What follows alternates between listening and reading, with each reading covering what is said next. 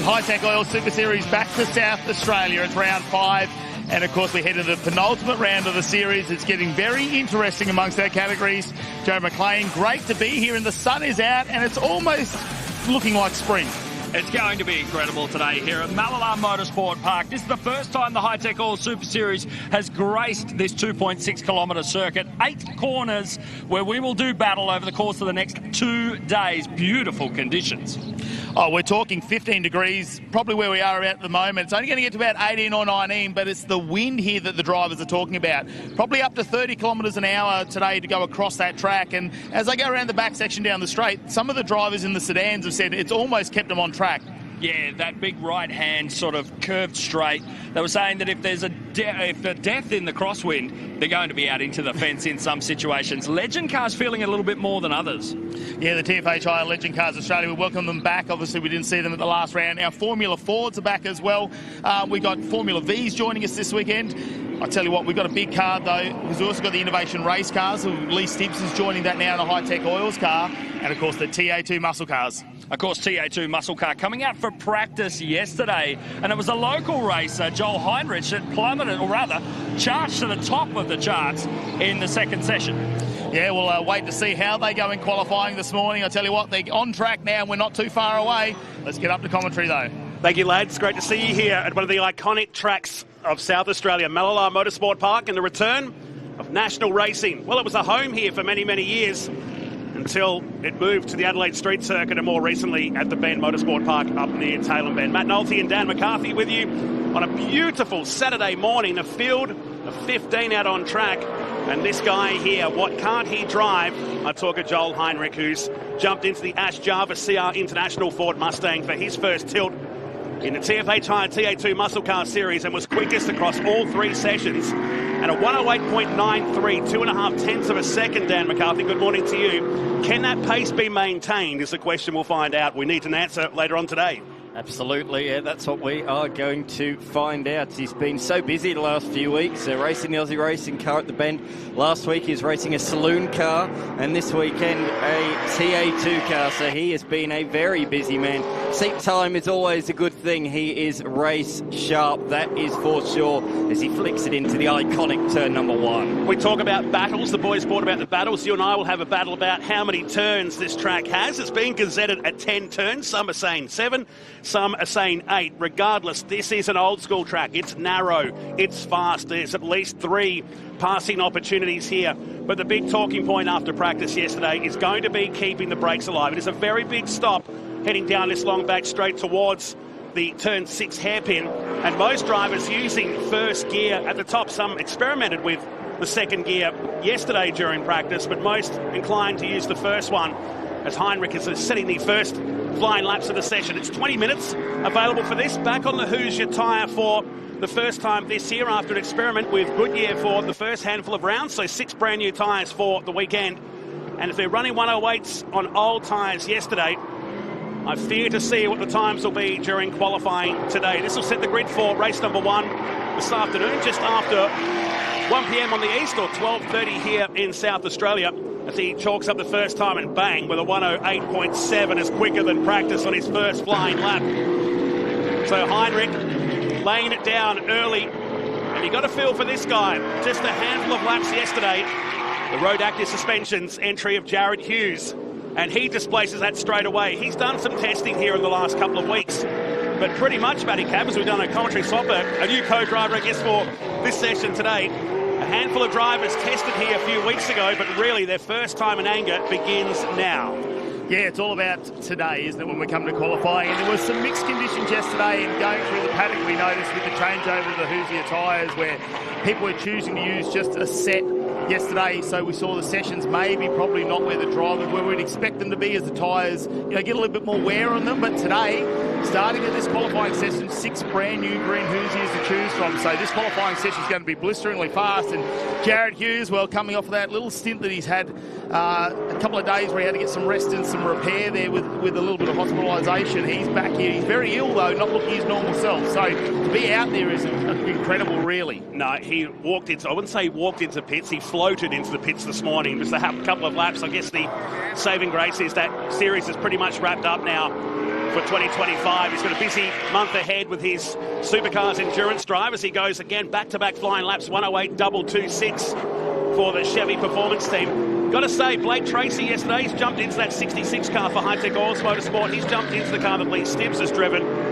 Clean swept the round at the bend a few weeks ago, and it's really unlocked the secret of that Ford Mustang, but now driving for the Hi-Tec Oils team. He places second right now with Tom Davies. You look at Paul Hadley in the pits. It's the sister car from the IES Motorsports team, Graham Cheney, who moves up into ninth position with that lap. So just the 15 cars that have signed in for this weekend's penultimate round before we head back to Winton Motor Raceway in November for the final. And we've been really excited building up to this event. A lot of people have never seen this track, let alone put a race car on it. I love the big open tracks, but there's something cool about Mallala. Yeah, it's got some interesting corners. Turn 1 and 2 is going to be absolutely incredible. And we saw them, those of us that were here yesterday for practice, they wrestled with where to go. There's a little dip as you go into turn number 1, which is very interesting. And we saw Tom Davies, Tracy, they were all throwing the car and sliding it through there. As we see just a little bit of slide there now as he comes onto the main straight. But Jared Hughes, our championship leader, the 118 super fast here at the moment. But yeah, look, there are some challenges to this circuit. 2.6 kilometres, you think it's going to be fairly easy. Brad Gartner, well, we know he likes a lot of dirt racing as well. He has been sliding the Hi-Tec Oils 22 all over the place, and he's here with his family this weekend. Obviously, this is kind of like a local track to him, really, coming from South Australia. Yeah, that was wild on the final turn. He raced XLs here early in his career, just 22 years of age. Doesn't have a coincidence with the number on the car, but certainly a guy that's tasted success in this series over the last couple of years. Second to Josh Haynes in the 2024 campaign, as in comes Graham Cheney. So everybody's done 4 laps at the moment. There's still over 12 minutes remaining. So you look at Josh Webster. It's Hughes, the 108.2. 3 thousandths clear of Blake Tracy, if you don't mind, as well. He's second. Davies is third. Joel Heinrich in his first run is fourth. Then Josh Thomas. This isn't a good sign for Paul Hadley, who's climbed out of his car and only a 13.18. Let's try and have a listen now in IES Motorsports. We look at Brock Payne now. So just 2 laps for the number 50 Chevy Camaro. We haven't seen Robbie Farr out there yet as well, or Mark Crutcher. So whether they're waiting for this session to get going, or is there something more to that story down there? Farr, it's his first time at Mallala, really first full season on tarmac, as Brock Payne doing it all wrong here at the turn 6 hairpin, just straightens up the Hutchinson Builders Chevy Camaro. And we don't have the wind what we had yesterday, but that's the prime example right there. A gust every now and then can unsettle these cars too. Yeah, they've really tried to struggle with setup this weekend. They were changing diff gears yesterday, a few other minor changes. Here's a replay though. You see how loose it gets. You really have to have these cars straight under braking, and that wasn't wind. No, the back started to lock up there, tries to overtake the front. Now, last series they had to do a fair few repairs on that car too, because we noticed at the Enduro last time Queensland race, they had a big front end shunt in that car, ended up breaking the engine mounts, which they didn't know till they got it back to the workshop. So there's been a lot of work on the Brock Payne car. And that could have happened in the transit going back as well after the event. Interesting to see the bonnet off the Joel Heinrich car as well. Mick Harder's talking to Diesel Thomas down there. J-Mac, you're amongst that action down there in pit lane. We believe that Crutcher and Robbie Farr are waiting, as I suspected. They've both got on the track now to start their first laps. Let's go to you. Yeah, that was the intention for both Farr and Crutcher. You're right. They wanted to wait for a little bit of clean air to go out and run their hot laps. Down here in the 2 TFH pits, and Michael Hutters, currently in the window of Diesel Thomas, sent Diesel out yesterday behind Josh Thomas purely and simply to try and learn some good habits. Of course, Diesel wasn't able to come here over a week ago for the test session, as he was actually carrying out some pretty important tests at school. That's right, he's still a student. A lot of people fail to remember that. After that session, running out behind Josh Thomas, Diesel was able to, in Michael's words, dig for gold. There's gold out there on that track. You just have to dig for it.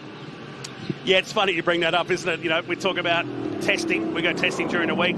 I was talking to some of the Formula Ford, I have to say kids because that's what they are, trying to get some information during the week, and they're like, I'll get back to you after school. I'm like, oh yeah, they're actually at school, aren't they? You know, like us, we're sort of in our twilight of our careers, I guess. Diesel Thomas has been a sensation this year, and he's had a stint in the Porsche Michelin Sprint Challenge as well, so he's definitely on the rise and doing the right thing and learning this track. Here's Robbie Farr, completing his first flying lap now into turn number 1.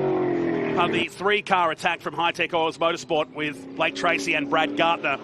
Gartner up the field now. in 9th position, but Blake Tracy second. 0.003, Matty, in this session. Is still 9 minutes to go. Don't think it's going to stay that way, but if it does, we're on target for one of our closest pole margins in TA2 muscle car history. Yeah, well, 9 minutes remaining. Remembering it's going to take them less than 2 minutes on an outlap to get out here compared to what we see on the bigger tracks where you run out a bit of time. So there's going to be a lot to play here this afternoon and plenty more action happening down there. Let's catch up with Mel Price.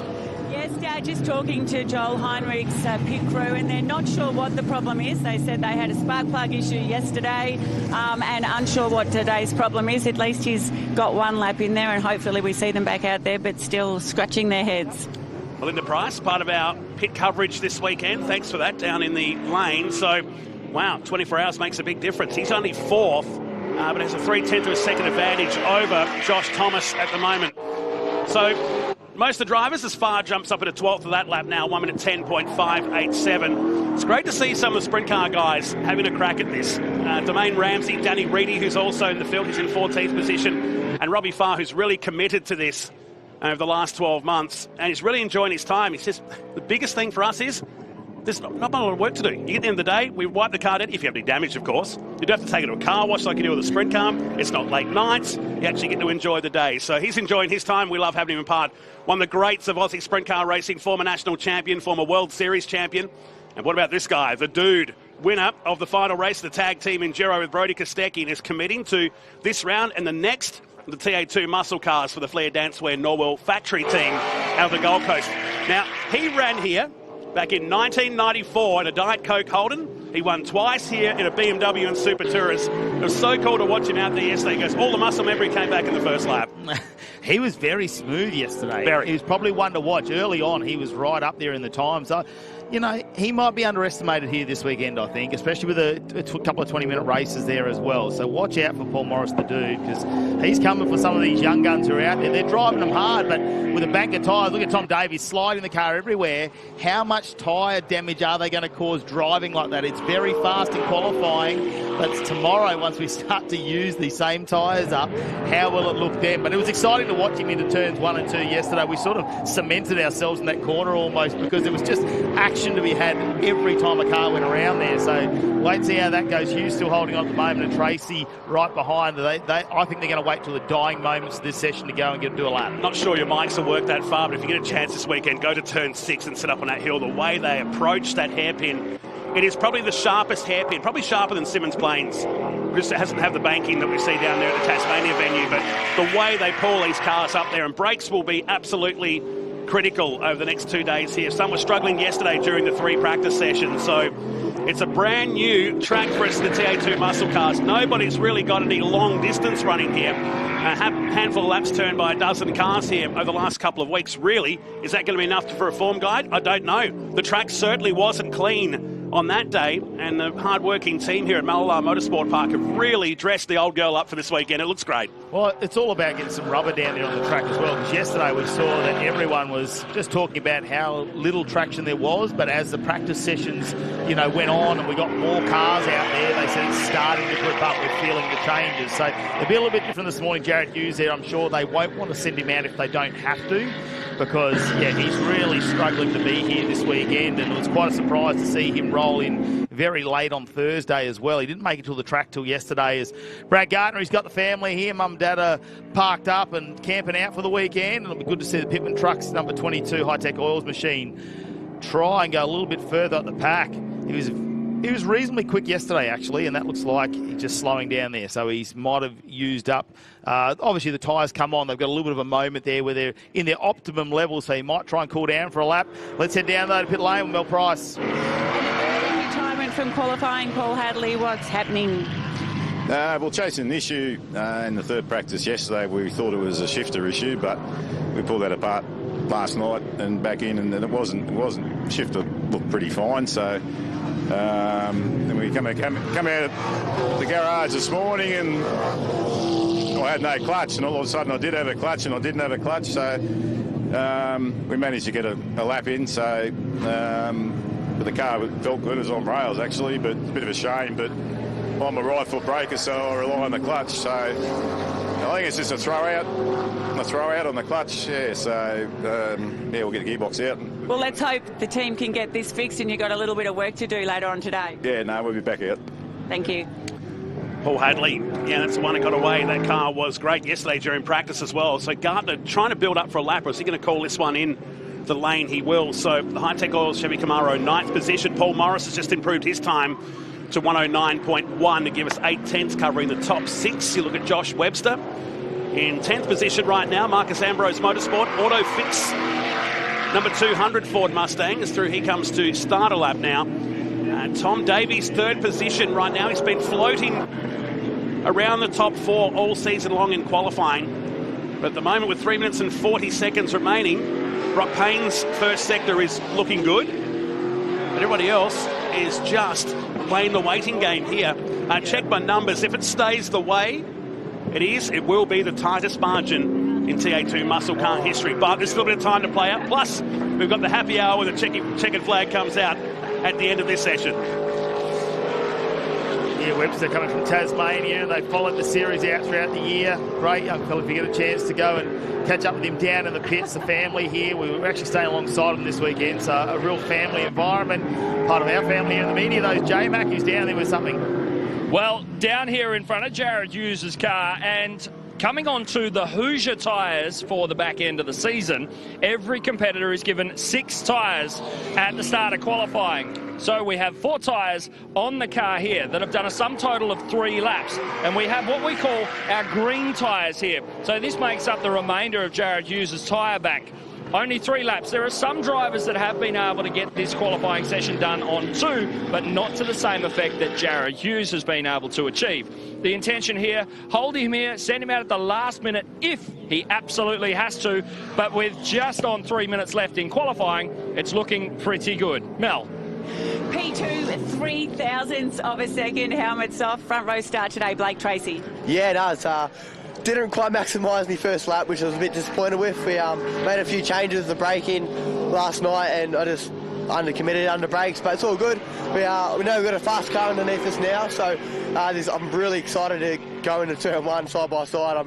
It's going to be a muscle my way to the front, so yeah, I'm really looking forward to it. Terrific effort, well done. Can't wait to see you start in race 1. Thank you everyone. So it's run to a number there, 5 laps in the session. Everybody's in that top 10 except for Davies, who's done 8 laps. Looking good right now. Blake Tracy, what an absolute star in the making. Just 18 years of age, celebrated that on the Sunday at the Sandown Trans Am round and almost won that day until they cut a tyre down late in the race. He was taking it to James Golding late in the afternoon in what was one of the most bizarre races all year. The conditions were so changeable that day, we thought this is going to be carnage. We didn't have one safety car that afternoon. It was almost dark when the checkered flag came out there at Sandown back in July. But Tracy, confident, to hold on to that 2nd position. And well done by J-Mac and Mel Price to give those updates up. We just wanted to know with who's out in the track and who wasn't in the closing stages. But Hughes on target here for his 4th pole position of the season in the TA2 Muscle Car Series. And has had pretty much one hand and 4 fingers on the trophy now for the last couple of rounds, with no Ben Gomersall in the field for this weekend as Graham Cheney comes through to do a 109.9, 3/10 away from his best time. As we start the final minute, Mark Crutcher on screen now in the number 4 Ford Mustang, the newest car in the fleet, 13th position for him. So is Hughes safe? Looks likely with the final minute remaining. Yeah, I think you find Tracy's not going to go back out either. They are going to try and keep those tyres fresh for the race later on. What'll be interesting is Pole actually starts on the outside with that right-hander for turn 1, but you come up to turn 2 left-hander very quickly, so it might actually be probably still an advantage out of pole position. Yesterday, though, I saw Blake Tracy practicing down the main straight. He slowed right down. He was practicing those starts. So this is going to be an interesting fight. And the shortest run to turn 1 we have anywhere of the year as well. But if you can hang on the outside there, you have the better line into turn 2. And it's classic Mallala, but that action zone we'll talk about before the start of the race. Crutcher comes in hot, a little too hot, and the kettle's boiled at turn 6 for the Crutcher Developments Ford Mustang as the checkered flag waves. Wasn't a bad lap up until that point too for Crutch as he grabs the gear and cruises on back. So it looks likely, with no changes there and the checkered flags out, one more time in the Hi-Tec Oils replay, that sweeping right-hander maxed out at over 200 Ks, and He was struggling yesterday with his car through turn number 1. He managed to get that right, but turn 6 has been the Achilles heel here today for the number 4 Ford Mustang. And that will conclude qualifying. And check this out, 3 thousandths of a second. It's a new record between first and second. Hughes, 4th pole position of the year. Blake Tracy, his best run in qualifying. Davies and Heinrich. Wonder what Heinrich could have done had they not had that engine issue in the 44 car. Josh Thomas, Paul Morris inside the top 6 with Diesel Thomas, Brock Payne, Brad Gartner and Josh Webster. 1 second covering the top 9 in qualifying too. So everybody thinking about tyres for later on today with 2 20-minute races. Graham Cheney, Robbie Farr, Mark Crutcher, Danny Reedy and Paul Hadley are your top 15. Hadley with that gearbox or clutch issue as reported from the pit lane earlier today. So fairly drama-free qualifying and their first ever look at this Mallala Motorsport Park in South Australia. Danny Reedy tripping the timing beams to complete the session in 14th position. Jared Hughes may be under the weather, but he's certainly red hot, and just 3 laps to get that pole position locked in the books with a margin nearly 200 points here at Mallala Motorsport Park today. That's qualifying 1 locked in. And this guy, shades on, and not just to be cool, but he is really off the pace here today. In fact, it was a miracle he got here. He's been incredibly sick. It's been a bug that's gone through quite a few people over the last few days, but turned a couple of laps yesterday just to get familiarised. We look at your Hyundai highlights of this first qualifying session. Hasn't it looked green around the Mallala region today?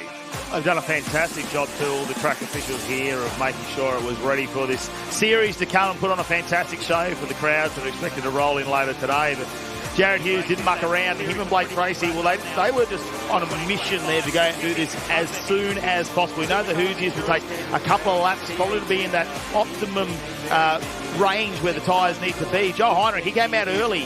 Unfortunately, though, it was very, very quick. Issues there with the car, though, which actually Jarvis team have been on top of, actually, in the last few rounds. So that's unfortunate for them. And then we saw this. This was a massive moment, wasn't it, there? And lucky that he didn't turn the car around. This is Mark Crutcher late in the session, looping the number 4 car and just on the tip-in at turn number 6. And that first gear hairpin at Mallala Motorsport Park, and that would be the end of the session. Everybody around him, nobody, and I mean nobody, touching this guy in 2025. Already in the best possible position to grab his 7th victory of the season, and .003 is the closest margin first to second in the TA2 Muscle Car Series history, dating back to 2017. The families are making their way out here, and it's been talked about. There's a lot of campgrounds being used here this weekend. When you come back out here in the day for the touring cars, you'd have 30,000 people come out. Majority of them would camp out the back. It was a real race and rock atmosphere as they settle in for the big afternoon. Well, Formula Ford is not too far away for their Stars and Renegade Series qualifying. My old buddy next to me caught up with a son of a legendary AFL player. Well, the Formula Ford paddocks this season have been full of some fantastic rising talent, and no exception to that is Jack Johnson, who joins me here. Jack, what's it been like for your first season in Formula Ford? It's been amazing. These cars are an unbelievable beast. They're small, but they hold more power than what anyone thinks they can. The category, the racing, the way everything's been run is just fantastic. Now, you started out in go-karts, you've gone to XLs. We could have seen you go to AFL like your dad, Brad, as well. What was it about motorsport, though, that brought you into that family where you wanted to make that your career path? When I was 5 or 6, we went to the Grand Prix with Dad, did this race down the main straight in these little electric Ferraris, and since then just loved it. Loved it ever since. One of the things I suppose a lot of the rising talent talk about is sponsorship, how hard it is to find. Now, you've been lucky to have your dad obviously been a part of AFL and finding sponsors. How has he been instrumental in really helping you to show you that side of trying to find people to get behind you in motorsport? Yeah, well, Dad's media, Dad being in the AFL just helps a lot because obviously got contacts, and then helping me with all the media side of things and selling myself as the best that I can be is no one can teach that. Now we're here this weekend at Mallala. We haven't seen national racing here for quite a few years. Are you excited to get out on track? Because it's a little bit different to what you've been doing. Yeah, it's a really fun high-speed track with some really tight hairpins, so it'll be interesting, the racing, big long back straight, so hopefully a lot of passing. Well, good luck this weekend. Thank you. Nicely done, Matty Cav, down with one of the rising stars. Well, let's face it, this entire field of 14 are rising stars as they make their way out onto Mallala Motorsport Park, a track that really promotes some amazing open-wheel competition, has done for generations. So welcome Dan McCarthy, who's been pumped to see the return of Formula Fords here. And what a series it's been if your name is Kobe Williams. Good morning to you, mate. Thank you very much. Very good to be here. Yes, absolutely. Kobe Williams has been the real performer this season so far. There he is on the screen, just going into the final sequence of corners.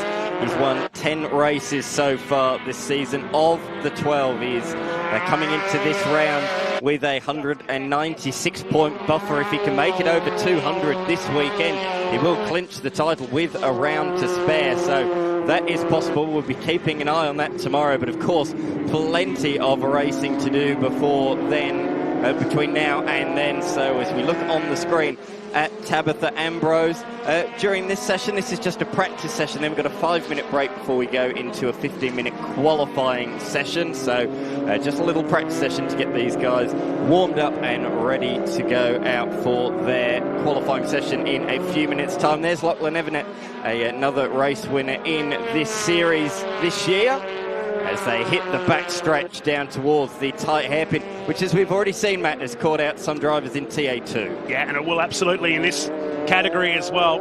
I said to Matty Cav before, if you want an action point, go to the top of turn 6 and watch how quick any of the categories pull up down there at that hairpin. First gear, no doubt, in a Formula Ford.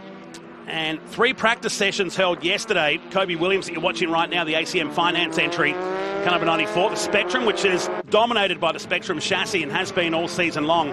1 minute 10.76, nearly a full second clear from the last time a national Formula Ford Series round was held here. No real surprise there. But when you look at the field covered by 1 full second back to 10th place, you know you're going to have some good racing later today. Yeah, and 1.3 seconds separating the entire field yesterday, so pretty much a 10th between them all. It is going to be so hotly contested here this weekend. You can see the bumps of this Mallala Motorsport Park circuit compared to the TA2 cars, which rode the bumps quite well. These guys certainly feeling it, or as they're lowering their runs a little bit wide, going on to the back stretch out of the turn 3 hairpin. Of course, if you do that in the race, it's going to affect your momentum on this long back straight towards arguably the best overtaking opportunity on the track. The tight right-hand hairpin down through the gearbox from 4th gear.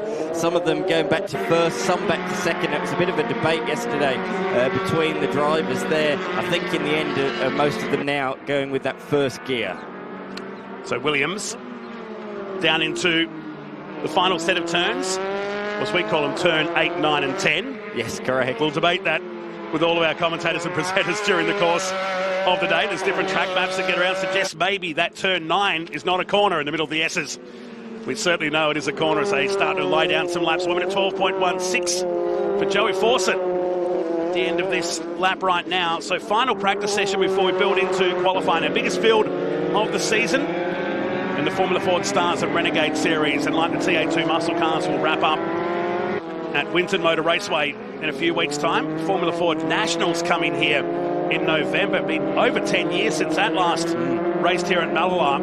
And you go back in time and talk about Formula Ford racing. The Driver to Europe Series was big in the early 90s. The Australian Formula Ford Championship has promoted so many good names over the years, and they all ran here. And you talk about the names like Rick Kelly, Mark Noske, Will Power, who went on to win Indianapolis in 2018. They've all turned laps here and won races. Yeah, correct, absolutely, 100%. And then further forwards as well, just before really Formula Ford stopped running here, we had the likes of Mark Winterbottom and Jamie Whincup as well, so really does span a huge era of racing. Of course, in the late 90s, it was a who's who of supercars that came through this category. Craig Lowndes, Garth Tander, Stephen Richards. If you were driving in supercars, you had come through Formula Ford. And even in recent times, the likes of Thomas Randall raced in Formula Ford, Chaz Mostert, Nick Percat, Anton Di Pasquale as well. So that tradition still continues today. As you can see, the curbing that's been changed in recent times. It's great to see the investment that's been put into this facility. The curbing has been painted repainted, reprofiled to allow for better motor racing. And we saw that just there as one of the drivers just ran a little bit wide through the first corner. Will Lowing coming into the pits just for a bit of a tire pressure adjustment, probably with 4 minutes remaining in this session. I've seen so many drivers running wide already out of that turn 3 hairpin, and as we say, that's going to be crucial in the racing later on today. He's the only car in the pits that we know of right now, and 10th in his position. Final practice session, of which 4 minutes and 20 seconds still remain. And the key to qualifying is being able to run with someone on that back straight, using the slipstream here at Mallala. Not to a point where you get balked or held up, but certainly if you run on your own, you're not going to have the maximum speed down that back straight. Certainly. This is such a well-suited track for Formula Ford. It's going to promote really good racing down those back sections. The slipstream effect will certainly play into effect coming in to the tight hairpins. That's one of the good things. All the long straights lead into great overtaking opportunities here. Yeah, absolutely. Conditions compared to yesterday, where we're used to having the windy conditions out on the plains, but certainly today, much calmer, and certainly that cloud that was teasing before has burnt away, and we're in for a really awesome day. If you're watching on the live stream right now in South Australia, head on out. I know it's grand final day, but certainly come out and take in some motorsport out here at Mallala Motorsport Park. We check in pit lane, car 14, Jack Johnson in lane, tyre pressure adjustments on his machine. And now the lap times start to tumble with a 111.04 for Joey Fawcett that you're watching at the turn 6 hairpin in car number 23. Bring the Construct Spectrum chassis, the 19-year-old from Ballarat in Victoria, powering through this very fast left-hander and down to one of 3 genuine passing opportunities. Absolutely, down through the gearbox into turn number 8, and then the quick switch back the left-hander that is 9. Use a bit of that curve to help rotate the car, and as you can see, it's quite cambered actually, just on the apex of the corner, and same with turn 1. There's quite a dip on the inside of the corner, but Joe Fawcett elects not to take that because he's come into the pit lane sideways through turn number 1, or the turn number 1 in the pit lane, I should say. Mel Price having a chat to the ACM Finance back driver. Yeah, it's a pretty gnarly pit entry when you look at it. It's just really not even a car width wide. There's bumps either side of it. I was here early in the year when the trucks were here, and they certainly were a bit too big for it. They had to use concrete on the right-hand side when they came in the lane. They had to move some tyre barriers and just so they could get into the pit lane. But what an event that was earlier on in the year. On a day where they ran street stocks that would be normally run on a dirt track speedway. Yes. Ran on Mallala. A guy called Tyler Barton, who's still basking in the glory of picking up the win that day, no doubt, watching the coverage. Something unique. Adam Brook, who's taken over the managing rights here at Mallala Motorsport Park. It's his baby right now. He's really got some cool ideas, and you're seeing all of that come to life now. And the big homecoming event that will be celebrated here in November will be a twilight race on a Saturday afternoon into the night, featuring the Trico Trans Am Series at that event. But they really are rebirthing one of Australia's great tracks. I hadn't been here until July this year. I hadn't been here for the better part of 20 years. I was amazed to see how well it's in good condition. I've been coming here since probably 1993, maybe 93, around that region, and it feels the same. It's got that same atmosphere. You drive into the gates, it just feels like the history is just oozing out of this venue, and I'm so glad that they've taken it back and bringing it back to what it is. I'm a fellow South Aussie, a proud South Aussie, but on the other side of things, I grew up in a time when Mallala wasn't used, and I never thought, to be honest, we'd see it back with national level racing again. So for me, the last couple of years is really my first time coming here. I did come once or twice about 10 years ago, but really the last couple of years have been my first time calling racing around here, and it is such a great racing track. We can't stress that enough. It really does produce great racing, this little venue. 2.6 kilometres in length, but boy oh boy has it got some character. Yeah, looking forward to qualifying for the Formula Ford Stars and Renegade Series as Tabitha Ambrose crosses the line, 1 minute 12.1, about 400ths behind her best time of the session. A 19-year-old from Launceston needs no introduction, does she? The Ambrose family. Marcus, of course, running the team with the 2-car assault in Formula Ford, plus Josh Webster's efforts in TA2 muscle cars. So this session about to be flagged, a final practice session. Ethan Fitzgerald, the work zone number 56, coming through, should be the last car to complete a flying lap here in this morning's final practice session. A man who's recently come from Europe. He was over there doing a bit of engineering on a European Le Mans Series car at Spa not too many weeks ago. So he's back here, just back in the driver's seat, I should say, this weekend, enjoying himself as he does indeed bring it into the pit lane to conclude that 10-minute session. Joe Fawcett setting the fastest time in that session, a 1:11 flat. And further down the order, in position number 6, is where we find our series leader, who set his best time on the 3rd lap. He only set 3 laps in that session. So different drivers doing different run plans there. Some completing 7 laps, others just the 3. So lots of different strategies, lots of different plans ahead of the qualifying session in just a few moments' time. So a bit of a breather, bit of the chance for the drivers to reset, have a think about how they are going to approach this 15-minute session here at Mallala Motorsport Park. As you can see, the pit lane from the brilliant drone footage. Here are the results then from that practice session. Joe Fawcett taking the final practice session by 0.3 of a second ahead of Lachlan Evernet. Jamie Rowe finished in position number 3. It's pretty tight in that midfield, isn't it, between Jamie Rowe, Isaac Demelweek, Brad James, Kobe Williams, Hunter Salvatore, and then towards the tail end of the top 10 we have Fitzgerald, Ambrose and Imbrogno. But there are 13 here this weekend, the biggest field we've had in the Star Series so far in its short history. Will Lowing in 11th, Jack Johnson in 12th and Bella in 13th. Mel, down to you. Down here with Kobe Williams, our championship leader. Only P4 in that session, but not worried at all? No, just betting in some brakes and just getting a quick feel for the car. So car was in a good spot yesterday, so looking forward to getting out there for this session. So 4 new green tyres. We were having a chat before. How important is it to wait for a tow or to just maximise those laps that you get on the green rubber? Yeah, it's going to be pretty difficult. I think it will just be maximising the green tyre for sure. If you can get a tow, it'll be even better. But yeah, just see how we go about the session. And so what are your thoughts of this fantastic little track? Oh, it's so much fun. Lots of characteristic with the bumps and the high braking, like the hard braking zones, and the flip-flop over the back's pretty cool. So it's really fun. It's going to be action-packed, that's for sure. Over to you, Tammy. Joseph Fawcett, you posted the fastest lap and currently 3rd in the point standing. How's the car feeling during practice? The car felt pretty good to start off with this morning. Obviously, we bolted some new tyres on now, so we'll see how the balance changes, but it's a good start going into qualifying. Fantastic, thank you. Joe.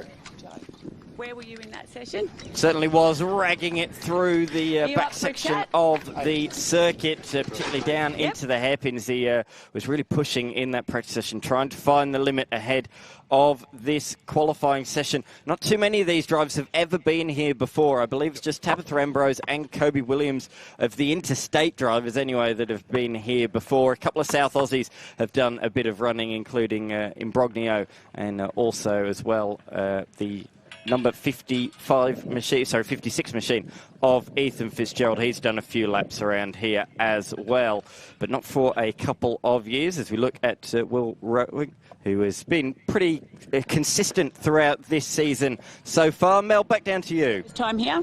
No, I have been here before. Hunter Salvatore, we're about to go out for qualifying. What's the plan here? Just push as hard as I can and make the most of the new tyres. Have a good run. Thank you. Isn't that the quickest 5 minutes you've ever seen? Cars ready now to come out for 15 minutes of qualifying. So practice locked and done. That's 4th practice session of the weekend, and now we set the grid for race number 1 of the weekend. We'll repeat this process tomorrow. As Formula Ford starts a Renegade Series, we look into the pit lane section here of Mallala Motorsport Park. Huge undercar. The Legend cars also supporting here. Looking forward to seeing how they go around here and their little pack races. They were great at every other track we've been to, so why not be cool here as well? Oh, they will be. Turn 1, Legend cars yesterday. Fantastic. I urge people, if you are here, go to turn 1 and watch them slide through the first corner. Formula Fords will be the same, though. They are really light in the rear and they slide it around. It's a real cool spot to watch. There's so many great vantage points here, and that's another great element of Mallala Motorsport Park. No matter where you stand or sit around the circuit, you can see pretty much all of it. It's a pity those grandstands have been taken down in turn 1, because we had to stand up the top there and watch the whole track turn around and look down towards turn 3. But of course, that's all been taken away. Now they've been here for a long, long time as well. So probably would have trusted my feet up there. It's only recent months that they've taken those grandstands down. So, just that was one of the things in the recent past that didn't fare so well in the weather conditions, unlike all the garages, which have aged very nicely. The grandstands, unfortunately, didn't. But I'm sure in time, again, with the investment that's being put into this facility, I wouldn't rule out a return of that Turn 1 grandstand. In fact, those grandstands were the old Adelaide Grand Prix ones from the first year that used to be used on Brabham Straight Terrace that were just bleachers back in the day. They found a nice home out here for the balance of their life, but I can't recall seeing this section so green over the years. And we've had a lot of rain this year. Yeah, I get that, but this is very, very green for this time of the year. The wind is down, which is going to really please these open wheel stars as we start qualifying. Can they take this guy down? He's bedding brakes in during that practice session, and now it's for real to set the grid for race number 1 here today. He's swept the pole positions at Sydney and at Queensland Raceway. And that margin in race 2, or qualifying 2 up at Sydney Motorsport Park, 0.0140 of a second. Yeah, it's going to be hard to get closer than that, I think, here today, but they'll give it a good shot, that is for sure. We've seen racing decided by just a few thousandths of a second as well, so it's going to be interesting to see how this qualifying session plays out. Do you want to be the guy at the head of the field? Well, our championship leader is that guy. He will be giving a tow to those behind. Lachlan Evernet, the first of those drivers. He has been a very busy man in recent weeks, from Formula Ford to Trans Am to 86s. You name it, he has driven it, and he's out there again up the pointy end of the field. And that is Lachlan Evernet in position number 2 on the road at the moment. But of course, these are our first flying laps, but these will be just still warming up the tyres because it's such a short lap. Very, very rarely do you see the first flyer be the fast one. They'll build up to it as the session goes on. Do you really want to curse this early in the weekend? It's happened before.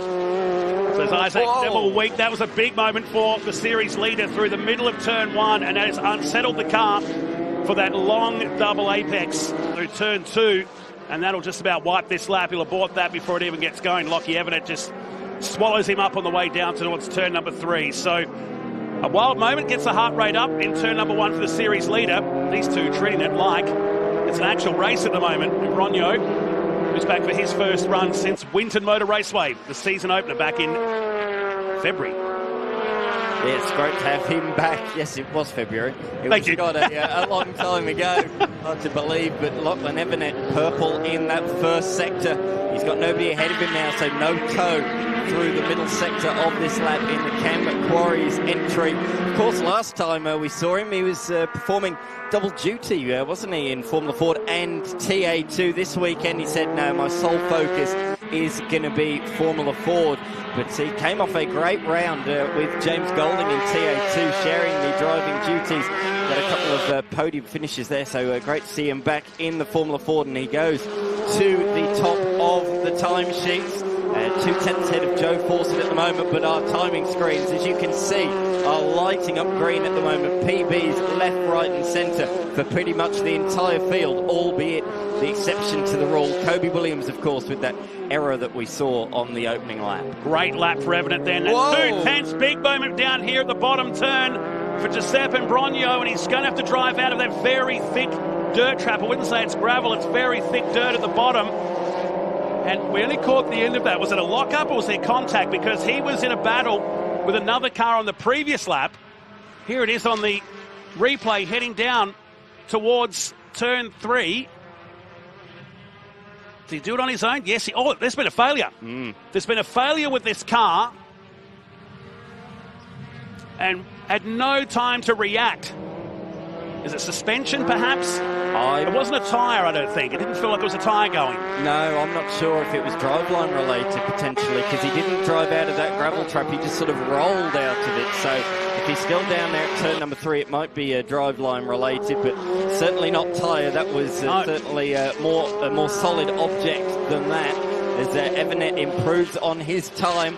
We have got a little bit of drive on the back straight, but it is dragging certain parts on the right-hand side of the car as we're looking at it, left-hand side from the driver's seat. Here again, we're going to have a look at the replay in slow mode, see if we can spy what it is at the tail end of this car. I think it's from the other side, though. Yeah, it's from the left rear by the look, perhaps. I think so. And great driving from the field behind, because more often than not, drivers will go off in sympathy, just following the car ahead. And he's at least trying to limp that car back to the pits, and the session stays green. So first big wild moment of the weekend in the Formula Ford Stars and Renegade Series for Giuseppe Brogno, who'll get that car back to the pits, but doubtful to get that repaired with just over 9 minutes remaining. It's Evanet from Williams, Rowe, Fawcett, the top four covered by 3.5 tenths of a second. That's what we like, isn't it? That's exactly what we like to see. And Will Lowing not too far behind either in position number 5. He's within 4 tenths of the top time at the moment. Kobe Williams is on a fly, though. He comes out the final corner using all of the road and a little bit more, and that did cost him a little bit of time there. So no improvement despite going purple in the first sector on that lap. So just lost a little bit of time around the final sequence of corners, the tricky sequence. Really got to try and keep the flow up, keep the momentum up through that final sequence of turns. This is a real difficult corner. You got to apex a lot later than you might think to try and get the run out of the turn 3 hairpin through turn 4 and then onto the back section of the circuit. And here that car is still being limped back around. Oh, this is actually on the front left of the car. Really still trying to decipher what exactly that is. It's a brake caliper. You might be right. How's it got to the front, or it's off the front of the car, perhaps? I think somehow it's caught on the corner, the little steel thing going from the wheel to the chassis. So that is bizarre. That's a very rare failure in Formula Ford to see. And he's going to most certainly bring that into the pits, but I think you could be right there. J-Mac, you've got an update. It's interesting, standing here on pit lane at the approach to turn 3, probably about 80% of drivers are actually tagging the rev limiter before they get onto the brakes into that right-hander. It's an amazing number of people trying to get the most out of these Duratec motors. If they get a workout, even where it's not real high speeds compared to like a Bend or Phillip Island or Sydney Motorsport Park, for example. But when the field's covered by maybe 1 or 2 horsepower, you're trying to extract everything you can out of these Duratec engines that replaced the Kent engine that was a familiar sight in Formula Ford racing for decades. So at least from Brogno, he's got that car back to the pits, but sadly that won't give him a very good qualifying start spot as Williams locks the left front coming up to the turn 6 hairpin. Lockie Evanet, remember there's 10 points up for grabs in qualifying, 5 for second and 1 for third. He only had a 12-point advantage over Joey Fawcett coming into this round of the series. So every point critical on the battle for second, unlikely to challenge Kobe Williams unless he has 3 DNFs or 4 DNFs in this case. Yeah, absolutely. Or slides it through the final corner once again. He's just gone purple in the middle sector, and he does go to the top. But look at the margin, only by 15 thousandths of a second. In fact, the top 4 drivers currently separated by 21 thousandths of a second. Incredibly tight. And Joe Fawcett not too far behind either in position number 5. But nice lap so far from Will Lowing in position number 3, the New South Welshman. That'll be a PB qualifying if he can finish where he is at the moment. But you mentioned 10 points for pole, also 5 for position number 2 and 1 for third. So there is quite a few points on offer in this session. This qualifying session sets the grid for the first race today, the sprint race. The finishing order of that race sets the grid for the feature race, and then we do it all again tomorrow. So we go qualifying in the morning before the sprint race and the feature race. It is double points for those feature races, 30 for the sprint and 60 for the feature. People laugh. We do our stats, we do our research on these events. When I told you at the top of the session it was 0.014, tightest margin of the season, right now it's 0.015. Yes, I said. And it might change. Yeah, correct, absolutely. There's still 5 minutes left in this session as we see the cars come over the line. A PB there in the middle sector for Jamie Rowe, but couldn't improve on the lap overall. Here coming across the line is Jack Johnson, currently in position number 8. We saw him just before the practice session. A great little feature, a chat about his upbringing. son of an AFL great, but he very much his focus on motorsport. I suppose it split the family today, hasn't it? Yep, he'll be racing on here while Brad, no doubt, watching the grand final over in Melbourne. He's got the support of the Barguanas because Benny's been helping him out all season long. Former Formula Ford racer in his own right. It's great to see XL's promoting young drivers into open wheels. You look through our numbers and look through the names we've got here today. A lot of them have come out of that XL one-mate category too. Yeah, absolutely. I was calling an Enduro at the Bend last year, and that was won by Kobe Williams. And he's currently at the head of the field at the moment. But absolutely, so many people have come out of XLs in recent times. Some even supercars drivers now that have dabbled in the front-wheel drive one-make race series. Who'd have said 10 years ago that XLs would make a great platform for young junior drivers? That's the same about Pulsars. That's Mazda 121s back in the day. Ford Lasers back when we were younger.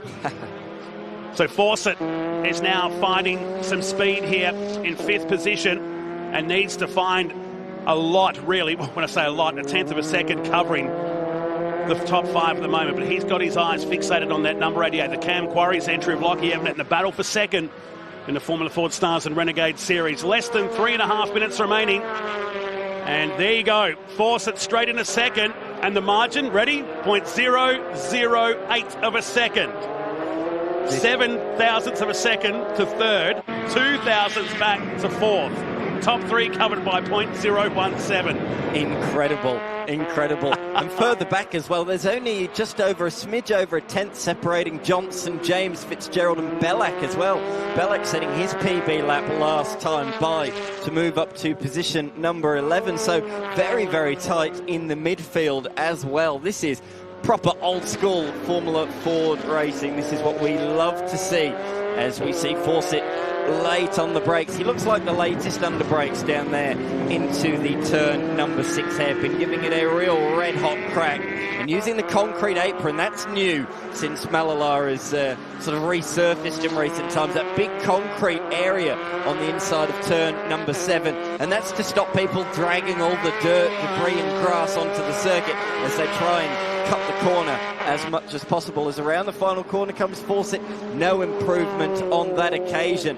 That a 10.79, so just under 1/10.5 slower than his best lap so far. Have the best of the tyres gone, or are they just conserving and then have one big flyer to finish? We'll find out in the next couple of minutes. Just I say it, a couple of PBs are appearing once again.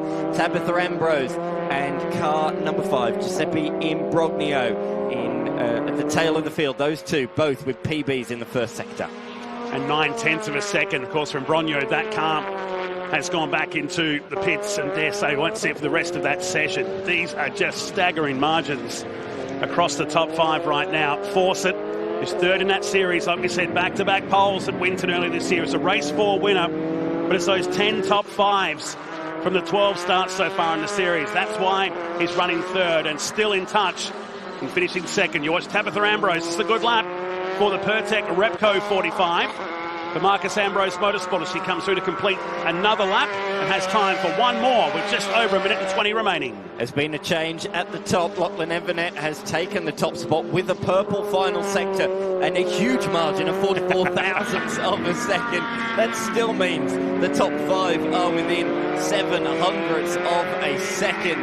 But Evanet now at the top of the timesheets. He's yet to take a pole position in the Formula Ford Star Series. Joe Fawcett took the first 2, and since then it has been all Kobe Williams. So Lachlan Evanet, the fast man at the moment, and he's on the screen in the Cam Quarry's car. Can he hold on? Less than a minute remaining. The margin's minuscule. In fact, you can fit probably a nose cone between 1st and 2nd now, as opposed to maybe the sticker for a number between 1 and 2. Here comes the Cam Quarry's car towards the end of a lap. Will get time for another one should he need it with 0.044 of a second. And a teenager from Townsville, driving for Brett Francis Racing, the car that Will Brown drove to success many years ago, was a 1:11.3. And 1 lap to go for him with 18 seconds remaining. How far ahead is the car? Is he going to get a bit of a tow? I think he might get a little bit, just a small amount, as one of our contenders is in the lane, and that is Jamie Rowe. He's having a chat to George Boys another man who had success in this series, went on to be a race winner in Super 2, and of course in recent years has been a Supercars co-driver as well. It's hard to believe the likes of Ben Gartner and Jordan Boys already do mentoring to young drivers. They were only in the series themselves just over a handful of years ago. Not seeing too many PB sectors or purple sectors out there at the moment. Checkered flag has fallen, so everybody now on their final lap of the session.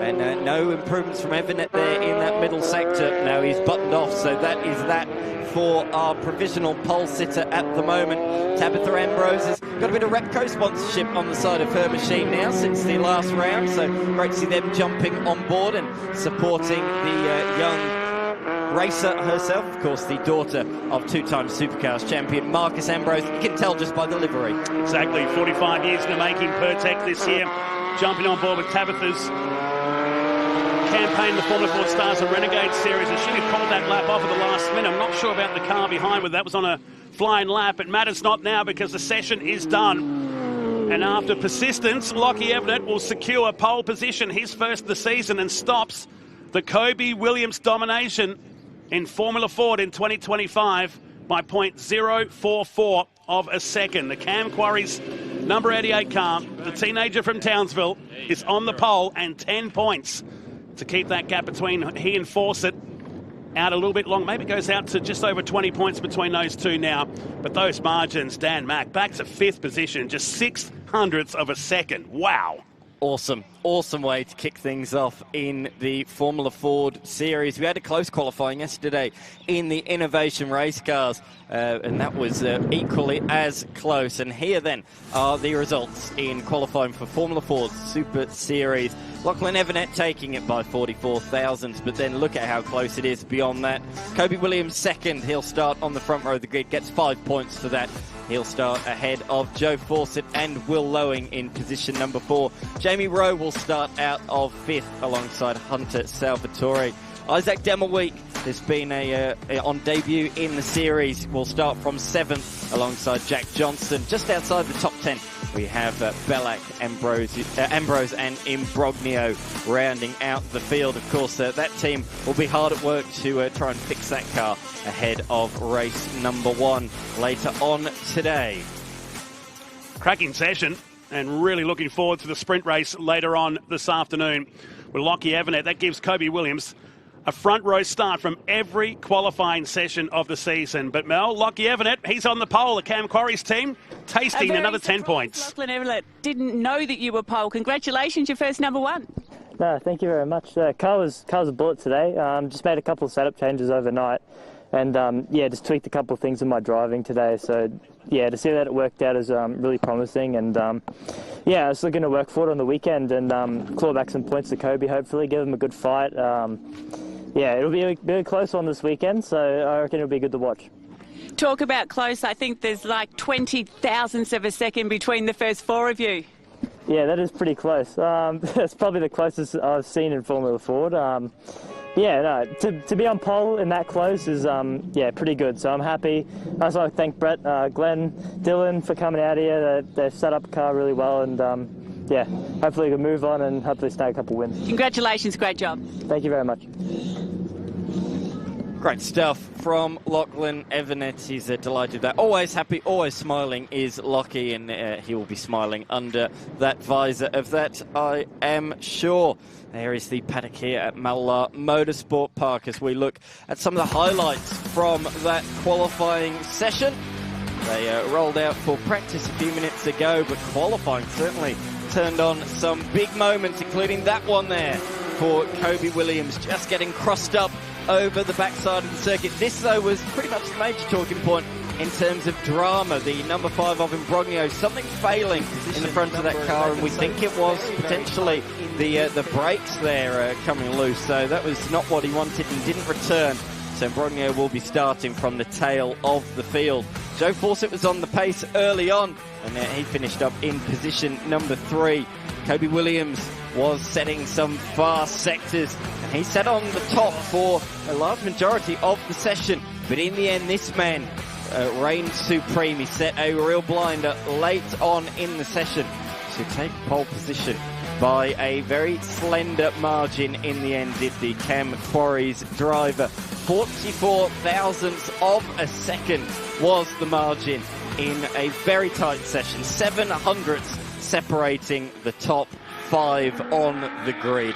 Awesome, awesome way to kick things off in Formula Ford. And that was just qualifying as we ride on board with Lee Stibbs, who is racing this weekend in Innovation Race Cars. So into turn 1, big dip through there. Got to really try and settle the car for this tight left-hand hairpin. And then onto the small run towards turn number 3, Matty Cav. Great to have Lee Stibbs joining the Innovation Race Car, I suppose, a crew that are out there at the moment. Have a look at turn number 3, and it is really a late apex on that one, isn't it? Oh, listen to it, though. Oh, that's a beautiful V8 sound. Let's just have a listen for a second.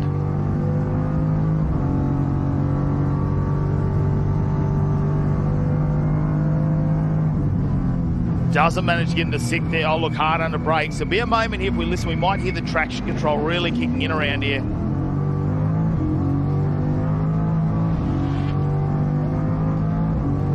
You can just hear the motor backed off, can't you? They've got a lot of electronics on board of these Innovation Race Cars. ABS, full traction control. Really working at the wheel more than any other category that or any other track that we've seen in Innovation Race Cars, particularly through the first and last sector, really fighting it, trying to keep the tail right behind them, which so far we've seen in Innovation Race Cars. The cars have been so planted, but not here. Not at Mallala Motorsport Park. Look at that out of turn number 2. He really is giving it the big guns towards turn number 3, using the pit apron there, actually, the pit exit to widen the corner on the approach for turn number 3. What a fantastic track this is for this series. I'm just going to listen here. Is it a bit of a lift in these cars? I think it is. I think it's about 80%, maybe 90% throttle, but a slight lift, I think, through there. I think most categories will be flat, but in these it's a real challenging corner. This one definitely is flat through turn number 7 and towards the final sequence of corners 8, 9 and 10. What a challenge the final sector is. You can really throw your lap time away here in the final sector, Matty. Well, the first time we've seen the Innovation Race Cars get around Mallala as well. So it is a tight little track, not the big long straights. I suppose they get to open up these engines and really use that aero on the car, but it's going to be very interesting. Of course, we had qualifying yesterday, and this is the starting grid for race number 1. Jeff Emery and Lee Stibbs. Wasn't it a battle yesterday afternoon? They just went it toe for toe as they fought out there in qualifying. In the end, Jeff Emery got him by 12 thousandths of a second. There was hardly anything in it. It was so exciting. They're going to be side by side today. It's a great addition to the Innovation Race Car field, having the Hi-Tec Oils Innovation Race Car as well. 8 of them here this weekend to enjoy a fantastic weekend in the sun. And we almost bumped fenders there for a second into turn number 1. And that little bump can really bring it uneven. But have a look at Lee Stibbs. He's jumped to the front. We'll talk about him a little bit later about how fast he was in qualifying session number 2, because he definitely set a pace there. And whatever they found in that car, that just gave them a little bit of advantage. Can they carry that into race pace? So good acre behind, started. Wow, it's all Donaldson then as well. It's a great field of drivers here this weekend with the Innovation Race Car numbers slowly starting to increase there. And Stibbs just starts to get away now. He's got himself a couple of tenths of a second already, Dan. Yeah, it certainly is. They roll down towards the hairpin. Goodacre having a little bit of a look there on Emery, who looks a little bit tentative here on the first lap of this race. Doesn't have the confidence of Lee Stibbs, who has already pulled a near 2-second margin at the end of the second sector. Down towards turn number 8, up the inside for Goodacre, using the flappy pedals. He had a real good look there, but couldn't make it stick. And in fact, Danny Studdard was having a little bit of a look on the tail of him as well. Very, very close in qualifying yesterday, our top 4 drivers, and we are already seeing that play out in front of our very eyes on lap number 1 of this 20-lap encounter. But Lee Stibbs out in front, 2.5 seconds the margin. We spoke, didn't we? Weirdly here, pole position is on the outside for turn 1, and that's because generally you go through turn 1 side by side and it gives you the inside if you're on pole for the hairpin turn number 2. However, crucially, Lee Stibbs took the lead before they got to turn 1. He had the inside line. Emery couldn't hold it around the outside and had to file in line. No, he didn't lick the stamp and sent it, that's for sure, for Lee Stibbs. He threw it in down there, but Lee Stibbs only just joining it here. It isn't in the championship fight where Emery is, because he is 3 points behind John Holland when it comes to the series points. So very important that Emery probably doesn't need to worry about Stibbs out in front at the moment. He needs to try and hold on to second place, because John Hollinger back down in 6th. Try and close that minute gap up at the moment. Of course, we've still got Goodacre out there as well, so he's just behind. Goodacre currently sitting a little bit further down because he didn't come to round 2 in Sydney. What didn't make it there, he had a clash of events, but I suppose the biggest name missing this weekend, who's 3rd in the championship, is Jeff Taunton, and we have to send our best wishes to him. Obviously had a racing incident and unfortunately couldn't make it to this round. Obviously a couple of injuries sustained, but on the men, so a big shout out to Jeff Taunton, who's not with us this weekend. Yeah, absolutely. Had an incident at Sandown, sadly, but he will be back. He loves this series, and he's been enjoying the racing this season. Of course, at Queensland Raceway, he and Tiff Emery had a couple of comings together. It was really dramatic, and it really did allow John Hollinger back into the title fight, because those two were just beginning to stretch a margin. But Hollinger, through just sheer consistency, he's just like a hoover for points, isn't he? Collecting points all around the place, and that's what means that he is right in the title fight, and in fact leading the series coming into this round. But qualifying didn't really go his way. He was just a tenth the wrong side of things, and that's what put him on the 3rd row of the grid. And unfortunately for him, he remains stuck behind Axel Donaldson in position number 6 at the moment. Well, for John Hollinger, there's only one race he hasn't finished all year, so that's where his points have come from at the moment. Have a look at John Aker. It's great to be on board here in the number 66 machine. He is all over the back of Emery, just looking for a moment. It's not a wide track. You really have to commit to an overtaking manoeuvre, whether it's down into 3, whether it's down into 5 or 7. You need to commit and really push the car in there and make it known to the driver alongside of you that you're going to take that opportunity to overtake. The straight down the back, well, like you said, there might be a slight moment there. With the wind not quite as strong today, potentially they will feather the throttle through there for just a second. Hard under braking now. Mallala is probably unassuming. You look at it when you come here and it looks very flat because you can see across the track, but when you actually get out there and drive it, there are slight elevations, little bumps. It's really got a bit of character about this track, I suppose. It's got its own personality, and that's what the drivers have to contend with. Hard under brakes, a little bump into certain corners can really unsettle the car. So there's going to be moments where we could potentially see some brake lockups here, even with all the technology we've got in the innovation race cars. The West Coast Windows entry holding on to 2nd position, Lee Stibbs. He's checked out at the moment, almost 6 seconds out in front. And have a look at this, a blistering 107.3 after coming out of TA2 racing, getting into these. I think he's going, I can brake later. I can brake a little bit later. Oh my God, I can brake even later. Yeah, TA2 race win, first time in the series, and he is loving life in the Innovation Race Cars series. John Goodacre continues to hound the tail of Jeff Emery as they hit the back straight through the fast kink that is turn number 5. Great run through there, but I don't think he's close enough for a move, or is he? Bang, up the inside late on the brakes, down through the gearbox. Great pass, just as I say, he's not close enough.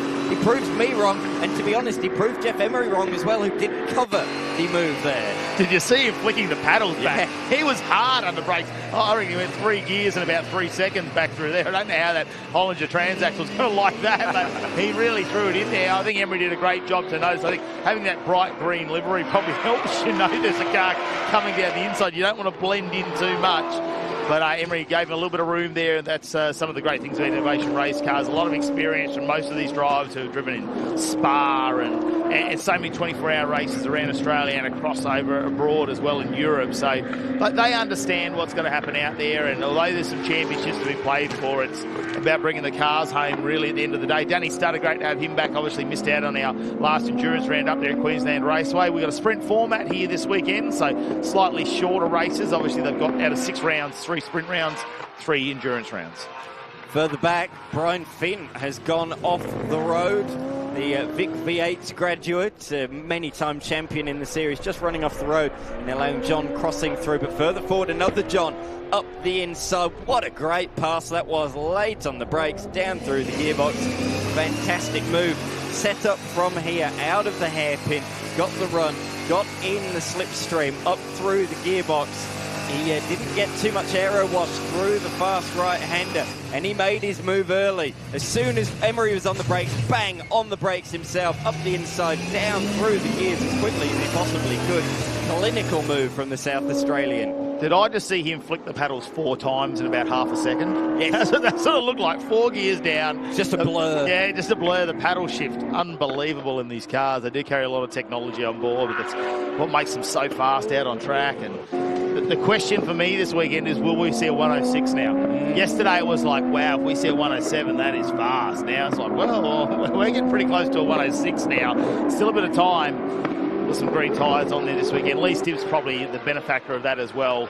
This round, obviously a brand new car, so coming to this weekend would have had brand new tyres. We jump on board with the Hi-Tec oils machine there, and looking out in front, really setting the pace at the moment. That is blown out to almost 7 seconds down here. He just has a little moment, the South Aussie. He was great too. He had a heap of school kids come through yesterday. He showed them through the car and really spoke to them about how these cars work. He's enjoying his first weekend here in IRC. As John Hollinger there will have a little bit of a move down the inside of Finn, and that'll push him back up into 6th position too. Hollinger, who's just going around collecting points, but now he was further up, so he's had a moment somewhere. Absolutely, yeah. You took the words right out of my mouth. He must have had a moment down at the turn 3 hairpin and fallen behind, as we see on the replay exactly that. Oh, it looked like to me he's probably spun out of the corner, and then he's ran out of lock when he's re-spun back around again. So drama for the championship leader, who was just closing in on the back of Donaldson. He was right behind him at the start of that last lap, but with that mistake, he has lost 15 seconds, and off is Goodacre. So he had just gone purple in the middle sector on the last lap, but he now has gone off the road. So he's been trying to catch our race leader, and he now has fallen off the road at turn number 3. So this track, the guys said to me yesterday, this track is a real challenge in these cars. It's just going to be about staying consistent and staying error-free. Well, we've already seen, haven't we, that has not been the case for some of our contenders, and it's actually he's lost it on the exit of the corner, almost identical to John Hollinger just moments earlier. Yeah, this might show us a little bit more. This is off the rear wing here of Goodacre. How does he pull up? Oh, it just slides. I think he was just too wide in the marbles, put a bit of steering lock in, a bit of throttle, and around. Wow. When? How close was that? Like Studdard Donaldson coming through. That could have been a moment here in this race. Here's your leader. Started out off the front row in 2nd position.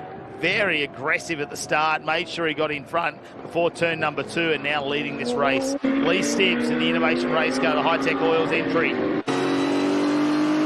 Absolutely immaculate looking car, isn't it? It really does look fantastic. Great to see that this car is on the grid for the very first time as he flicks it into the final sequence of corners.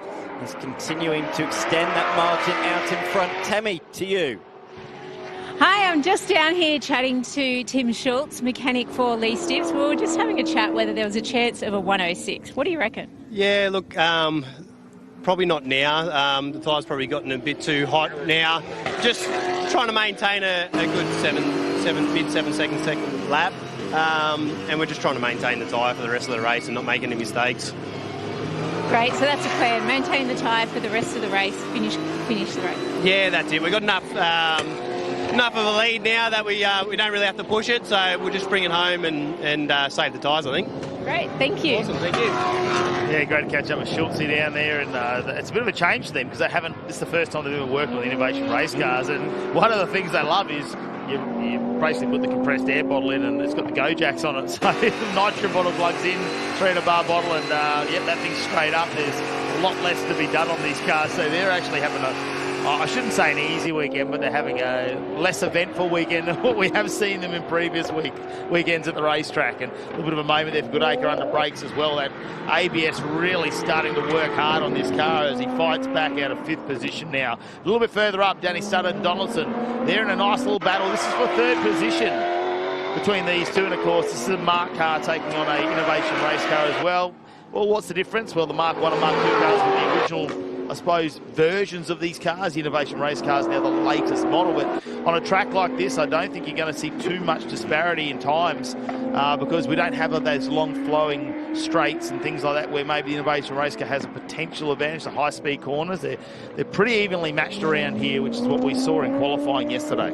Yeah, absolutely. Donaldson was a real fast man in the round at Queensland Raceway last time. Finished 2nd position in the final race, and he was catching the race leader, but just ran out of laps in the end. He's a real character in the paddock. Is Axel, who also races in a GT3 Mercedes in the Australian, the Hi-Tec GT World Challenge Australia Series. So it's great to have him a part of this championship. And as you say, an older spec model car, but boy oh boy can he drive. And he does have a Mark car. It's currently in Europe. He's been driving the IRC car at many tracks in Europe, including Spa, but he says, I'm going to bring back the Innovation race car for next year. So I expect Donaldson to be right towards the pointy end in season 2026. Well, it's probably in its infantry stages. A couple of years ago when he first got it, sent it overseas. Right now we're starting to see the category grow and more cars join us in Innovation race cars. And Danny and the team, they're doing a great job of putting a lot of drivers in there. And there's been a lot of interest in the last 3 or 4 months as well. I mean, George Gambino from Hi-Tec Oils, he took one look at one, and next minute you know it's rolling out of his truck this weekend. So they really capture the eye, I think, of some of the drivers and, you know, the pace they've got. Chris Pither's down there also running that car for Hi-Tec Oils, and I said, what do you think of this? You know, ex-supercar driver, and he goes, yeah, they're nice. I like working on these things. I think he'd love to get behind the wheel of it.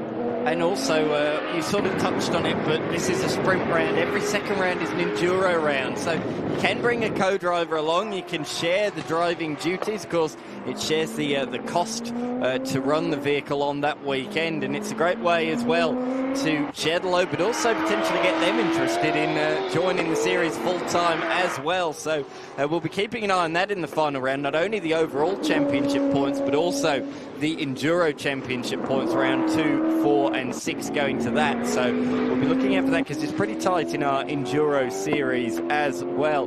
But out in front, Lee Stibbs continues to stretch that margin. It's now out to 13.5 seconds. Studdard remains about that 1 second ahead of Donaldson. I think he's slightly extended that margin in the last couple of laps, but we're talking a 10th here, a 10th there. So the fight for 3rd continues. Goodacre has recovered. He is catching those 2 ahead, but is he going to run out of time? He also lost about 15 seconds in that spin. He's closing them down, but with 6 seconds the margin and just 6 minutes remaining, it's going to be tough from here. Really smoothing the gear down there, isn't he, on the paddles, Lee Stibbs? Oh, sorry, on with Goodacre now. Yeah, that's nice driving there now. He's just got to calm himself back down after those couple of spins. What I like about Innovation race cars is obviously the body shapes are loosely based. Like you can see a bit of AMG, a bit of Mustang in there. But once we got out of the Mark cars, we've really gone to these unique body shapes where they take a bit of inspiration from several cars. But just recently that they've just released it, they've actually got a new body shape coming out, Dan.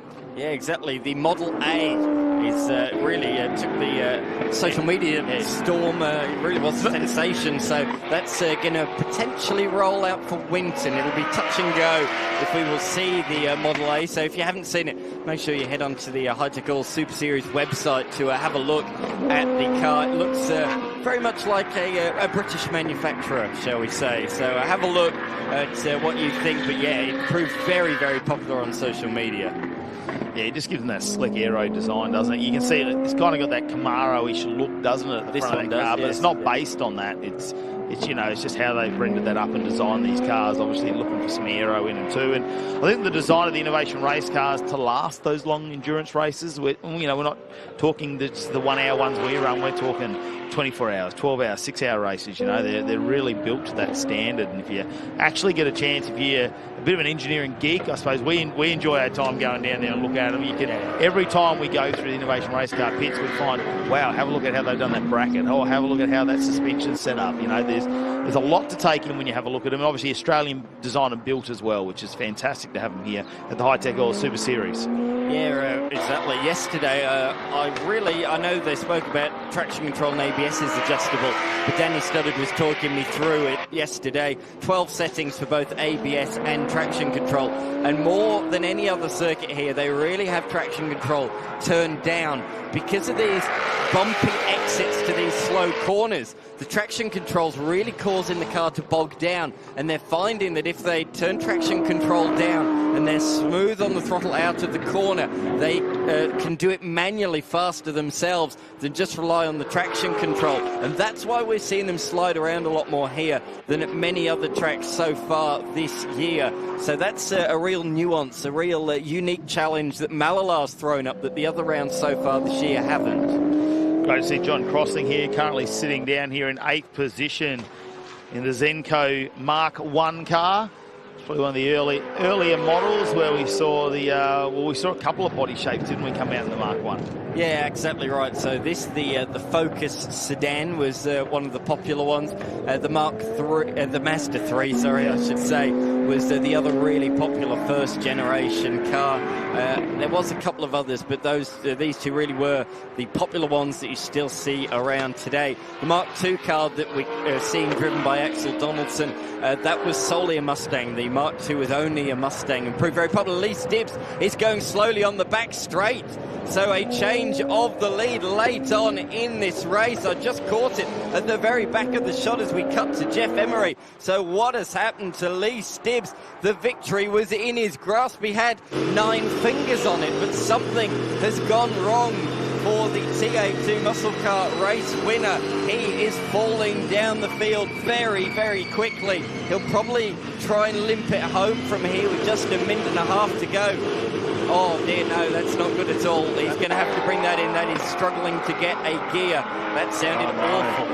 Oh no, because yeah, you see all the tyres are up. I was trying to listen to see if we could hear something mechanical, but he's got it up into, oh no, we're back on with Goodacre now, yeah, so he's obviously, he couldn't find looks like a gearbox issue, yeah, that's struggling, obviously. And I do believe, are they pneumatic in this as well? They've got a bit of an air system in there, and we have seen that previously where the air system's run out of air or had a little bit of a leak in one of the lines that could potentially cause that. That means Tim Schultz, well, he was looking pretty down there in pits for a while, wasn't he? Now they're going to be a busy crew, or are they just going to try and limp this around? With the final moments here, they may just try and pick up some points. Don't want to do any further damage though, do you? That's the thing you got to weigh up in a situation like this. But there goes John Hollinger, so the championship leader moves up another position, so that is extra championship points. But he will, if it remains the way it is, and that's a big if we've seen already in this race. But Jeff Emery, he's changing gears now. He did go from third back down to first, so I'm not quite sure what's wrong with this car. We'll have to find out. That's devastating for Lee Stibbs and his first Innovation Race Car race. That would have been unbelievable. He pulls right over. I'm suspecting that's just to let cars go by, doing the right thing there. Yeah, it's certainly not right, that is for sure. We can tell you that much. As Jeff Emery now leads the way by a margin of 3.3 seconds. He's taken 4 victories this season. He's not won quite as many as Jeff Taunton, but he's had a few more finishes than Taunton has, and you can see Emery sliding in to the hairpin of turn number 6. He is certainly pushing hard in the West Coast Windows machine. Of course, this man very familiar to GT machinery, a former champion in the Australian GT Championship, back then driving an Audi R8, but he is loving life in these left-hand drive innovation race car machines. Comes around the final corner to start the final lap of the race. In fact, no, checkered flag has been thrown. He does greet the checkered flag at first. Jeff Emery taking the first victory here at Mallala Motorsport Park for the Innovation Race Car Series. beating home category founder Danny Stoddard in position number 2, and another podium finish for Axel Donaldson in 3rd. And off the road again for Brian Finn down at turn number 8. No, that's not a replay. That was live on-air footage of Brian Finn just running wide there. Clearly, he doesn't like that corner too much. No, he's struggling to find just that breaking point down there potentially, whether he's... And it's a different corner down there at 7, isn't it? The apex is way around the far end of that corner, so finding that smooth transition, devastating here for Lee Stibbs, who's just trying to bring this car home and get the checkered flag. Now in 8th position, the final car to cross line, and there's a lot more noise going on now. Now he's slowed right down, so whether we've got a drive shaft issue there or something in the rear of the car. I mean, they run a transaxle there as well. So Emery, though, that potentially will put him in the championship lead at the moment now. He should overtake John Hollinger. So, but what a race it was from him. Jeff Emery getting that win. Danny Stoddard in 2nd and Axel Donaldson around out. Our podium, then it's back to Goodacre, who had that spin earlier on. Then Hollinger, who had a moment throughout the race. Finn, who was struggling with turn number 7. John Crossing, ever reliable there in our little Ford, and then we go back to Lee Stibbs with that devastating, well, we're not quite sure what happened to that car at the moment. There's your 8 cars there for Innovation Race Car. Results for race number 1. Jeff Emery, what an interesting race that was for him, Dan. I mean, he started off pole position. He's not going to finish. Lee Stibbs is not going to finish. So more drama after the checkered flag has been thrown. He cannot get this thing back going again. We said, didn't we? We thought it was getting worse. And it does appear that that driveline has... It's not running, so is it we've got an issue with the mechanics of the engine, potentially. Because now it's not running. Maybe he's overheating or something. Who knows? We really need to get down and find out what's going on there with the Hi-Tec oils entry. I'm sure we will find out in the near future for you, but that is devastating for Lee Stibbs, who was dominant. Yeah. One positive, if the team can get that repaired, I'm sure they'll be hard at work before the next race. One positive is that Lee Stibbs will start on the front row of the grid for the race later on. Qualifying sets the grid for both races. So it's not a where you finish is where you start the next one. So that is good news for him. That means he'll be starting alongside this man once again later on this afternoon. Jeff Emery taking his 5th race victory of the season, and as you say, takes the championship lead back away from John Hollinger after he had that spin at turn number 3. But the Mark II car, brilliant performance once again from Axel Donaldson in position number 3. Yeah, a couple of Queenslanders, aren't there? Danny Stoddard, the lone Victorian, standing out in between the 2 Queenslanders. And the sun is out here at Mallala Motorsport Park here this afternoon. It's great conditions. Not as windy as yesterday. You can see those Super Series flags in the background. They were barely holding onto the fence yesterday. Nearly carried the fence away, but today it's looking nice and stable down there. Have a bit of a congratulations there, Gillison, who drove the car last round. We have a look at some of our race highlights, and there are a couple to have a look at here, and have a look at Lee Stibbs on the front row here at the start. Super aggressive in the Hi-Tec oils entry. Emery alongside wasn't going to put up with that, and they nearly go fender to fender, don't they, into turn number 1, and he just closed that down really quickly, got on the outside line, took a big risk there, but it put him in pole position in the right spot too for that turn number 2 where it can all come unstuck. Yeah, certainly did. There was a huge move for position number 2, and then we had the spins consecutively. First for John Hollinger, and then a lap later for John Goodacre. Almost identical spins for the 2 of them, both of them able to flick it back around and get back on the road once again, but that is not what the doctor ordered. But then the late race drama on the back straight for Lee Stibbs. Something not right in the driveline or engine of that car, and it meant that he could not finish the race. DNF for Lee Stibbs. That left Jeff Emery out in front, and he takes home his 5th race victory of the season in Innovation Race Cars. Mel's with our winners. Down to you, Mel. P3, Axel Donaldson, a nice way to start the weekend with the podium. Yeah, no, it was good out there. It was bloody hot, that's for sure, but we probably got lucky with a couple of cars, one spinning in front of us, and we managed to get past them, and then it was away from there. But it was pretty good. Good racing with me and Danny, so nice and clean. That's the way we want. Hard work out there, you said. It was hard work out there. Actually, I'm going to put the cool suit on for the next one, I think. But no, it was great. Great conditions. There's heaps of people here, so it should be good. Good start. Well done. Thank you. Appreciate it. Cheers. Denny Studdard, congratulations. A little bit of a shake-up towards the end of that race, wasn't there? It was. There was a bit happening out there, actually. Stibbsy got away, and then something must have happened with the car, and there was a bit happening, and then it was sort of just maintaining gaps and not making a mistake. And then poor old John Goodacre made a mistake, I think, into 3, so led us through. And, yeah, it's a willing track. It takes some concentration, but it was good fun, really good fun. Great. It was great fun to watch. Thank you. Good on you. And our race winner, a little bit of a surprise win there, Jeff Emery. Yeah, look, obviously we haven't had a really solid year this year. We've had a lot of failures and bits and pieces going on, so it was really good. The plan is this weekend just to finish every race and as close to the front as we possibly can and put consistent laps in and wait for everyone else to make mistakes, which they did, which was fortunate for us. It's great when that happens, isn't it? Yeah, absolutely. Didn't want to take any risks. We just need to finish all 4 races and that'll give us a lead in the championship, so that's our game this weekend. Well, we saw you flying through the air in the last round. Was there much damage to the car?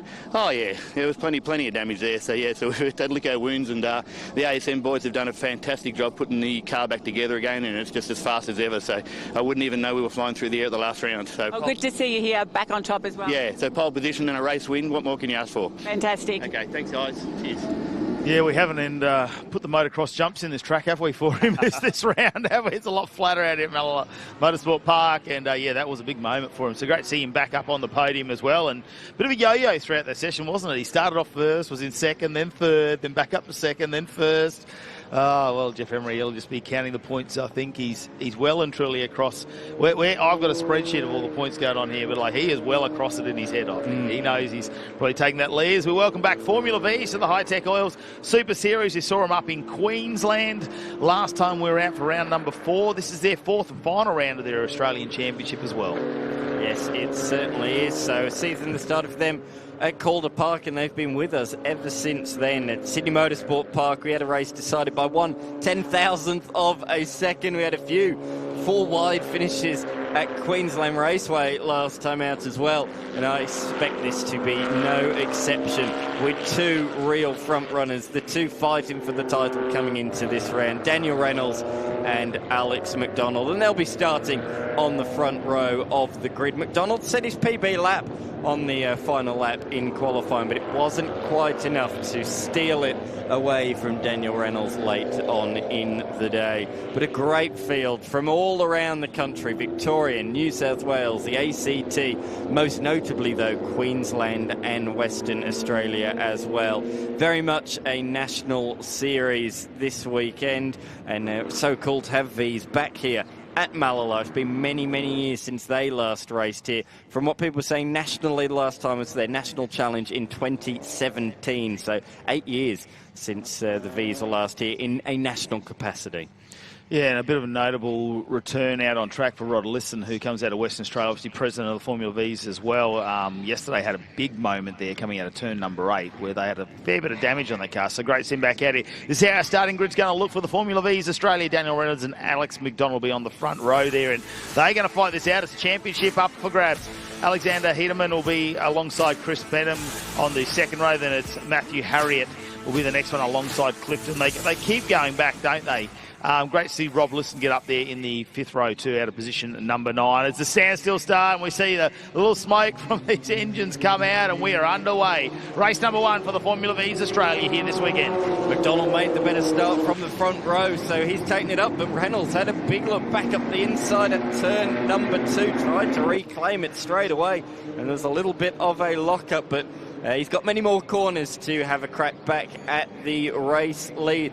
Hedeman is in position number 3, so he is in the same spot as where he started. But he mentioned Clifton starting from that 3rd row, the first of the South Australians. He knows this track like the back of his hand, so look out for a couple of South Australians to potentially spring a surprise against the regular national runners, as here comes Reynolds.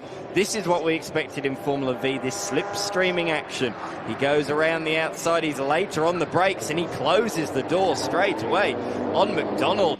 Wow, that's aggressive early. Yeah, they're not mucking around. This is the final round of the Australian Championship, so it's all on the line.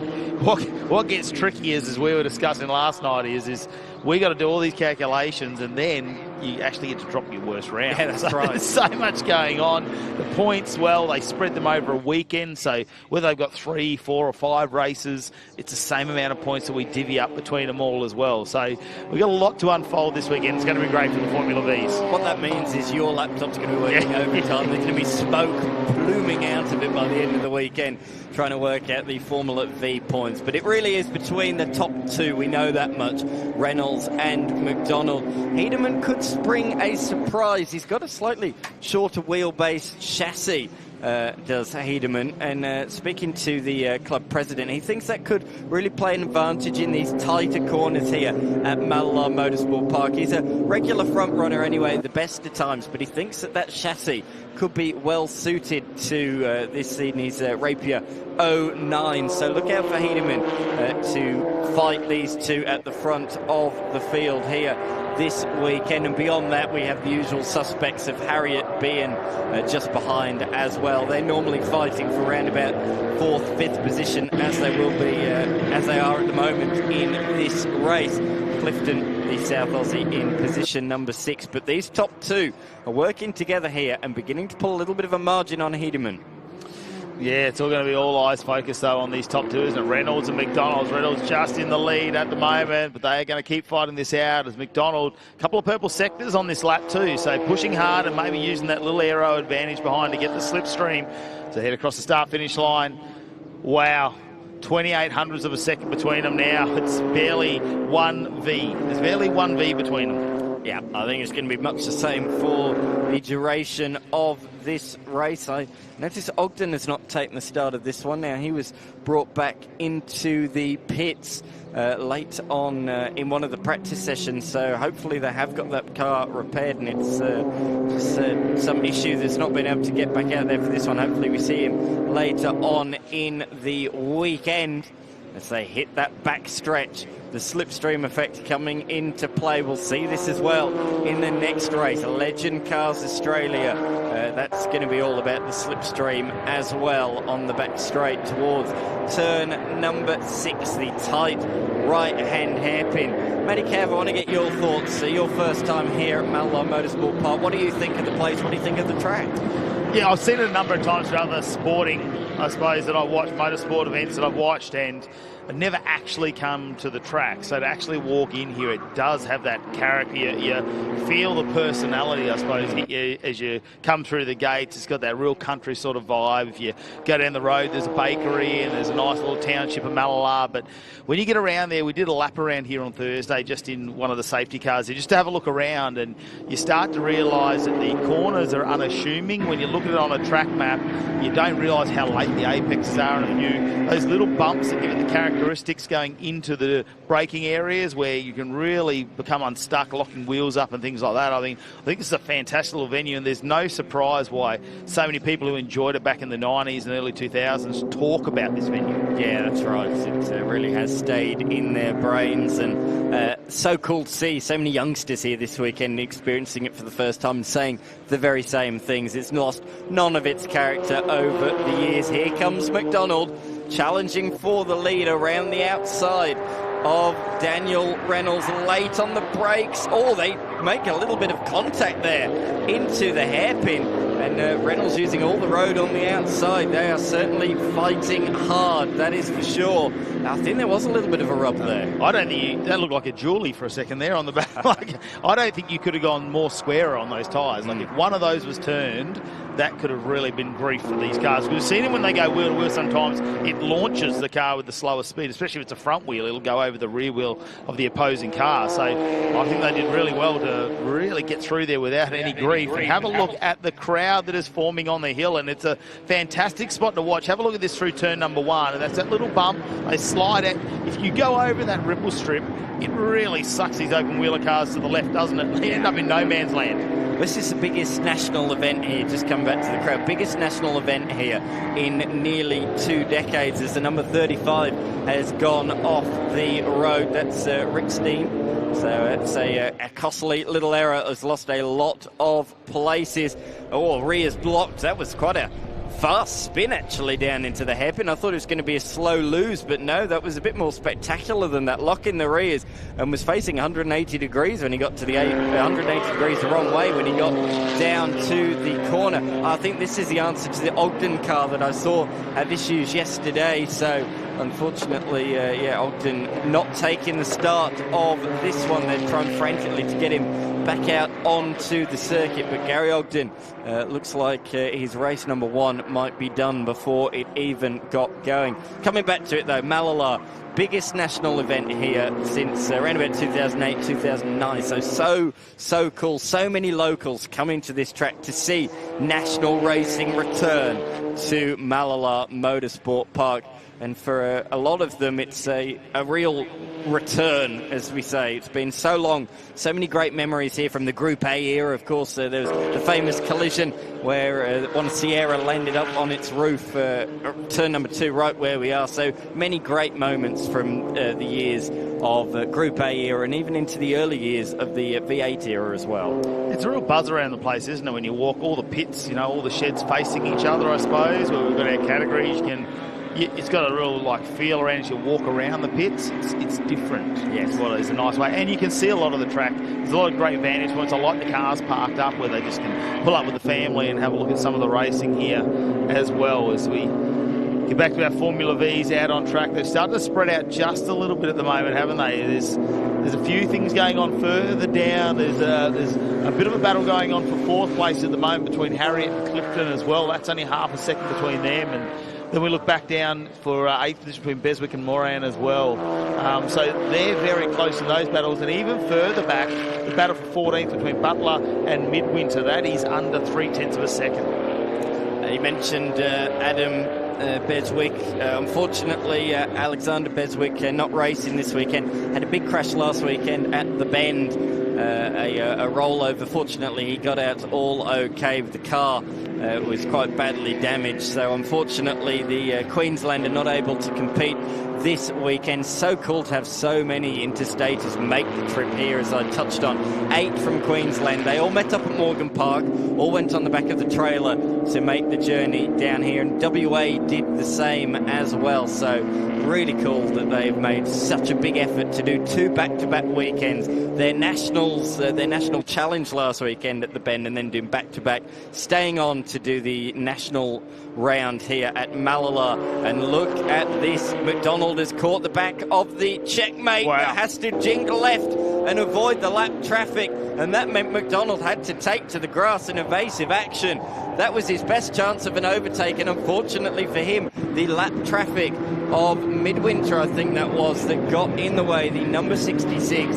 That was a real shame for him. Yeah, well, it's not a wide track, right? And you saw McDonald building for that overtake. You see a little bit more dust there, so someone might have gone a little bit wide here. Let's see if that comes up. Yeah, they've gone very wide. The dust right in front of our cameras there. But, yeah, Reynolds might not have known McDonald was on the outside there and just done, you know, Midwinter doing the right thing on the inside, just going around. It's just an unfortunate part as we come through a few back markers here as our leaders start to lap a couple of our cars further down the field, and this is a tricky position here in the 1 and 2. They're going to thread the needle, are they? McDonald almost gives Reynolds a push there at the back. The nose cones take a little bit. There's a little bit of flex there where they can take a little bit of a shunt. They're not designed to take a big one, though. No. It's basically like a fiberglass front over that front end. I mean, Rod Lisson, he took some huge impact on the front and those front bars. Whoa. Oh, no, there we go. A spin. Is that number 11? Did I see it? Lisson? That's allowed McDonald to get a great run out of the corner. Reynolds had to stomp on the brake pedal. McDonald read the situation that little bit better. He takes advantage and moves on through. So in the last lap, we've seen back markers play a factor on 3 occasions as he slides up the inside of McDonald. Takes up the running, a late addition to this event. He's not on our intro list, but so good to have one of the championship contenders. He's taken no less than 3 race victories this season. He's looking to make it 4, but Reynolds is going to fight back up the inside towards the 3rd hairpin on this track. Side by side they go, and if they're side by side on the exit, that means they'll remain that way through turn number 9, but McDonald prevails, slides it through the final corner. So McDonald out in front at the end of lap number 8, but still 9 minutes remain. This is not over, not by a long shot. Have a look at Reynolds. Just having a look down the inside there too as they exit out. He'll take any advantage here as they go down to turn number 3. He's poking around, he's prodding. He's going to push McDonald at this point. These two out in the lead at the moment, and it's a convincing 4.5 second over Hedeman. Have a look at this, the run down the back. This, I suppose it's a curve straight, is that what we're going to call it? There'll be full speed for the Formula Vs as they go down the back. Right. They won't throttle off. Try and use a little bit of aero there, see if we can get a draft and around the outside Reynolds. Well, McDonald, same thing, and push him a little as there's more back markers coming. Maybe the inside line is going to be the good run into 5. It's hard under brakes. Reynolds still on the outside. He's not giving up at all because now it's a left-hander. McDonald just covers him off, and there is nothing between them. He's almost rested that nose cone on the rear exhaust. Oh, the wheels look like they're almost about to touch as they come alongside each other once again. How cool is that? Back up the inside comes Reynolds in the checkmate, but there's more lap traffic to contend with here, and you don't want to catch them around the final couple of corners, but that is exactly where they've caught them. Reynolds trying to time it well to make sure he gets a good exit, but again, from behind, McDonald is able to judge it that bit better, but turn 1 is not really an overtaking opportunity unless you are right alongside or maybe even a little bit ahead, because as we've seen on the starts, when you start side by side, you might have the inside for the kink, but you're on the outside for the hairpin. We've also got someone going off in the pits in the background there as well, so we'll try and figure out who that is in just a second, because the race at the front is super exciting at the moment. Reynolds gets the lead back over McDonald, and we're seeing the exchange now as they come down to the final 7 minutes of this race number 1 here this weekend for the Formula Vs. It's to decide a championship. You think Reynolds, well, he's got a bit of a points advantage. It's just over 100 points, but with over 500 points up for grabs this weekend, there's still a lot in play. I have to say, we've got both 1600 and 1200cc cars out there. Currently, that's been led by Hugh East, who didn't even take part in practice yesterday. Local South Aussie had to go to work. So this is his first hit out all weekend, qualifying in this first race. And he's leading the 1200cc class at the moment. So he's doing a very, very good job. Oh, no, you've just pointed out Baxter Midwinter there. Sorry, he's 3rd in class. My apologies. Oh, there's plenty of stories to unfold, isn't there? When you keep in a racetrack race, it's great when it's your home track. You can afford to do a little bit more like that, and that's probably what we've seen with the Formula Vs. A few of these names sort of coming in and out of the championship depending on where they live, but there's been a little contingency that have travelled around the country, and I think one of the great things coming out of WA was that transporter that we saw down there, the V-Hive. Yes. On the number plates, like they do a lot of work, the listens, to get a lot of cars to come out of Western Australia where they load them up, and obviously the Queenslanders had their open transporter as well, and we've seen a little bit of that shown on our social media. It's a great sort of story to see them make it to the tracks and compete each weekend wherever possible. There they go once again. They've got through some more lap traffic. It's just these two now for the next few corners at least. No problems, or a bit of a lock up there. That was a problem for Reynolds. You can see how deep the gravel traps here are. They're not really gravel traps, a bit like Wanneroo Raceway in Perth, or cargo.com.au as it's called these days. It's more like sand. So if you get stuck in there, or drive off through there, I should say, you often get stuck. It is deep. It's like being at the beach on a glorious sunny day. It's hard to get out of if you've got just a little front-wheel drive or rear-wheel drive machine. Don't mistake it. It's a glorious sunny day here today, Mallala. Don't mistake that sand. Do not go in there. That's what I'm telling you. Reynolds holding out McDonald. We saw a little bit of a puff of smoke with these little Volkswagen engines. Sometimes they do that, especially when we're on deceleration. So don't worry about that little bit of smoke. We saw it at the start of the race as well when they accelerated away. We head further back down the field. The number 94 machine. That's Clifton. Just ahead of Harriet. We've seen those two trade places a couple of times. Currently, it is the way of Clifton. PB lap last time by for both drivers, so they are pushing hard, fighting tooth and nail for position number 4. Alex Hedeman is just that a little bit further up the road, though, in no man's land, really. He's by himself. He's 8 seconds behind the top 2, but 16 seconds ahead of these two, so he's had a very lonely race in 3rd. And now Reynolds cranking out a purple sector number 1. What's a purple sector? If you just joined us, you've never listened to Motorsport before, It's the fastest sector of the race for the Formula Vs. Indeed, it is. Fastest time in sector number 1. He's backed it off a little bit in sector number 2, but it's looking like a good run here at the moment. But this one here, Clifton and Harriet, battle for position number 4 as they start to go through a few of our back markers as well. Nice exit actually there from Harriet, and he's going to draw alongside as they go through the kink. But of course, if you're on the outside there, you have a lot further to go. Your extra meterage is quite substantial as we look at the man who we said was quite lonely out there on the circuit. That is Alexander Hedeman in the Rapier 09, just ahead of those 2 lapped cars. Yeah, just got past Ballack and Butler, who are fighting it out for 15th position. Now, that's a great little battle too, because there is only 2 tenths between them. So there's quite a few little battles now, and some, I suppose, fight for position there as we head back to our leaders. Reynolds still leading over McDonald, but McDonald looking for any opportunity possible. We know he goes around the outside again, has a look. This time they can go 3 wide around the exit of that turn. It's not going to be an issue there. Oh, bit of a rear brake lock there for McDonald on the turn-in. To be honest, I think that might have helped him rotate the car, because look at the exit he's got as a result. It really turned the car early, meant he could get on the power at the earliest opportunity that he could. And look at this, draws alongside Reynolds, and he's going to brake later, tries around the outside at turn number 8, but Reynolds wise to that one. Closes the door on him. I caught up actually with Reynolds. He said to me, I didn't even do the Nationals here in 2017. The last time he raced here was 14 years ago. 2011, the last time Daniel Reynolds competed here. He says it's a great little track. Really happy to be back here. But he's fighting very, very hard at the moment in this one. I love how he positions himself into turn number 1. It's like he almost gets the car to slide into the corner, knowing that it's just got enough grip. It's on the edge of adhesion where it just slides along, and then it comes out at the perfect moment. It's really a battle there early in the weekend, I think, for a lot of the drivers, but we saw yesterday afternoon everyone coming to terms with a few of the corners around here. And yeah, it's a different attitude to what we see at other racetracks, the way they have to drive the cars. As McDonald's going to have another look around the outside. He's not going to try and get the slipstream behind him and duck down the inside. It's an outside run. Have a look at the nose cone, bumping along the ground there, really hard under brakes, just taking the paint off the front. And they're side by side again. The wheels are almost interlocked. Let's hope they stay apart. McDonald around the outside again. It's this big run down to 7. It's a right-hander. McDonald's going to have the inside line. He's done this really well. Reynolds around the outside. But is he going to be later on braking? He tries to do the crisscross now as they go through this little penultimate kink of the circuit. What a battle. What a battle as they start what should be the final lap of this race. It's Reynolds back out in front again.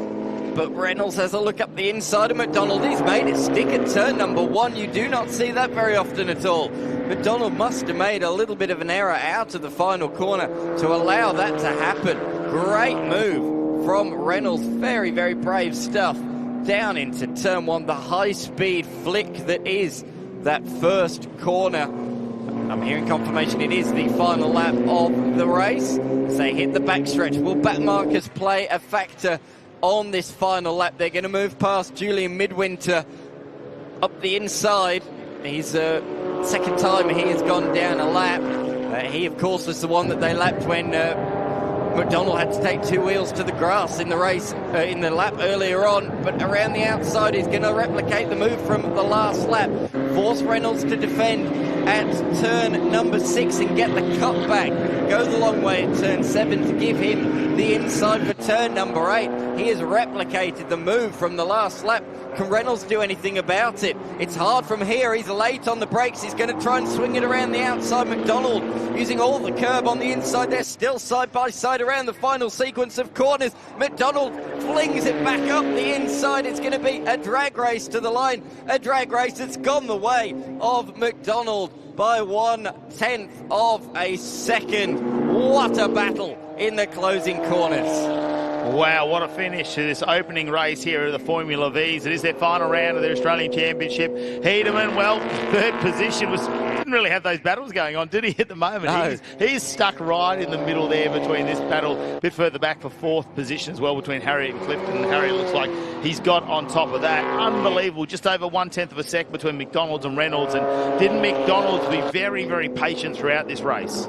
Certainly was, as across the line, come 4th and 5th, they were separated by just 0.08 of a second. And in the end, it went the way of the orange machine of Harriet in his polar chassied Formula V, beating Clifton to position number 4. So Clifton still a top 5 position for the South Aussie. Very good effort from him. We have had our 1200cc class winners come across the line as well, and that went the way of South Aussie Matthew Bialek.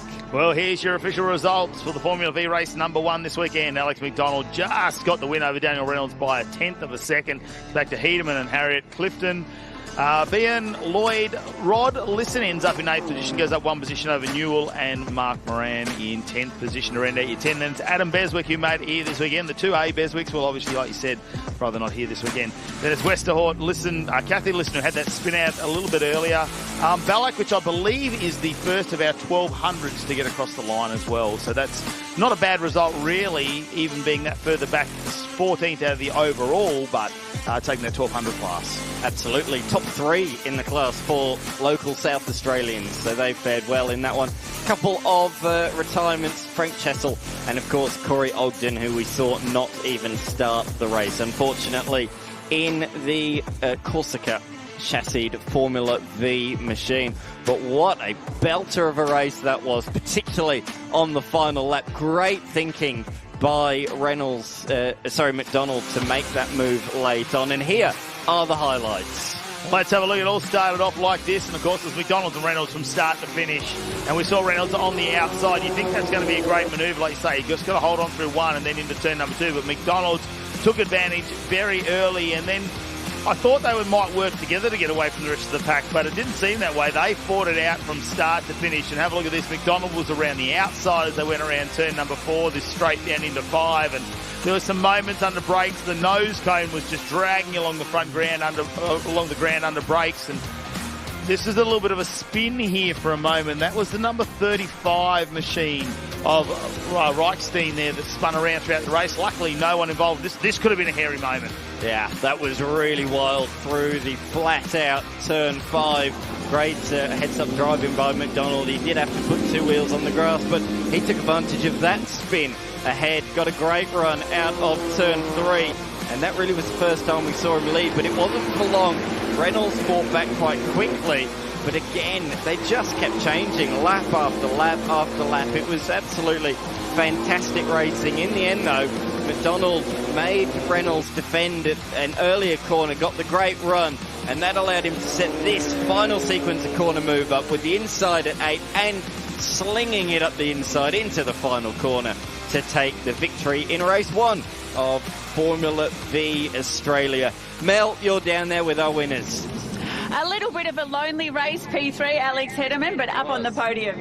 Yes, it was good. I fell out of the draft towards the start, but I still had fun. So, and what do you think of this Mallala track? I really enjoy it. It's a lot of fun. It's pretty busy, but, we're staying. It's good. Yeah, thank you. Well, hopefully we see you up in the action for the next one. Yeah, absolutely. I hope so. Daniel Reynolds, it's only a 1/10 of a second in that, wasn't it?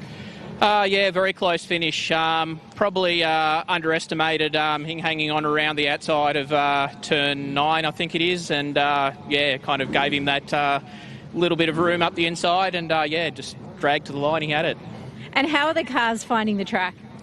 I think it's a great little track, and it's very well suited to V's. Tight and windy, which is exactly what these cars love. So, I'm enjoying it. Well, congratulations. Thank you. Thank you very much. And our winner on the last lap in another action-packed race, Alex McDonald.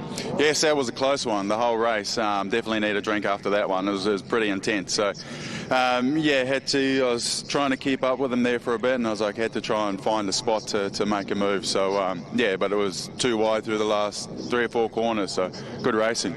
Was that your strategy, to just wait until the last lap, or that's just when the opportunity presented? I tried something on the second to last lap, and it seemed to work on the outside coming through after the hairpin. So I was like, I'll try that again on the last one and set up a good move. So great start to the weekend. It worked perfectly. Yes, it did. So nice. Thank you.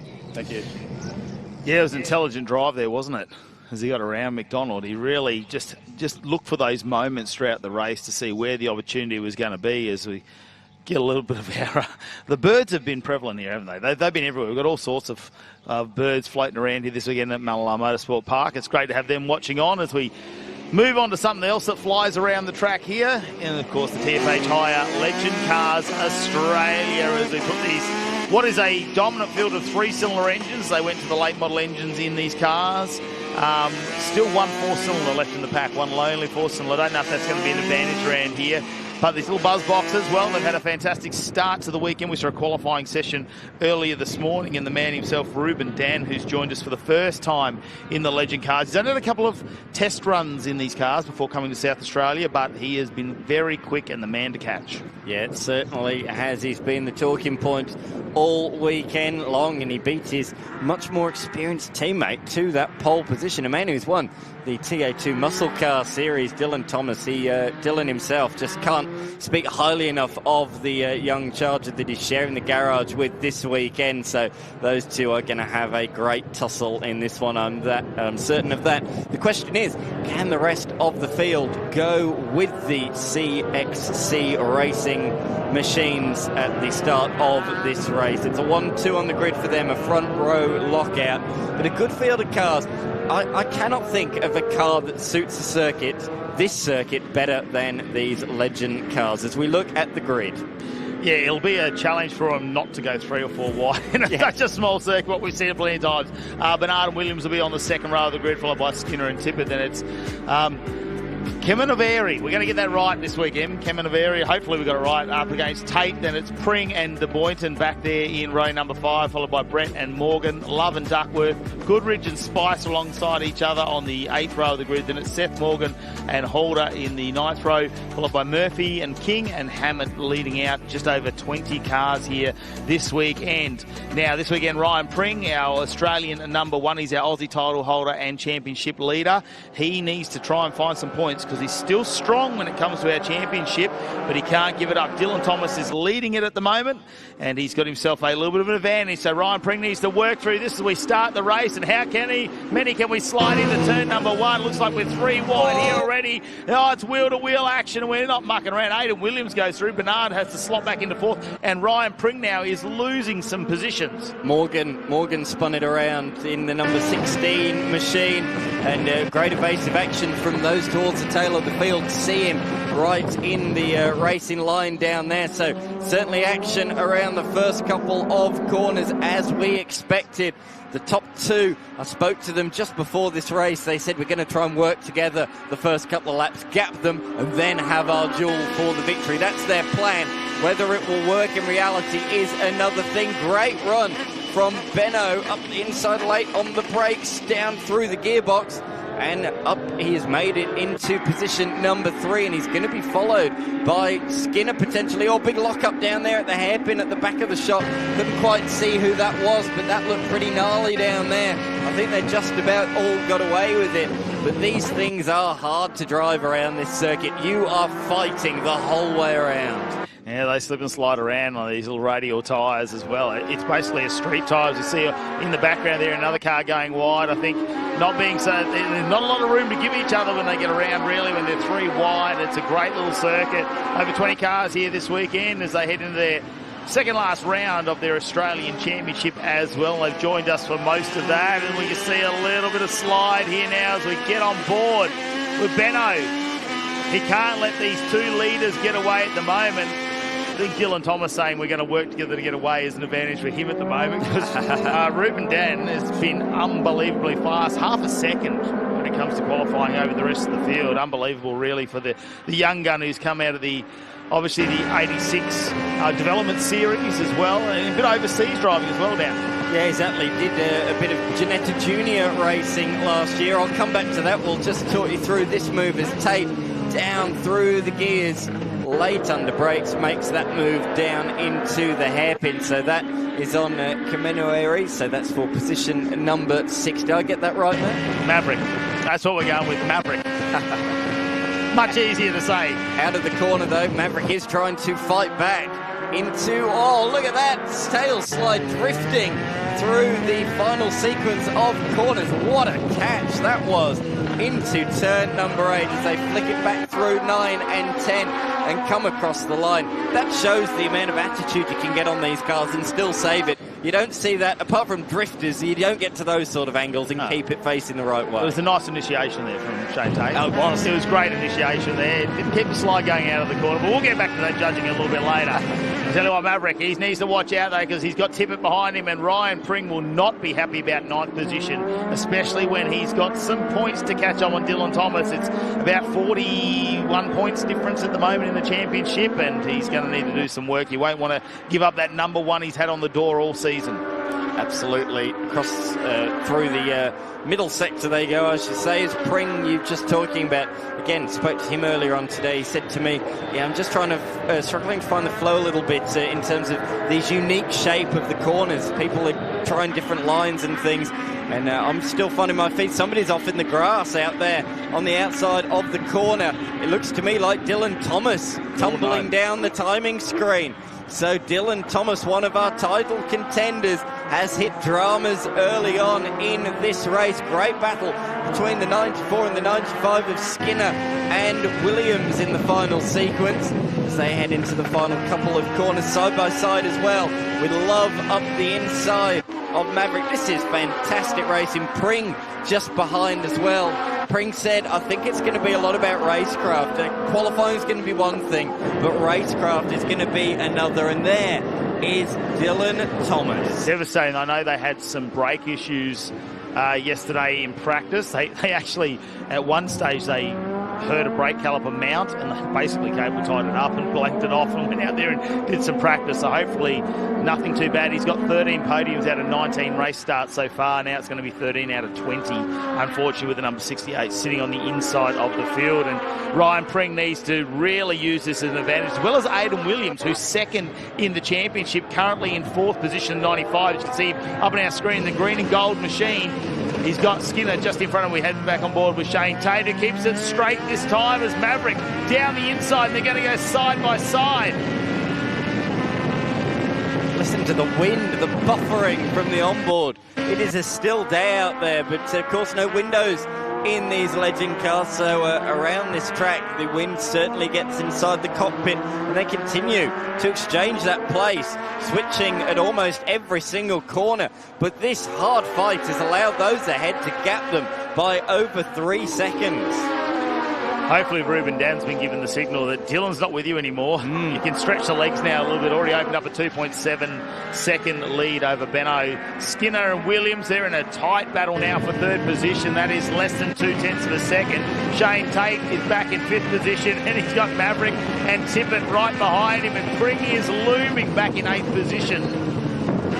Maverick down the inside. They're going to stay in a straight line here on turn number 3. That is clean too. We're not seeing him slide too much, are we, at the moment? He's covering off Tate too. That's a rear camera shot there.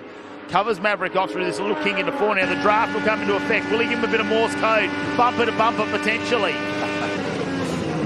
That's cool. That is a cool camera shot. Down into the hairpin. He's run a little bit wide, but he has got a nice exit, which will pay dividends come the end of this straight. It means he shouldn't be under any sort of threat, but he's going to go defensive anyway. Down into the corner. Dylan Thomas is just, I want to know, that purple sector's just come up. Is he back out, or was that that was prior before he to, broke? Yeah, that was a real shame. He was absolutely flying, as you say. Just went purple when the mechanical issue hit the car, so he is out. And so as well of this race out is Hamnet and also Murphy as well. So lost 3 early on in this encounter. But we're at about the halfway stage at this point in time. The fight for 4th has now become a 3-way fight for 3rd, or 2nd, sorry, now, of course, with the demise of Thomas. So Benno, Skinner and Williams, 2nd, 3rd and 4th on the screen at the moment, hitting the back section of the circuit. A nice exit from Skinner. He's got a real nice run down the back strip towards the best overtaking opportunity on the track, and he's got the best vantage point for that move up the inside, late on the brakes, down through the gears, makes that look easy. Might have picked the right tyre pressure at the start, potentially, whether they just wanted that to come up a little bit during the race. That's Dylan Thomas. He's out of the car now, so that's good. He's moved away, which is going to be one of the questions we're going to have. He's actually hit with Ryan Pring's dad there. Oh, in the background there. well the big too moment. late for Skinner. He's gone miles off the track at a vast rate of knots, and he has got stuck in the gravel trap. That went off very, very quickly. He either missed his braking point or he's had some issue under brakes, missed a gear or something. That was fast. And this will be an advantage for Williams, who's second in the championship now. He's going to close that gap right up to Dylan Thomas with 100 points up for grabs for a race win here, 94 for second. He's really going to close that gap. But it's going to be tight. Ryan Pring needs to work his way through. Maverick with a little bit of a bobble there, just as the car started to slide a fraction through turn number 2. Could see some changes in the tyre. Be interesting to see whether we're going to have any issues down in that corner where Skinner went deep in, because it didn't look like he was going to get the car out. Try and hope that the track will stay under green flag. Williams now up to third. Him and Benno can fight it out. That's under 0.3 of a second, but this is exciting. Tate holding on to fourth position now. Maverick looks like he's going to go around the outside. Tippett behind. Can he take advantage of this one? Maverick won't get alongside him or Willie. Oh, they go too wide. It's turn number 7 to bring him to the inside of that little kink as we head to the final corner. Turn number 6 as we head down to 7. But Tate will have the line down here into turn number 7. He'll be on the inside. Maverick, it's a wiggle under brakes here, a bit of a lock up, and he got there in front. Manages to correct the steering there and slide the car through the corner. Pring's rides in there now as well, isn't he? So he can sense all of a sudden from being at the tail end of the top 10, there is a potential 4th place finish, just a couple of cars ahead. So he is coming on strong here. The green machine, or as he tells me, it's blue. I'm not entirely convinced it is, but it is right at the tail of this queue at the moment. And he is setting PB sectors. PB lap from him last time by a 1:18.8. That's faster than any of the 4 ahead of him have set in this race. So he has come on really strong, and there's still 5 minutes left to go. Yeah, want to fight it out in this final 5 minutes. 4 cars you can throw, I would say, just a normal towel over. You wouldn't need a beach towel for those 4. Obviously, a little bit further back there with Maverick, Tate, Tippett and Pring. But we head back to our battle for second position. Aidan Williams now past Benno. Into second position in the 95. It's going to be some good points. Ruben Dan, he's checked out, but he's not part of this championship fight at the moment. He is 5.9 seconds in front. So Ruben Dan, unless they have any issues with that car, should be okay. The project300.com.au entry though, Benno slides the car around and loses a lot of momentum, and you've got to build the momentum up in these Legend cars as well. They're not a high horsepower car. When you spin out and you've got to get going again, you really start to just, I suppose, as you go around, you need to keep the momentum in the car. If you get sideways, you lose a lot of that acceleration coming out of the corners. And Ryan Pring just looking and lurking in the background at the moment as Tate's got the move done on Maverick, but Maverick fighting back. Certainly is. On the exit of the corner, very different lines through turns 1 and 2.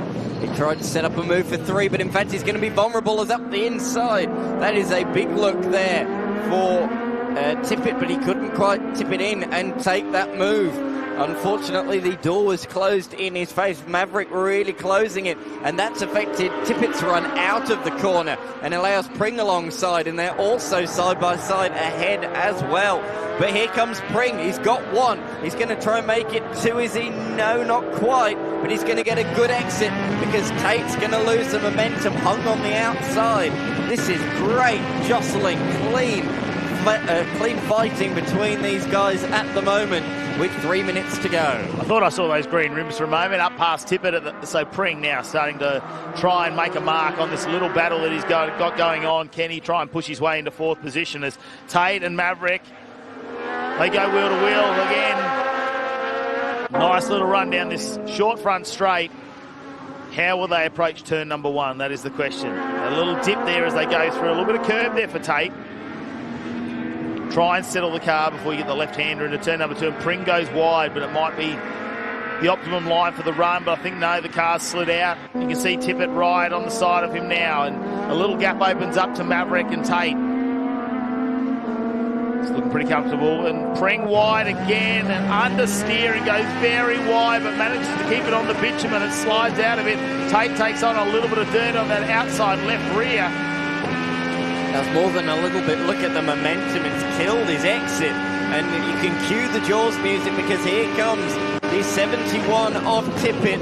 There was absolutely nothing Tate could do about that. You can see how late he's under brakes. The car swaying as he goes down through the gearbox. Oh, and Pring's off again. Something must be wrong with that car. Potentially a suspension issue or a braking issue, because have him go that far off with his experience, it's unlike the national champion. Of course, he'll be trying to defend that national championship, the title next round. We'll come on to that in a moment. Here's a replay of what happened just in too deep there, I think. But as you say, clearly setup or something not right on that machine. So he didn't lose any places. So he's 2 places he lost. So he's back down to position number 9. As we see those two actually going side by side through turn number 1. So costly error there by Pring. But next round is not only the final round of the championship, it's also their national title. Last year, Pring took the honours in both, didn't he? It was a fantastic final round and did enough to not only clinch the championship, but also he won the round, the final round, which means he won the national title. So he'll be looking to try and do the double, defend the double next round at Winter Motor Raceway. Yeah, it's going to be super exciting. Got to get through this weekend first. So it's already with Dylan Thomas going off. Ryan Pring having issues. Aidan Williams now might score himself in the perfect vantage point potentially after this race to be leading the championship points. It's so tight for those top 3. Well, really the top 4, including Tate. So could be anyone's coming out of this weekend. We'll have to wait and find out. Benno not letting Aidan Williams get too far away, but this is the battle for second position. You're on board with third at the moment. The Lean and Bennett Toyota entry, project300.com.au. A little bit of a bump there as he goes over the ripple strip. He'll follow Williams into turn number 1 in the dying moments of this race, just over 20 seconds remaining. This should be the final lap for our leaders. We're getting confirmation. Final lap. Ruben Dan checked out, 7.8 seconds in front and dominant at the moment. Just needs to hold on for a few more corners. Ada Williams can't afford to make a mistake. He needs all the points of second position. There's your leader, getting through some lap traffic at the moment. Cruising out in front. What a margin. 8 seconds with just half a lap remaining. He has been in cruise control, really, since the opening lap of this race. He dragged along Thomas with him for a little bit, but since his teammate's demise, he has taken off into the distance, increasing the gap, corner after corner after corner. This man competed in the United Kingdom last year in Ginetta Juniors, but he's calling Australia home once again this year. He's used all that experience that he got from overseas to take a truly dominant victory on debut in Legend Cars Australia. Hand out the window, fist pumps the air. He is absolutely delighted with that, and rightfully so. Ada Williams, I reckon he's already doing the calculations for the championship. Oh no, Shane Tate in the dirt and stuck. That's Tate. He's moving back down the field.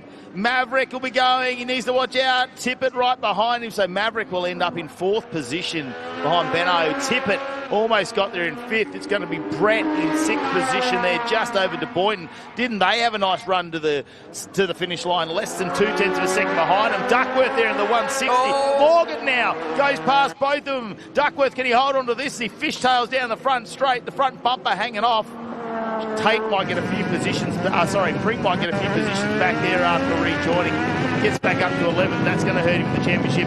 How good is this to see Tate get out of that dirt? The 147 budget car rentals entry. Yeah, I did not think that was going to be possible. He's not pushing very, very dirty tyres. You don't want to throw it off the road again down at the final sequence of corners. But what drama. Tate looking like he's going to come out finish in position number 16. There's going to be a lot of big names towards the tail of this field in race number 2 later on this afternoon. Yeah, that's going to change things up, knowing that we normally have 5 races, and race number 3 normally ends up with a reverse top 10. So we've got some interesting times here this afternoon, but here's how our race results ended up for the Legend Cars Australia. Race number 1, Ruben Dan, the newcomer to the category, has been super dominant in qualifying. Look at that, a 118.0. No one getting close to that at the moment in terms of lap times. Aidan Williams, well, that's a great championship swagger points that he's got, and potentially that will put him in the provisional lead at the moment. Josh Benno will be rounding out your podium there with Maverick Kenamaveri. I'm going to get it right by the end of the weekend there. Ryan Pring, that's a big talking point there, back in 11th position. Don't know what happened with the car, that we went off a number of times, managed to rejoin with Benny Goodrich right behind him. But Dylan Thomas back in 19th, retiring with some sort of issue with the car, parked up there on the edge of the track, so that's going to be interesting. And Riley Skinner as well had the off-track excursion, ended up in the gravel trap down at turn number 8, so a lot of big names coming from the back later on the Savo. Here are the highlights then of race number 1 in the TFH Hire Legend Cars. It was action straight away. Turn number 1, up the inside came Morgan, and that was closed off at turn 1. He was caught unawares and spun around. Dylan Thomas, the championship leader, coming into the race, retiring after just 2 laps with a mechanical drama.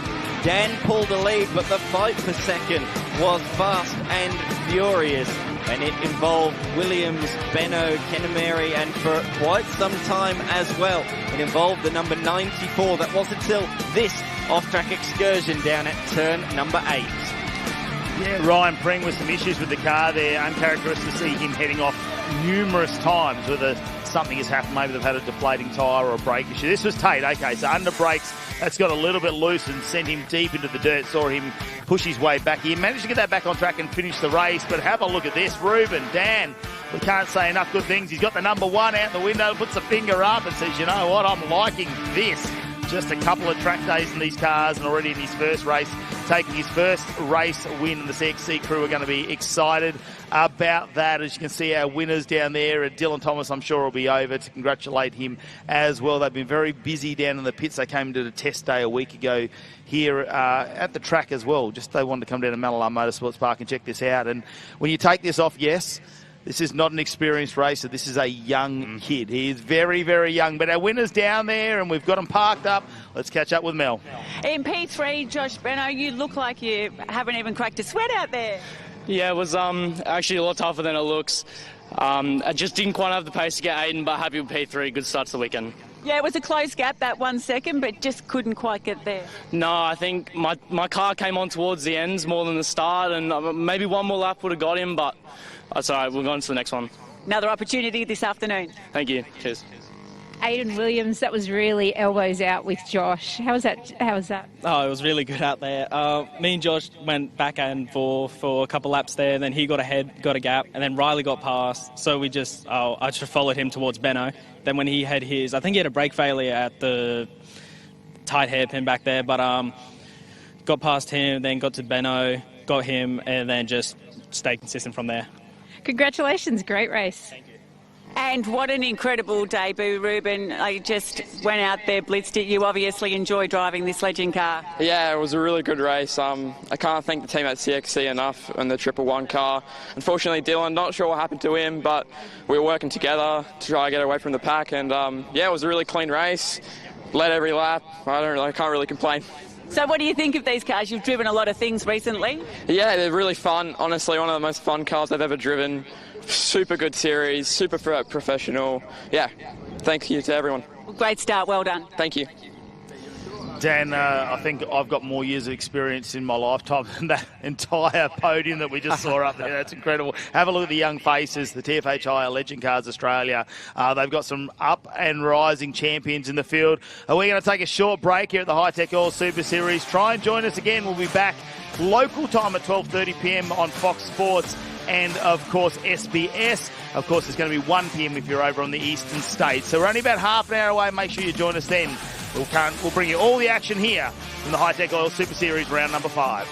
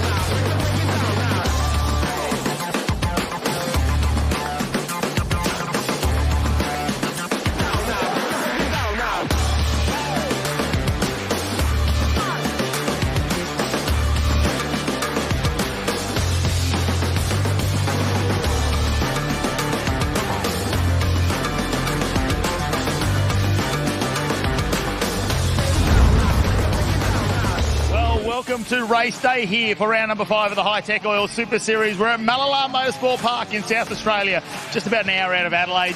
Jared McLean, it is fantastic weather today. It's been warm this morning, but now the breeze has come across the track. Yeah, we were talking about how the breeze would actually play into some of our smaller format cars, especially across that sweeping straight. The breeze actually keeping a lot of cars from going off the outside. 2.6 Ks, this is a bull rig. And it's a tight track as well. Of course, we've got our Formula Vs here this weekend. Our Formula Fords have joined us. Our TFHI, TA2, Legend Cars Australia are back out on track for us this round as well. There's so much to go through here this weekend, but of course, the TFHI, TA2 muscle cars presented by Maritimo, qualifying was very, very tight. Yeah, absolutely. Jared Hughes, only a whisker in front of the pack. I mean, we were talking somewhere in the hundredths of a second. He did have the advantage of only running very few laps on this fresh 6-tyre bank. The name Joel Heinrich, that's been an exciting name this weekend as well, hasn't it? He was super fast in practice yesterday. They had a few mechanical issues in qualifying, but he's up there in the front couple of rows. Yeah, starting from a second row position. The run down to turn 1 is going to be very interesting. A very narrow track. We are going to see a bit of a concertina effect, which will make it exciting. Yeah, that's what we're all talking about as they head around now to turn number 5, is how much will that concertina effect take place. But of course, the weather today, it's about 15 degrees at the moment. It feels like about 10 or 9 at the moment with that breeze coming across the track. It's going to go out to about 19 degrees if we keep the sun out there, but there's plenty of clouds coming across, so we'll wait and see. What it does mean is there's going to be plenty of traction out here on the track. Yeah, I mean, we've already seen in yesterday's practice sessions the rubbering up, and then today, even getting better and better. We've seen cars like the Legend cars that were all over the place. Formula Vs, Formula Fords, all over the place. Now they look like they're running on rails. Well, this morning we had our qualifying for the TFHI TA2 muscle cars. Let's head over to our pole sitter award. So, Jared is sick, very, very sick, but not sick enough to be the fastest guy on track, but he's in the car getting ready to survive this race. So, Dad Paul is here to accept the Road Active Suspension Pole Award. Thanks. Big weekend for you guys. Yes, let's hope it goes well. He's not 100% at the minute, so, yeah, hopefully he can last 20 minutes and get it done, and we'll start again for the next one. And there's a championship at play here too, isn't there? 100%, yeah. Hopefully, if he keeps it on pole and stays there for the weekend, he should win the championship. So, yeah, really good. Well, I'm sure it'll be the longest 20 minutes of his life, but fingers crossed he can hang in there. That'd be great. Thanks very much. Thanks for the pole award. Thank you. This is not going to go well.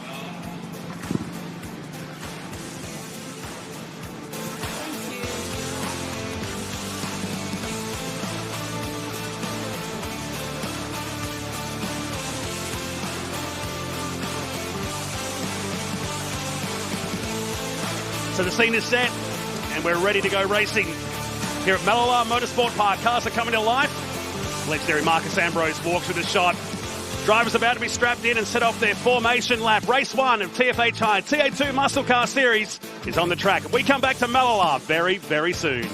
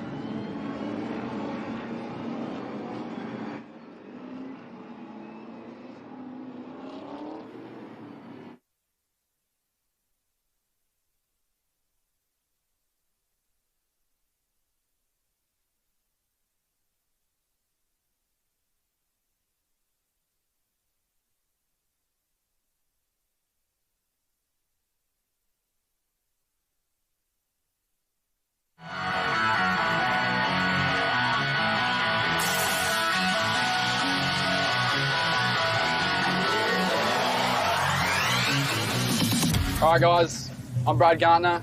Joel Heinrich. Going to take you for a couple laps around Mallala Motorsport Park prior to the Mallala Masters. Coming on the straight, use all the curb. Yeah. What was that? Get after it. Nah, turn one's a cool There's corner. a lot of, you feel like every apex has a bit of camber, huge bump through here. Oh. Love getting the full throttle here. Yeah, this place is all about, this part of the track, if there's passing, I'll be impressed. Yeah. It's so fast through 1 into 2 there. Track position is probably going to be one of the most important parts. Qualifying, lucky enough this year we have 2 qualifyings, so you get your chance to redeem yourself. Make a meal of it on the first day, you get another go. Nah, turn 3. It's probably one of the trickier passing spots just because of the way that the corner's shaped. It's a bit of a late apex. If you can get down the inside, it'll be a good run down to the far hairpin. Oh, he's getting after Using curb there, mate? Look, that's classified. Yeah.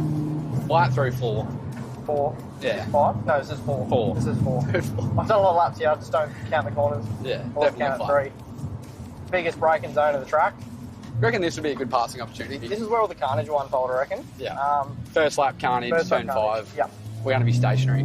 Yeah. You'll be out P1 gone. Look, ideally, but, you know, beggars come choosers. The big sweeper is actually a corner in something fast, isn't it? Yeah, getting the full throttle there is actually a task. Yeah. It's not like the XL, we just hold it flat. You hold it flat? No, everything else is just flat. There's some hometown tricks here, but I'm not going to tell you. No, come on, mate. Come on, mate. I'm trying not to show you. This is about the only place you can use curves. Boys up it. Getting onto the straight's tricky. It's so deceiving. All of a sudden it comes up on you. All right, time for you to go. We're doing a quick drive change. All right, show us how to do it. All right. Turn 1. Fast corner. Yeah. Everyone brakes a lot. It's kind of it's a big roll. It's more of a flowing corner. You just get just tipped in nicely on the camber. Really sucks you through there. Yeah, perfect. Perfect. Big double A set. Got a lap here. Well, we got some push. Got some under push. Under push. Pick up the second apex. Or the exit. Or the exit curb. We're flat. This thing goes pretty good, eh? Yeah, very good. Turn 3, there's like 3 different lines. You can do the Rule 8 one. What line are you running? Oh, curb? I'm telling Curb you. or no curb? We'll use some curb. Oh, that's it. Loves it, doesn't it? Get it on it. It's cool. It's good to have life back in Mallala Motorsport It is. Park, isn't it? 100% it is. This place was an absolute gem back in the day. I'm proper scared right now. we're moving. We're moving. We'll get out of it a bit. We're moving. This place just creates racing. Like, there's only really 3 passing opportunities, but if you get it right, it's going to create some desperation 100% in the corners you can pass, 100%. considering there's not many. Real bump and run track, isn't it? It is, unfortunately, but there's a couple of corners there. Like, if you make a meal of Northern Hairpin there, making a pass, absolutely. You're screwed down here. You're not really braking straight here too. You're sort of facing that. You got to watch left. the camber. Like, the track's got so much camber. The corners that have camber, if you don't get it into the apex on the camber, it's sort of you get a lot of push. Yes. Oh, that's backfire. Oh yeah, a bit of backfire. The Hyundai and cars go right. They do. Thanks, guys. Hope you enjoyed your lap of Mallala Motorsport Park with Brad Gartner and Joel Heinrich. Hopefully the 2 SA boys can put it up the front.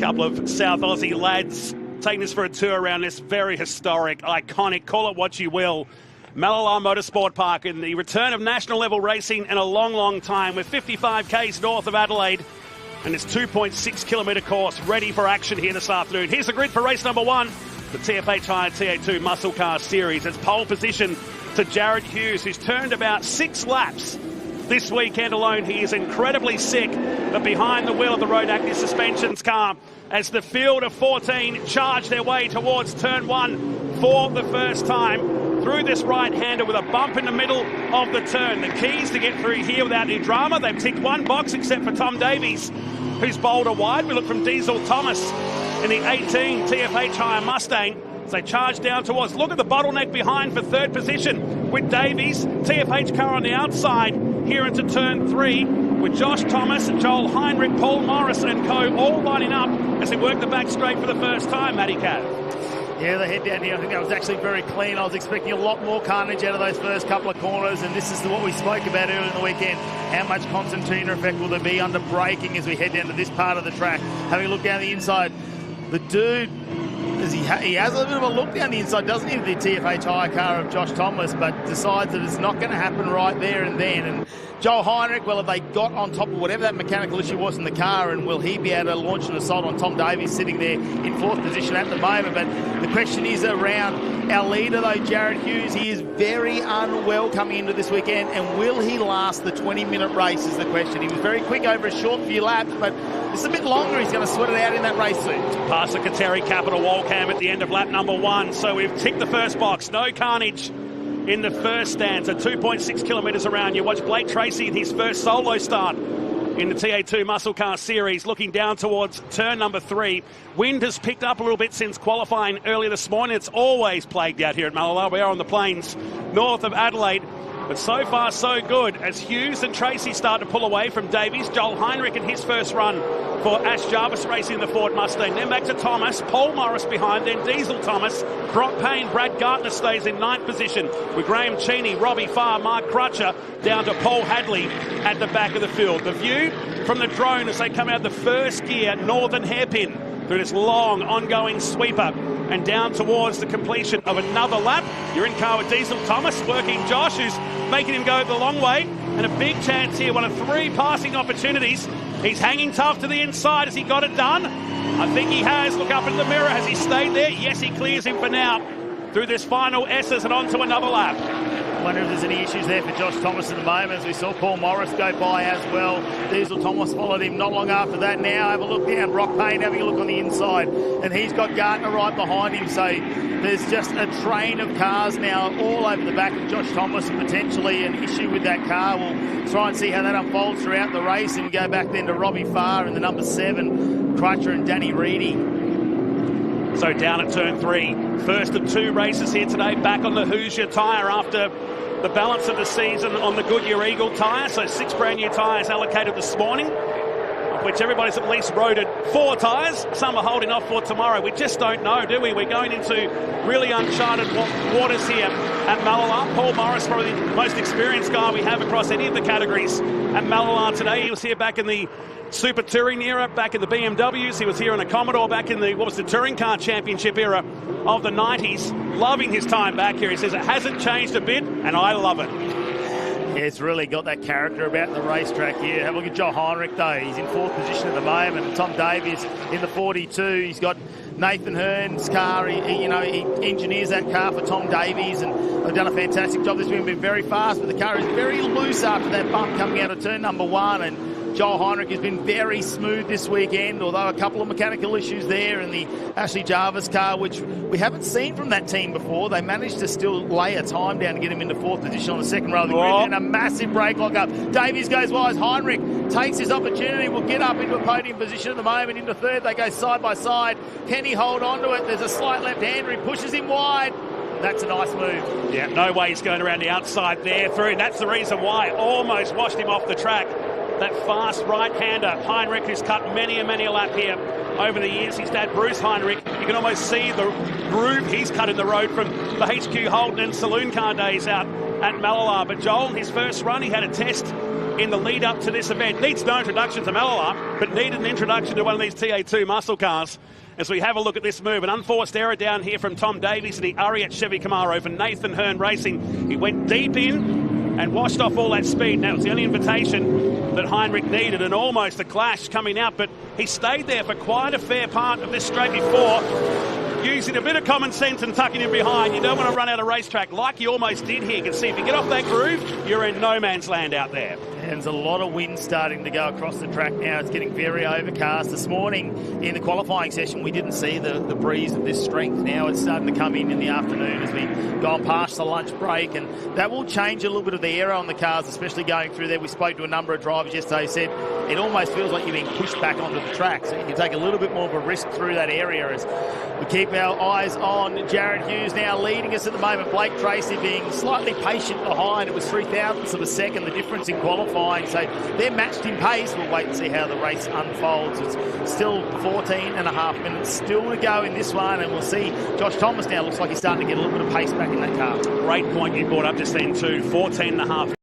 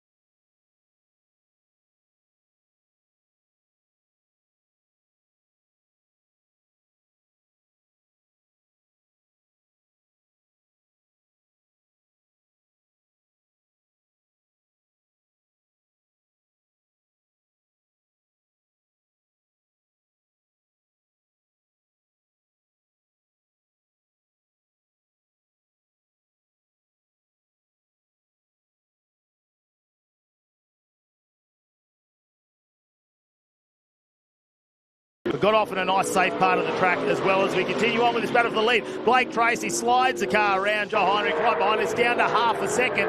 And have a look further back, because now it's only a second between Tom Davies and Paul Morris as well. So we're going to see a great battle for first and a great battle for third. And while they're doing this, they need to think about race 2 later today as well. With 6 tyres for the weekend, there is talk of a fair bit of tyre deg later on. It's quite a stony surface here. There has been some patches done in the lead up to this, but it's quite an old surface compared to, say, the Bend, for example, where it's quite smooth. This is quite a coarse racetrack, so they'll need to think about that with another race still to come. And 6 tyres, but out in front with 7 minutes remaining. It's Tracy from Heinrich. Ash Jarvis Racing have had some great form, particularly that tag team enduro event with Lockie Evanet and James Golding up at Queensland Raceway a couple of weeks back, and now with Joel Heinrich in there.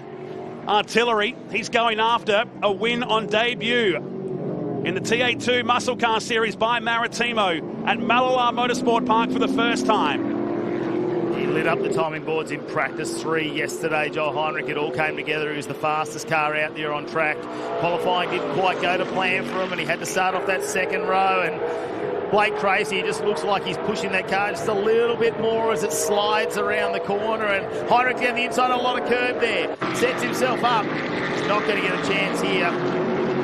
It's okay. He'll reset. He knows this track. Joel Heinrich's probably one of the drivers out there that could do this with a blindfold on. Yeah, but he and Paul Morris, most experienced guys when you think about it. Brad Gartner's only done a handful of races, but that was in an XL on his 18th birthday. He made his debut back in the day. When I say back in the day, it's only 4 years ago for Brad Gartner from Penola here in South Australia. But his teammate leading the charge for Hi-Tec Oils Racing through turn 1. But can he withstand the pressure from Joel Heinrich? It's through this long left-hand hairpin and down past the pit lane at Mallala, with Tom Davies running in 3rd position, just a second clear of Paul Morris. Diesel and Josh Thomas running 5th and 6th. Then it's Brock Payne, Brad Gartner, Josh Webster inside the top 10 with Robbie Farr, Danny Reddy, Mark Crutcher, Paul Hadley, and Hughes and Cheney, the 2 cars out of this event. We believe Graham Cheney's car was also a gearbox issue in the IES Motorsport Chevy Camaro. Leaders on their way up towards turn 6 in this fascinating battle with just over 5 minutes. Whoa! Hard to pull the car up there for Blake Tracy. Is this the invitation for Heinrich? He's got a sniff now.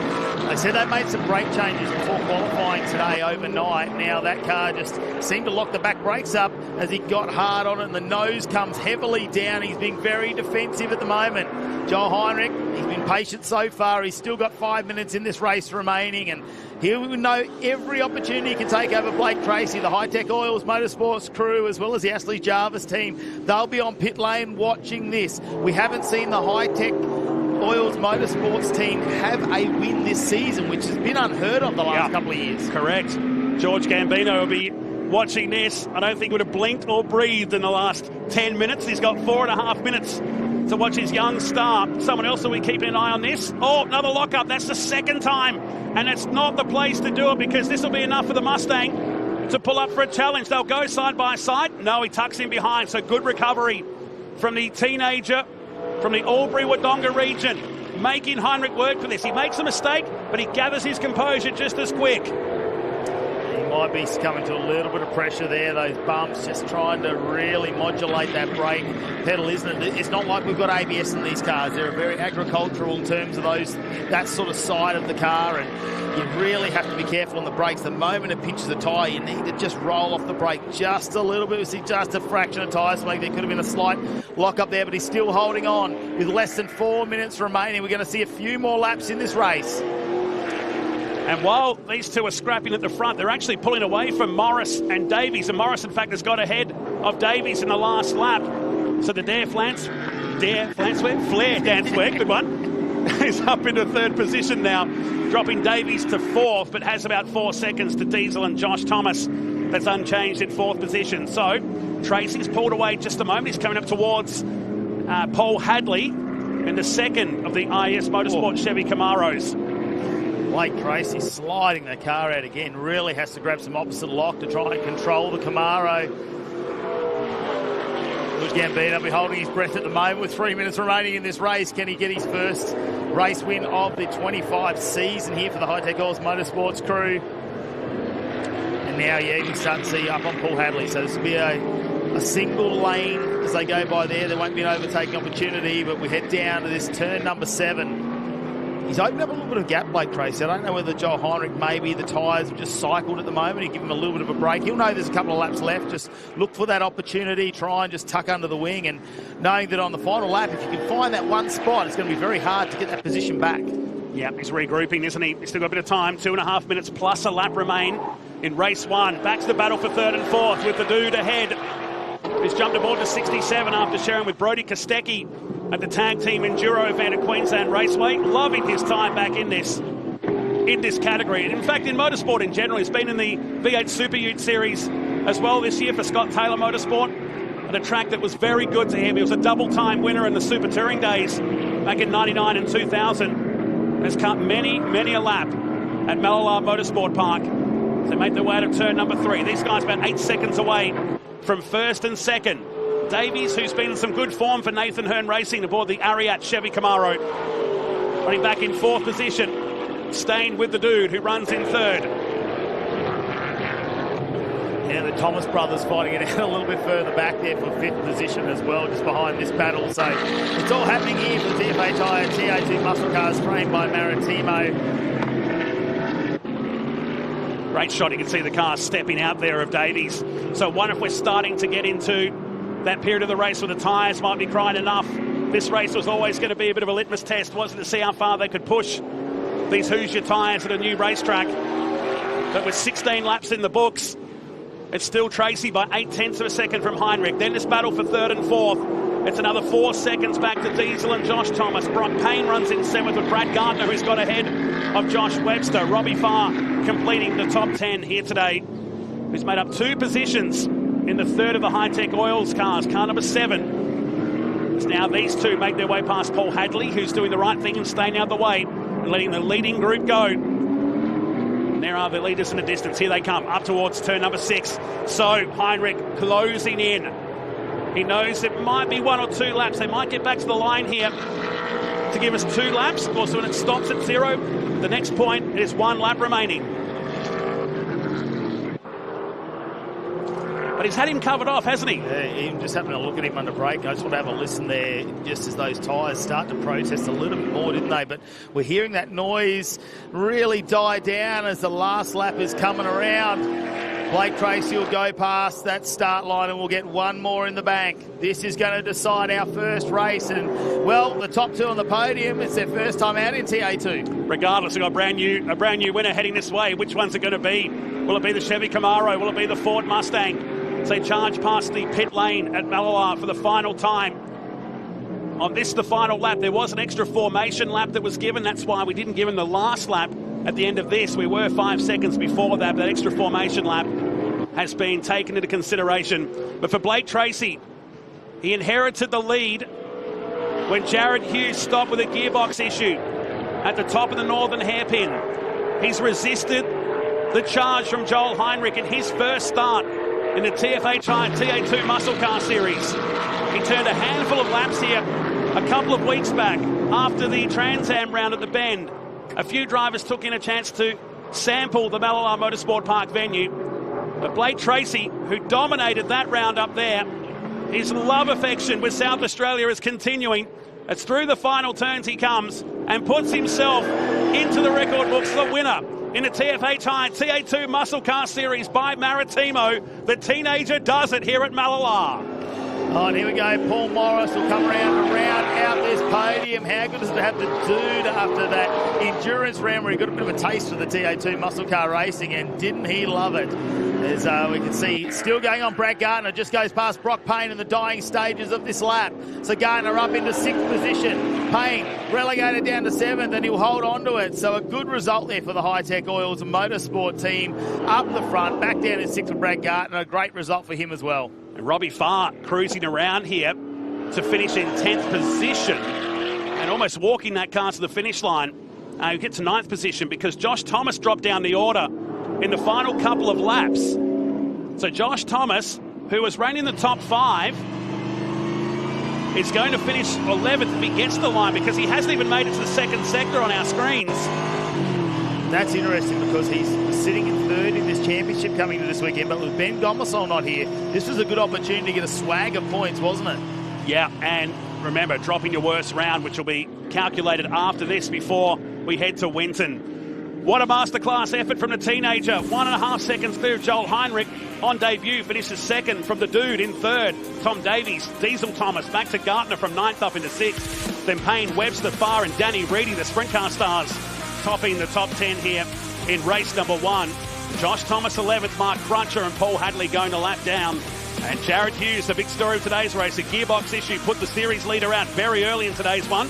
Back on lap 5, and Graham Cheney also with a gearbox drama. He was the second of our DNFs in race 1. TFHI TA2 Muscle Car Series by Maritimo at Mallala for the first time. Man, that sounds good to say that as we check out the Hyundai highlights and the field of 15 taking the rolling start. This very short run down to turn 1. Yeah, Jared Hughes, obviously the pulse that gets the opportunity. He's got about 70 metres where he can start this race. He did a nice job. Blake Tracy didn't push it too hard, but Tom Davies there went in a little deep under brakes, ended up wide and lost a little bit of drive. For some reason, Josh Thomas lost a lot of pace after the first lap of this race, and we saw the dude, and of course his brother Diesel Thomas, stroll through. Yeah, made that move happen down at the turn 9-10 region of the Mallala track. We look at Davies on Heinrich. That was early in the race. This was the gearbox drama that put Graham Cheney out in the IES car. But then moments later, the race leader with a gearbox drama of his own, Jared Hughes, tried to pull the car up, and with the wide spaces at the northern hairpin, decided to park it up next to the wall and watch on. Mark Crutcher going the wrong direction. We didn't see this originally, but how's the reaction? Spins back around, grabs the gear, and off he went to finish in 11th position. But out in front, the teenage star who swept the weekend at the Bend, starts that here in South Australia once again. Blake Tracy, the winner of race 1, TFHI TA2 Muscle Car Series by Maritimo. Great job. As here comes Joel Heinrich to shake his hand. He loves his motorsport. He turned 18 at Sandown. Said, what did you want for your 18th birthday? He goes, I just want to be able to get on Facebook Marketplace. He's been buying up second-hand cars ever since. But right now, he's focused on Victory Lane, which we'll get down to very soon. Our Mallala Motorsport Fire Rescue Team, talking to Jared Hughes, who's just stayed in that car a weekend. I wish he probably thought he'd stay in bed. He's been walking around the pits just trying to get better. It's a severe bug that's gone through quite a few of the competitors on the East Coast in the last week or so. But lucky, with 270 points, he can afford a DNF. Let's go down to Victory Lane. Here's Mel Price. Well, the dude hasn't arrived yet, so P2, Joel Heinrich, talk us through your first ever TA2 race. That was, the start was busier than I thought it would be. They're big cars, small track, you know, it's hard to find a bit of space there. I felt like we stayed out of trouble pretty well and picked off into third, and then I'm not sure what happened to Hughesy. It's a shame he was off down the back there, but no, it was cool. Ran up to the back of Blake, and then the little gremlin we've been chasing all weekend come back with about 5 laps to go. So a bit of a shame we couldn't put on a bit of a show there, but super happy with the second. Big thanks to CR International, Glenn from ACE for making this happen, and Ashley Jarvis for prepping a ripper car. Fantastic first race, terrific effort. Terrific, thank you. Tracy, with your first victory in a TA2 muscle car, you've got the Trans Am event win recently, and now you're on your way to hopefully securing a win here at Mallala. You had to fight for that one. Heinrich was right up close. Yeah, absolutely. It was a shame Jared Hughes did an engine or something. Seen a big puff of orange underneath the car, but yeah, having Heinrich chasing me down there was pretty cool. I was just trying to look after my tyres there for a bit and made a few mistakes. My brake bias need to be a bit more on top of that. So, yeah, it was pretty cool. Hopefully we can put on show this next one. A massive thank you to Lee Stibbs of borrowed his car for the weekend, and George Gambino from Hi-Tec Oils, and all my mechanics, Jack Talty, Matt Boniface, everyone at Wall-Tec for helping me out. It's been great. First race win for Hi-Tec Oils. Go celebrate. Thanks, everyone. Thanks, guys. Nicely done. Blake Tracy picks up the win. They'll be back out this afternoon for race number 2 of TFHI TA2 Muscle Car Series here at the Mallala Masters and the Hi-Tec Oil Super Series. We're squeezed a quick commercial break in. The open wheel stars of Formula Ford are out for race 1. We come back soon.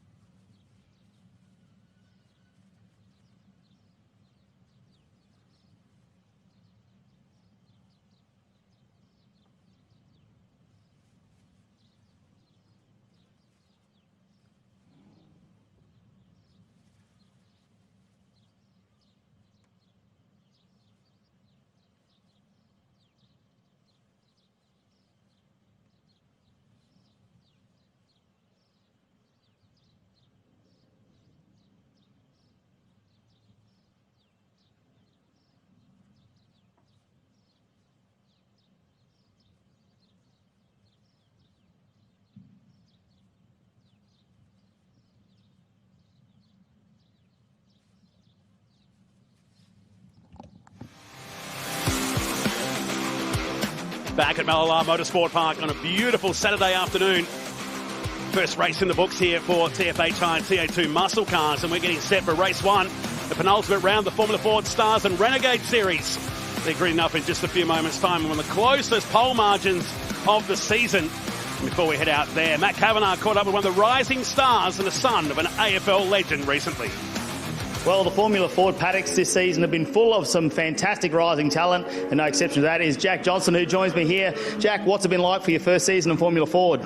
It's been amazing. These cars are an unbelievable beast. They're small, but they hold more power than what anyone thinks they can. The category, the racing, the way everything's been run is just fantastic. Now, you started out in go-karts, you've gone to XLs.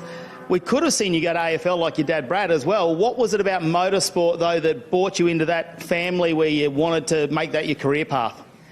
When I was 5 or 6, we went to the Grand Prix with Dad, did this race down the main straight in these little electric Ferraris, and since then just loved it. Loved it ever since. One of the things I suppose a lot of the rising talent talk about is sponsorship, how hard it is to find. Now, you've been lucky to have your dad obviously been a part of AFL and finding sponsors. How has he been instrumental in really helping you to show you that side of trying to find people to get behind you in motorsport? Yeah, well, Dad's media, Dad being in the AFL just helps a lot because obviously got contacts, and then helping me with all the media side of things and selling myself as the best that I can be is no one can teach that. Now, we're here this weekend at Mallala. We haven't seen national racing here for quite a few years. Are you excited to get out on track? Because it's a little bit different to what you've been doing.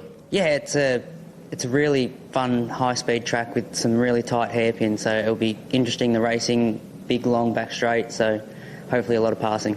Well, good luck this weekend. Thank you. Yeah, he's a star on the rise, isn't he? Jack Johnson, one of the 13 drivers on track here for Formula Ford Stars and Renegades. It's been a track that's turned on some incredible racing for decades here at Mallala. Comes into the series in 8th position, a couple of 6th-place finishes earlier this year for Jack Johnson. But a different pole man as I welcome Dan McCarthy into the commentary box. Lockie Evanet by 0.041 of a second has the pole for race one. Yeah, first time pole sitter. Alongside him will be championship leader Kobe Williams. All of the front runners towards the pointy end. Joe Fawcett, Will Lowing, and beyond that, Jake Rowe as well. Here they come then around the final corner. We're about to get things going in the Formula Ford Stars and Renegade Series. Long hold as they come across the line. I think we're going to go for one more. It was almost a perfect start then. They were right down the grid boxes, but we believe they may have not given the green on that time, but they were well behaved up until that point. So an extra formation lap by the look of it here with Evanet and Williams on the pole. Unlike the days with a standing start, this was something that was introduced at the start of this season for the Formula Ford Stars and Renegade Series. And really, a few more cars would be ideal for this one-make open-wheel category. And we were talking this morning in qualifying, 0.044 of a second, 1 to 2, was 8/10 covering the top 10, and the entire field, 1.3 seconds. What does that promote? A lot of pack racing here. Exactly right, and I spoke to a few drivers after qualifying, quite a few of them going, oh, if I'd have been a 10th faster, I'd have been at least a row further forwards. It was just so tight, as we've come to expect in Formula Ford racing over the decades. Of course, a category that's been around for so many years. I mean, in its early days, the likes of Larry Perkins competed in Australian Formula Ford competition. Of course, he went on to not only win six Bathurst 1000s, but he made a career in Formula One as well, and it's been the breeding ground for so many young talents over the years. And these are the future stars that we are looking at on the screen at the moment. Caleb Bellack there in the Pioneer DJs Formula Ford. He is fresh really out of karts. He's only 15 years old, and he is taking big steps into the world of car racing, and he's really moving through the field. Each round he's getting faster and faster. This track, like we said, a lot of noted open wheel history when you go back to when this track opened back in the 60s. The first Australian Grand Prix held in just the second event here, won by Lex Davison. It was also the birthplace of the Formula Brabham Series, its first race back here in May of 1989, won by Mark McLaughlin. We saw some great names win in open wheelers over the years. Scaife was a winner here on 3 occasions. Paul Stokel, who dominated for the Barana team in the 90s. And you look at Indy 500 champion Will Power, drove a Formula Ford to victory here along with Rick Kelly, Jason Bright, Mark Noske, just to name a few from that era. A smile comes to my face just listening to you read out those. Reminiscing, maybe. Yeah, exactly right. Here we go, though. Final couple of corners. We should get a start this time.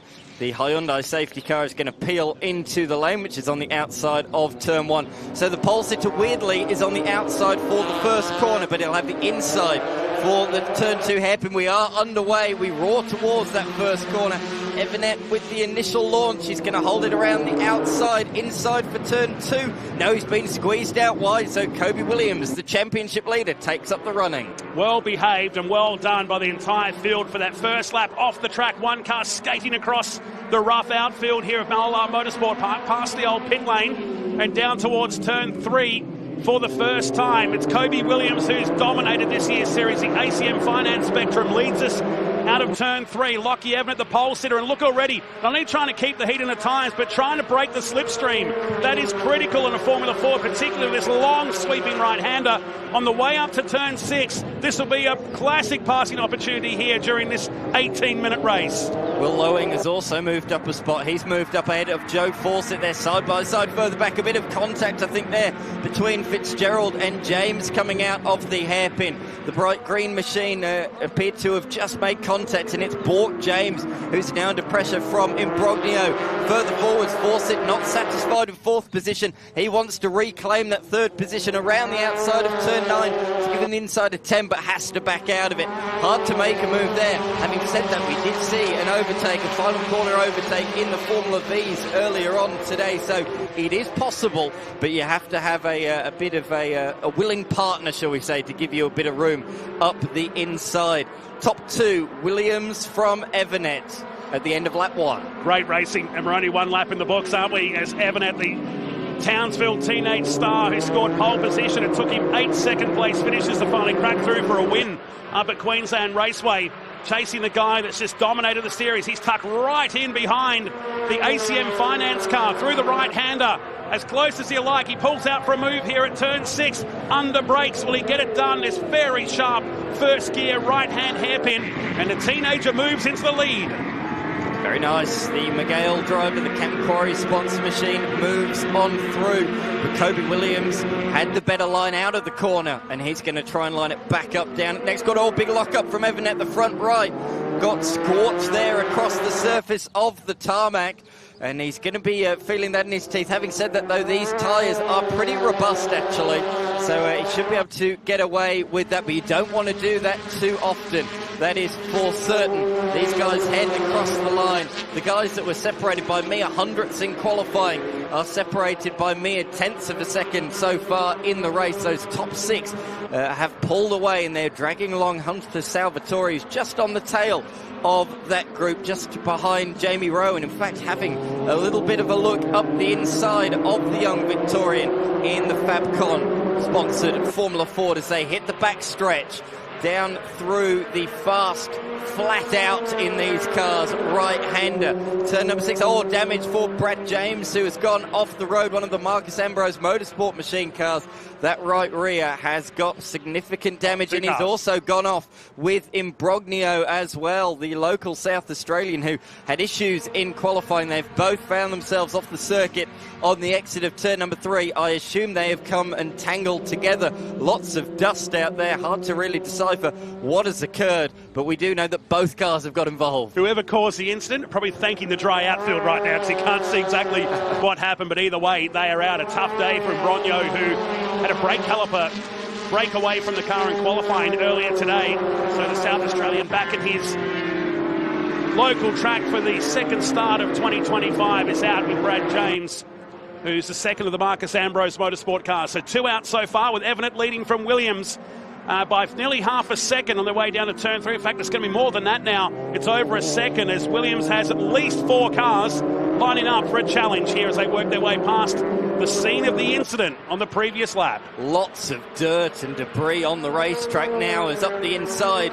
comes Lowing. So he demotes Kobe Williams down a position on the run towards the hairpin, and Joe Fawcett might follow through as well, and he does. So Kobe Williams is going backwards here in the ACM Finance sponsored machine. That is not what the championship leader would have ordered. In fact, I don't know if there's a problem. He's falling back at a vast rate of knots. And so it's not a mistake. This car is actually cruising. He's dropping more and more positions. Does this car have a gearbox issue, perhaps, like we saw in the TA2 race? It's just got no pace. I was commentating last weekend at the Bend when they had a national round, and Kobe Williams suffered a fuel pump issue. Okay. And he plummeted down the field, and eventually the problem got so bad he did pull over, and that was on Sunday. So hopefully not a reoccurring issue, because it was about the same time in the race that occurred. And to start with, it wasn't too bad. He was at least able to be in and amongst the pack, but as the race got on, the problem got worse. So we'll keep an eye on that as he is out there on the race circuit. But out in front, Evernet has pulled a big margin ahead of Will Lowing. It's out to over 2 seconds already. And the bad news is turn 3 is now no passing, with a permanent yellow flag for the Brad James car that's still sitting there. And well done from race control to keep the race alive, but it's also wiped out a chance for passing down there. Certainly not at turn 6. It's been a classic passing opportunity for years and years in Formula Ford and open wheel competition. As Evernet continues to lead, it goes out at 2.3 seconds now from Lowing, Fawcett, back to Rowe, Hunter Salvatore, and Demelweek running in 6th position. The driver born on the Central Coast but now lives in South Australia in the southern suburbs, having a great time at his local track. He runs in 6th. Yeah, doing a really good job. Very new to Formula Ford competition. Only started in the last few months. He's only done a couple of national rounds.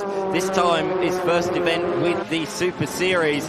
And he is certainly enjoying life in Formula Ford. Fresh out of the 86 Scholarship Series. Like a few drivers in this category that have done that series. And due to the incident at turn 3, we have gone safety car. Well, they gave him enough time. There's not much he could really do down there, facing the wrong direction. But now the call is to slow the field down, and that's bad news if you're Lockie Evernet, because that was 2.5 seconds. There he is. That gap is going to come back to 0. But for everybody else, they're going, yes, please. Make another shot here to take Lockie Evernet. It's amazing how it took so long to get that breakthrough victory. And just like that, he's in a different atmosphere now to what he was leading into that Queensland Raceway round. Hyundai safety car capturing the field. A few of the guys there wanted to race that right up to the safety car, but the yellows are out here at Mallala with Evernet, Lowing, Rowe and Fawcett. Hunter Salvatore in 5th position. So they're now grouping up behind the Hyundai safety car. First one of the afternoon here at the Mallala Masters, the return of national level competition for the first time in many years. It's a big couple of months coming for this venue to celebrate the homecoming, which will be here in November, a twilight event featuring the Trico Trans Am Series. So South Australian fans, the week before the Adelaide Grand Final, you want to come out here and check this out. It is an iconic track. It's even better under lights. Yeah, absolutely it is. I called an event here early on in the year, 40 degrees in February it was, under lights though. It was absolutely fantastic, gorgeous weather as the State Series got underway here in South Australia, and as you say, it looks absolutely spectacular under lights. Not like some of the venues we've got around the country, like Sydney Motorsport Park, that are very nicely illuminated. It is certain parts of the track are still pretty dark, and it will certainly... Intimate, we'd call it, wouldn't we? Exactly right. Brad James looks like he's going on the back of the tilt tray, but notably Imbrogno has made it back around, and he's going to catch up to the tail of this group without going down a lap. So that's a good reset for him. He'll join the back of the queue, not going down a lap. You may have tuned into the live stream and seen qualifying earlier on. He had a spectacular off down at this very corner. The reason for that, you speculated it might be brakes. It was a brake rotor that shattered, and that was the reason for the off. Of course, Mallala very hard on brakes, hard acceleration zone into heavy braking zones around this circuit. It is a hard circuit on brakes, hard on the gearbox as well. You're constantly going through the H pattern in these Formula Ford machines. So yeah, it's a tricky track, this one. Hard on suspension with the bumps, hard on the gearbox, hard on the brakes. It can be a bit of a car cruncher sometimes. And witnessed that during qualifying earlier today as the recovery crew drag away the second of the Marcus Ambrose Motorsport cars. There's Tabitha Ambrose in the Pertec Repco-sponsored car for this weekend. Damaged at the Imbrogno car at the back of the field there, so he'll nurse that for the balance of this race with just over 8.5 minutes remaining plus 1 lap. So for Evernet, 2.5 seconds gone. Back to 0 with the Hyundai safety car just tightening this field up here this afternoon. They'll feature again for another race this afternoon, leading into the TFH Hire TA2 Muscle Car Series as they make their way to turn 6. Let's go to pit lane. Here's Mel Price. So down here with Glenn from the number 5 car, Giuseppe, you were standing there with the race tape. We thought he was going to come into the pits. What's happened? He's decided to stay out and just finish the race as it is.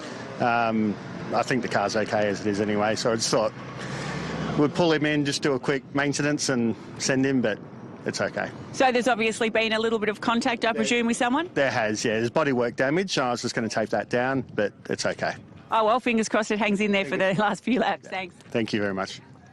Here with Adam, and we're at the prime viewing spot for Mallala Motorsport Pike. Adam, you're the race engineer for Kobe Williams. There's a couple of problems here. A, comms are down. You're using hand signals and head shakes to work things out. Any ideas what's going on? We're seeing a march down to the back of the pack. Yeah, I'm not 100% sure. We had some fuel issues in the last race last weekend, so I'm not sure if the electrical gremlins have come back to get us, but we'll find out when it comes in, I suppose.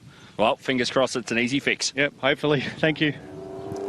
Looks like we are set to go green, and we do. So 7 minutes left in the books as we go back racing. Restart in race number 1 of the Formula Ford Super Series. There's the damage on the Imbrogno car.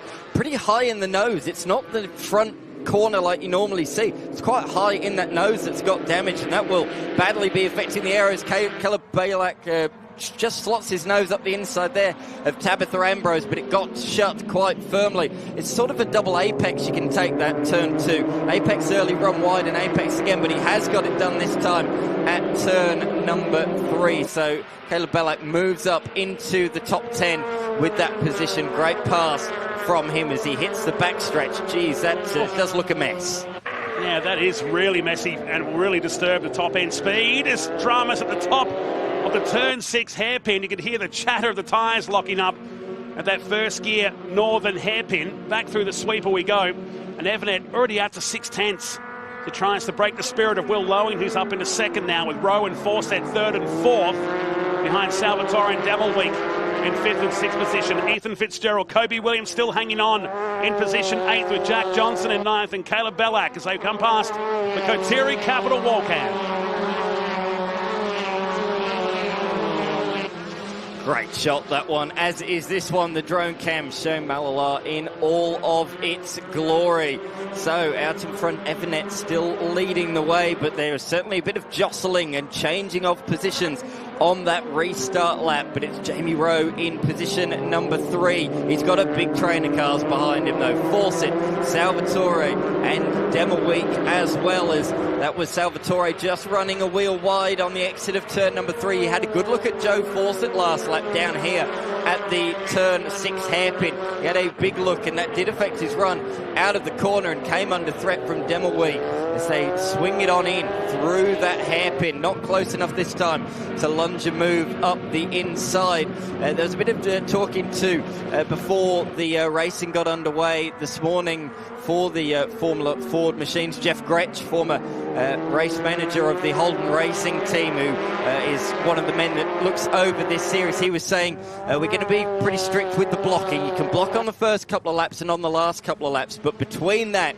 there is no defensive moves to be made. So they're all adhering to that rule at the moment. Talking about a man with decades of experience in motorsport. He was feeling quite nostalgic earlier today as dramas here on the exit of turn 2. And cost the position there for the Fabcon entry. So drops back at least 1 position. It might be 2 on the way down to turn number 3, with that site now being opened up for passing after that safety car period. So 2 positions. He's fighting to hang on here.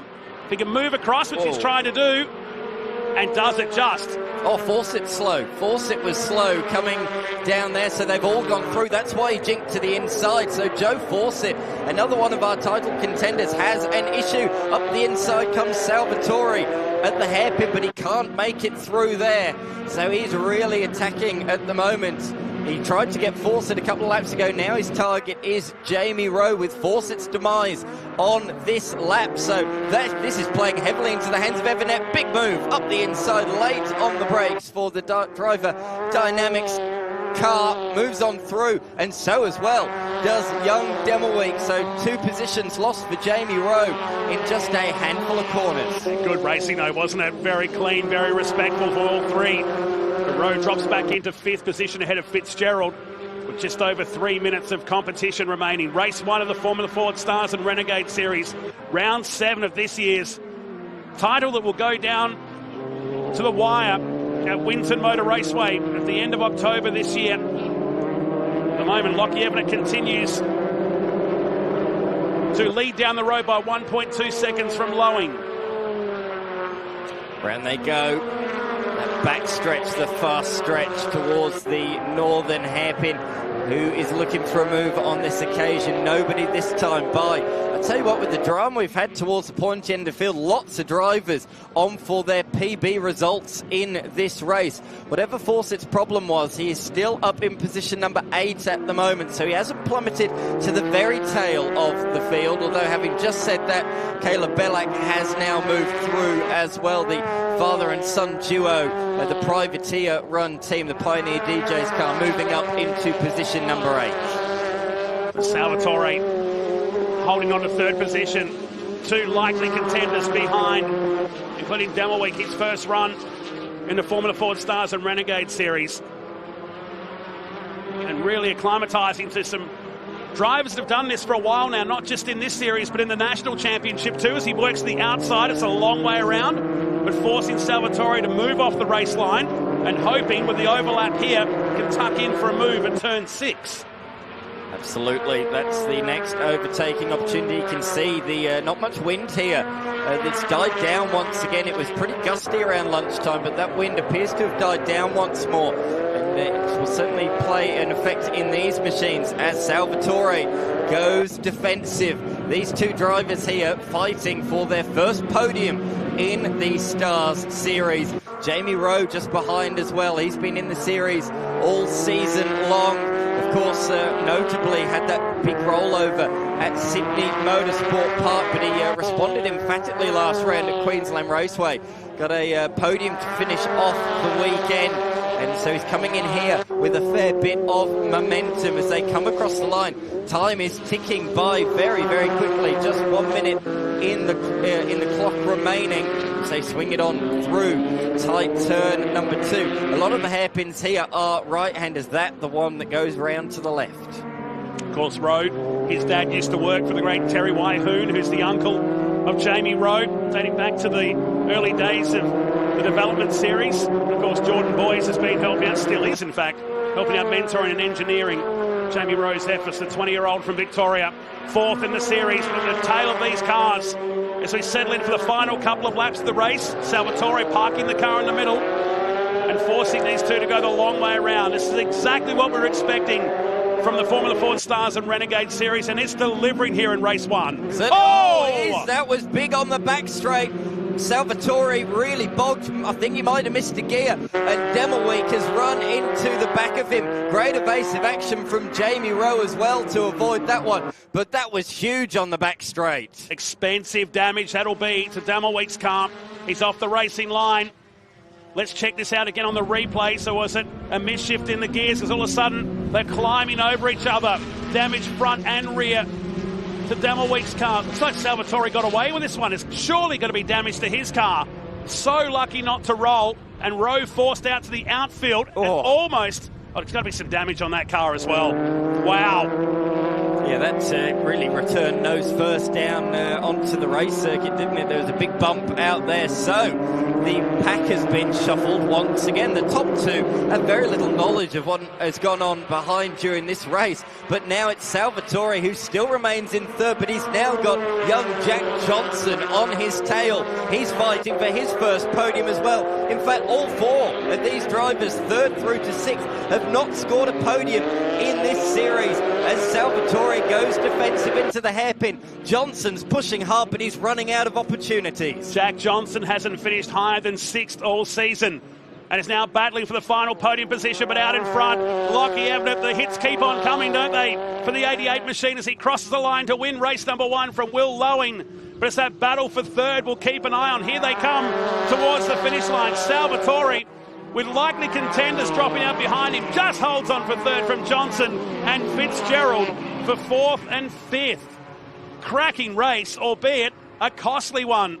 Late in the stages, but nobody touching this guy. All the way from Townsville, took 8 races to break through for a victory, and now the W's are flowing for the Cam Quarries entry. All the way from the top of Australia to victory lane here at Mallala Motorsport Park. Give it to Lockie Evanet in race 1 today. So many PB results. Caleb Bellack as well getting a PB result in 6th. Importantly for the championship, both Kobe Williams and Joe Fawcett did cross the line, albeit buried down the field. It'll make it 6 points between Evanet and Fawcett going into this afternoon's one. Evanet by 1.5 seconds from Lowe in Salvatore, Johnson and Fitzgerald home for the top 5 today. Beyond that, Bellack came home in 6th. Jamie Rowe, that huge off-track excursion, did manage to pick up the pieces and finish in 7th ahead of Tabitha Ambrose. Kobe Williams did cross the line in 9th ahead of the number 5 of Imbrogno. Had that spin early on in the race after contact with Brad James. And then on the final page, our final finisher, Joe Fawcett. Demelweek, very unlucky, wrong place, wrong time. Got severe damage on that. It's going to be a tough repair for that team before race number 2 this afternoon. It had a bit of everything, didn't it? Drama at the start, drama towards the end. But Lockie Evanet powered away to 1.5 seconds and the fastest lap of the race. Here are the race highlights. Race 1 in round 7 of the Formula Ford Stars at Renegade Series. Beautifully executed here. They followed the grid boxes right up to the control line, and a charge was on to turn number 1 between the pole man and Kobe Williams. They went side by side into turn 1. Williams got the elbows out and got the track position by the time they got to turn number 2. So Evanet very briefly was forced to defend from behind, but look at that, Salvatore, let's not forget he finished 3rd. He was off the track on the exit of turn number 2. This is the early move for the lead. The Miguel chassis sliding literally up the inside. The Cam Quarries driver of Lockie Evanet taking a lead he would never relinquish. This was Brad James and Imbrogno coming together down here at turn 3. Imbrogno drove away but nursed a fair bit of damage to his number 5. High flow entry, but for Brad James, he sat there for several laps because they finally towed him away. And up in front, this was Will Lowing moving up into 2nd place as Kobe Williams started to fall down the order, but at least got a result in 9th position today. Couldn't take their eyes off this battle, though. No, this was a cracking battle for 3rd position. So many cars were involved. This, though, was a big talking point. Looked like Salvatore missed the gear. Demelweek rode up the rear, damaging both the front and the rear end of the machine. But out in front, Lockie Evanet pulled away from Lowing and took the victory in the end by a margin of 1.5 seconds. But well done to Will Lowing, P2, his best of the season. It lived up to the hype. We've been talking about this one for a few weeks, and it delivered in race 1 of round 7 of the Formula Ford Stars and Renegade Series. They'll be back out for the 2nd one this afternoon. We rinse and repeat for tomorrow with another qualifying session and 2 more races in what will be round 8 of the 2025 series. 2 great races so far, J-Mac, on what's turned out to be a really great afternoon here in Mallala. Hunter Salvatore, your first podium for the series. Congratulations. You've been building up to this all season. It's been a tough run, but this is a great result. Yeah, thanks so much. Very hard race. My 3rd gear blew up on the, I think, 3rd last lap, so I was running around with no 3rd gear. And unfortunately for Isaac, he was right behind me and got launched. But yeah, best result so far and really happy, so yeah. Take it back to the pits, go get it turned around, and let's see it again. Absolutely, let's do it. Thank you. And P2, Will Lowing, you managed to stay out of trouble. There was plenty of action on behind you, but you had a clean run there. Yeah, I had a good run. I got a decent start, and then I think Kobe got a bit unlucky. Had a mechanical issue and got past, and yeah, it was a good race. And just a little bit of a gap there. What can you do in the next one? Yeah, I got some ideas, so I'll go back, have a look at the data and see what we can do. Great stuff. Well done. Cool. Thank you. A fantastic points haul and a great win. Lachlan Evanet, mate, the hits just keep on coming was the word from the commentary box. Yeah, it was good race. It wasn't much out in front, so yeah, just try to save the tyres. We've got four more races, 25 minutes, pretty long in a Formula Ford, so just trying to keep the tyres in a good condition and not torture them in the braking zones here. So yeah, just try to control it as much as I could and yeah, save the car for the rest of the weekend, I think. What are some of the unique challenges about Mallala that poses to the Formula Ford category? Yeah, it's a lot of just shifting. I think downshifting, these short braking zones, it's really easy to get in compression lock. It's easy to torture right front. and in practice, I think my tyres were 50-cent pieces after that. So, yeah, it's just very technical. It's almost like Winton, and it's just hard to piece the entire lap together. So it's good for racing, and hopefully, yeah, it'll keep on continuing through the weekend. Looking forward to it. Thank you. No, thank you very much. Absolute star in the making. Lockie Evident has been doing double duties in the TFA Giant TA2 muscle cars as well. They'll be back out later today. Another victory, second one in succession. They'll be back later today as part of this Mallala Masters coverage. We're going to a commercial break. When we come back, the Innovation Race Cars out for race 2 of the weekend. You're watching the Hi-Tec Oil Super Series here from South Australia.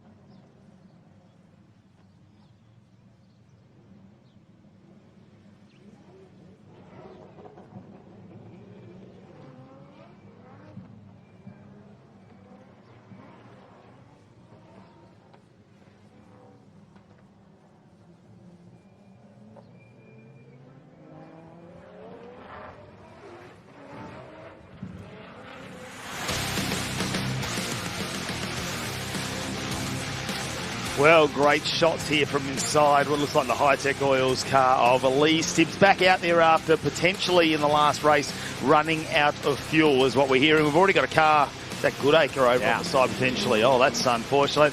We're going to head down to where all the action is very quickly with Mel Price. So it has been a great day for the Hi-Tec Oils cars so far. And Brad Gartner, you've made a few spots up in race 1 already? Yeah, up 3 spots already. So up on row 3 now for the next one at 4 o'clock this afternoon. So we're pretty happy. The team's happy. There's a few little issues with the car, but no, overall very happy. It's cool for George and Hi-Tec Oils to have 4 cars total here this weekend.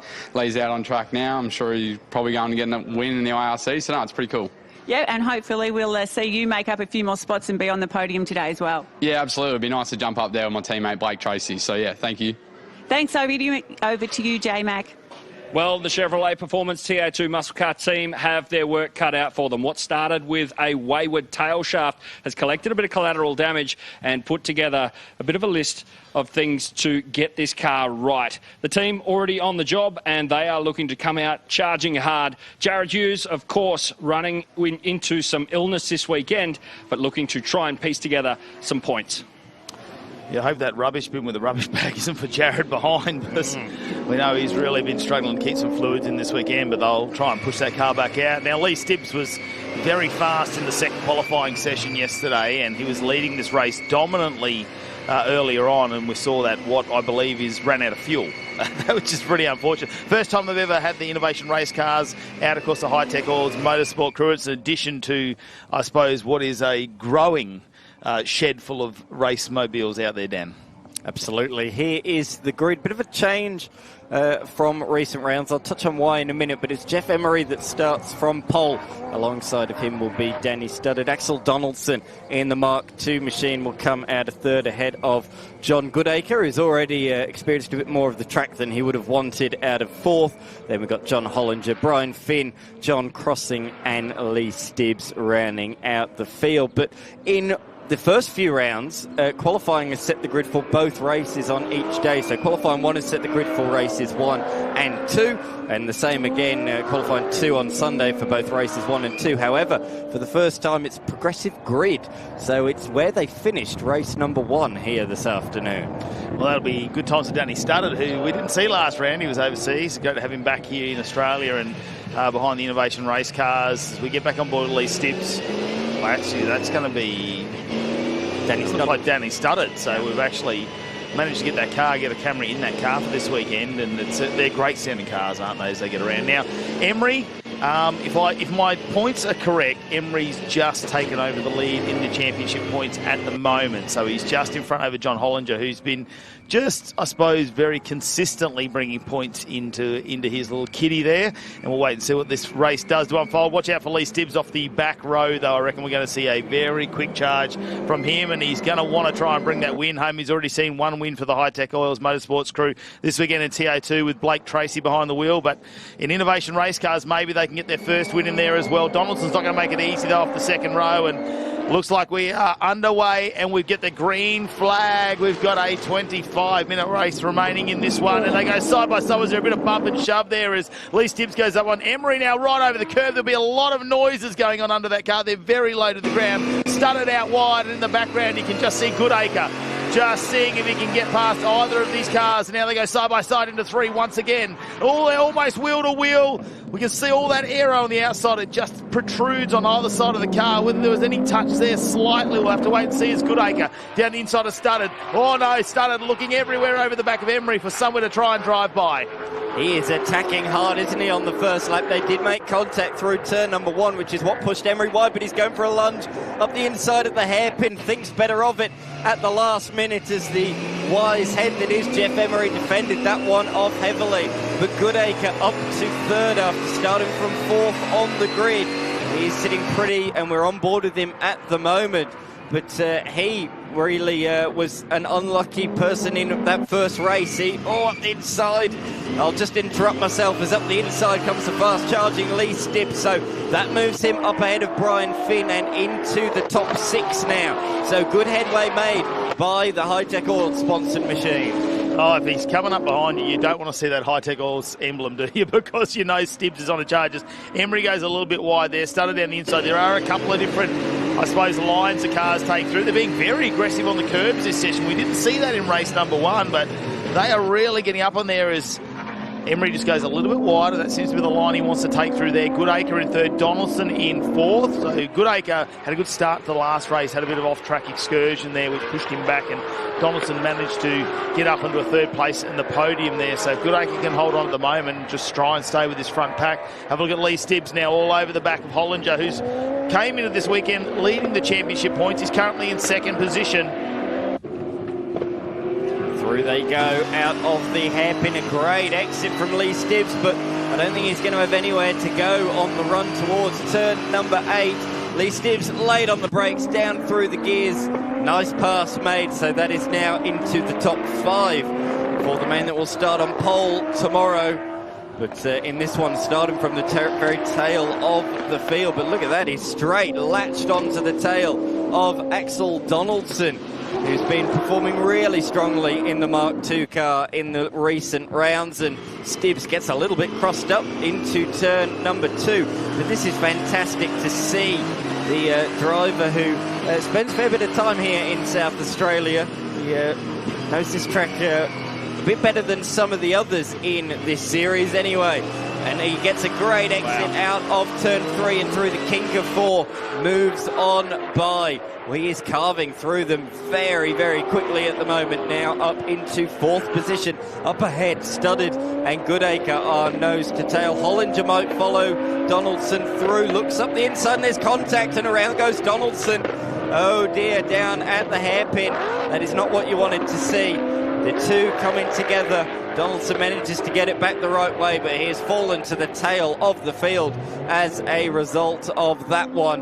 And in fact, Holland just lost out as well on the exit of the corner. Brian Finn has moved on by, so Finn takes 2 places without really doing anything. It was a gentle little nudge, wasn't it? It was like a very gentle little push, but there was something hanging off the exhaust of Donaldson, and I noticed some holes appearing in the aero there for John Hollinger on the front left. You can just see it hanging out and flapping around in front of the rear wheel, so that potentially could bring him in, depending on what happens with that slight bit of damage. Could be just a melting from the exhaust on the aero. So we'll wait and unfold. That'll unfold throughout the race. Here's a replay of how exactly it just happened. Hollinger down the inside following Lee Stibbs.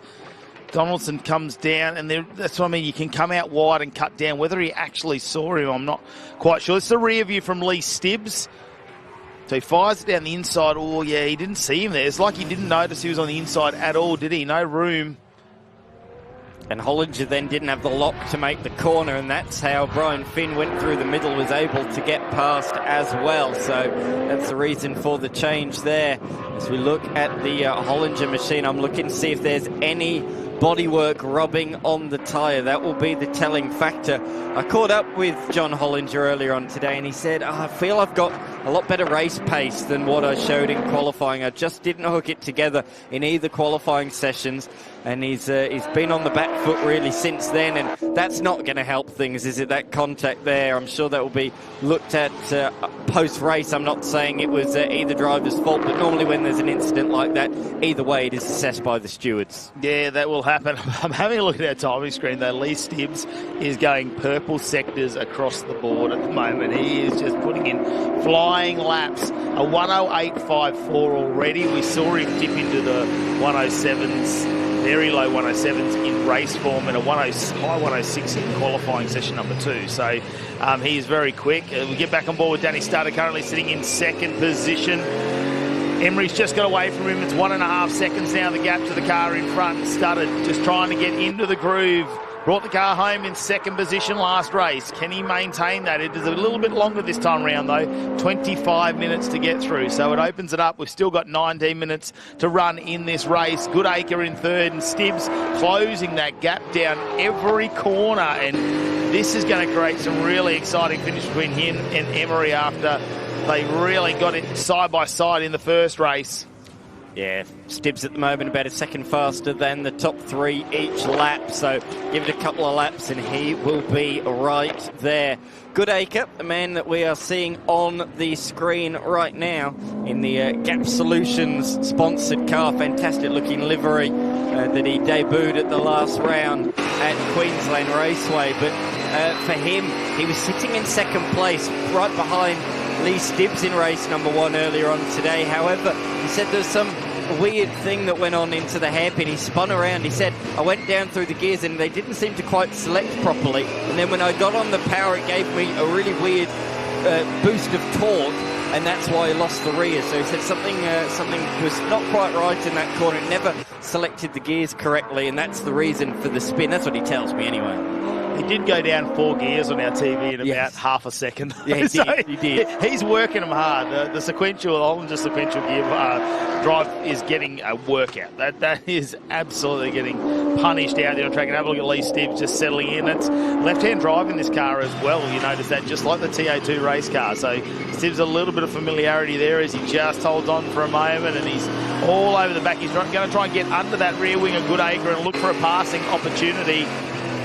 They've really impressed me here at Mallala as well on the short circuit. It gives them a chance. It's not the big, long straights where the aero comes into effect, but the ABS and the traction control, like you were saying before, they've had to dial that right back because of the bumps. So, you know, they're starting to really having to drive these cars around Mallala. Certainly are. And he's got Stibbs behind him. Of course, I was saying these two were 1 and 2 in race number 1 earlier. Stibbs, he was running so strongly. He had a huge lead to those behind. However, fuel was the reason for his retirement. He simply didn't put enough in the first race for the team. The Hi-Tec All-Run team, they just didn't put enough fuel in for that first race. That's a mistake you make once and never do again. Yeah.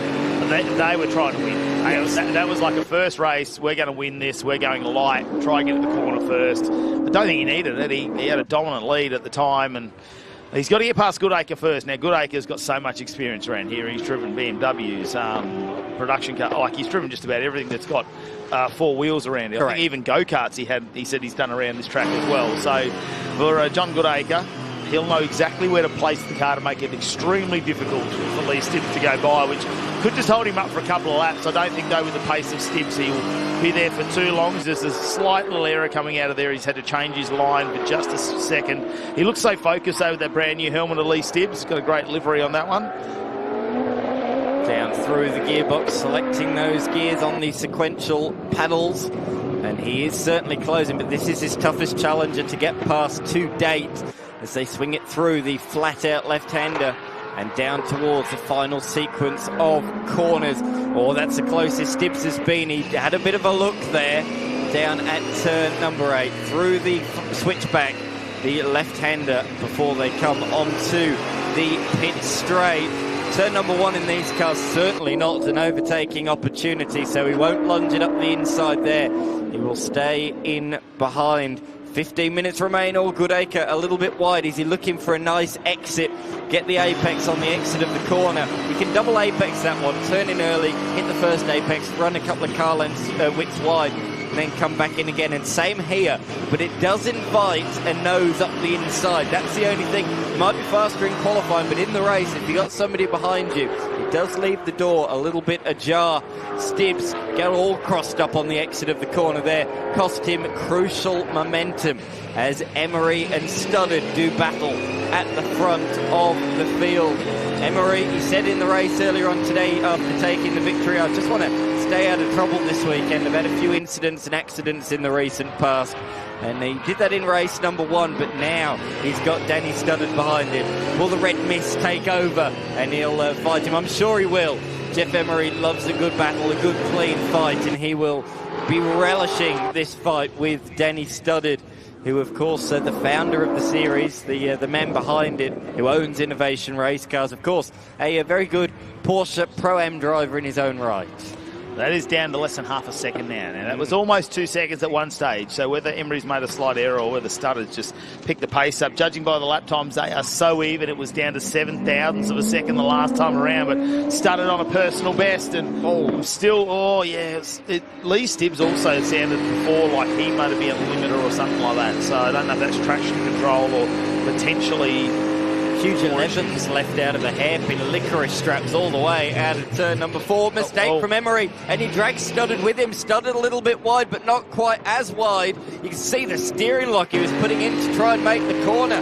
So both of them out manoeuvring each other there, and both going in a bit deep. This time Emery defends into the final sequence. Studdard in deep, running wide. Just about managed to miss the rear corner of Jeff Emery, but this battle is very much intensifying. You can't put the car out there either. There is some loose, it's starting to rubber up on the outside there. You get all the loose rubber, and it's very, very slippery. You can see the ABS working overtime there to pull that car up.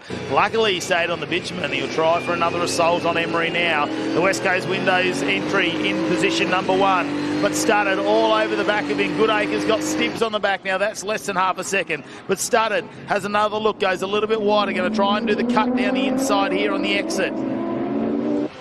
Trying to get a nice drive as they go around this back section. And in the qualifying session, when we had a look at an onboard lap, it almost looks like you just roll off the throttle for a second. Now I think they're right into it.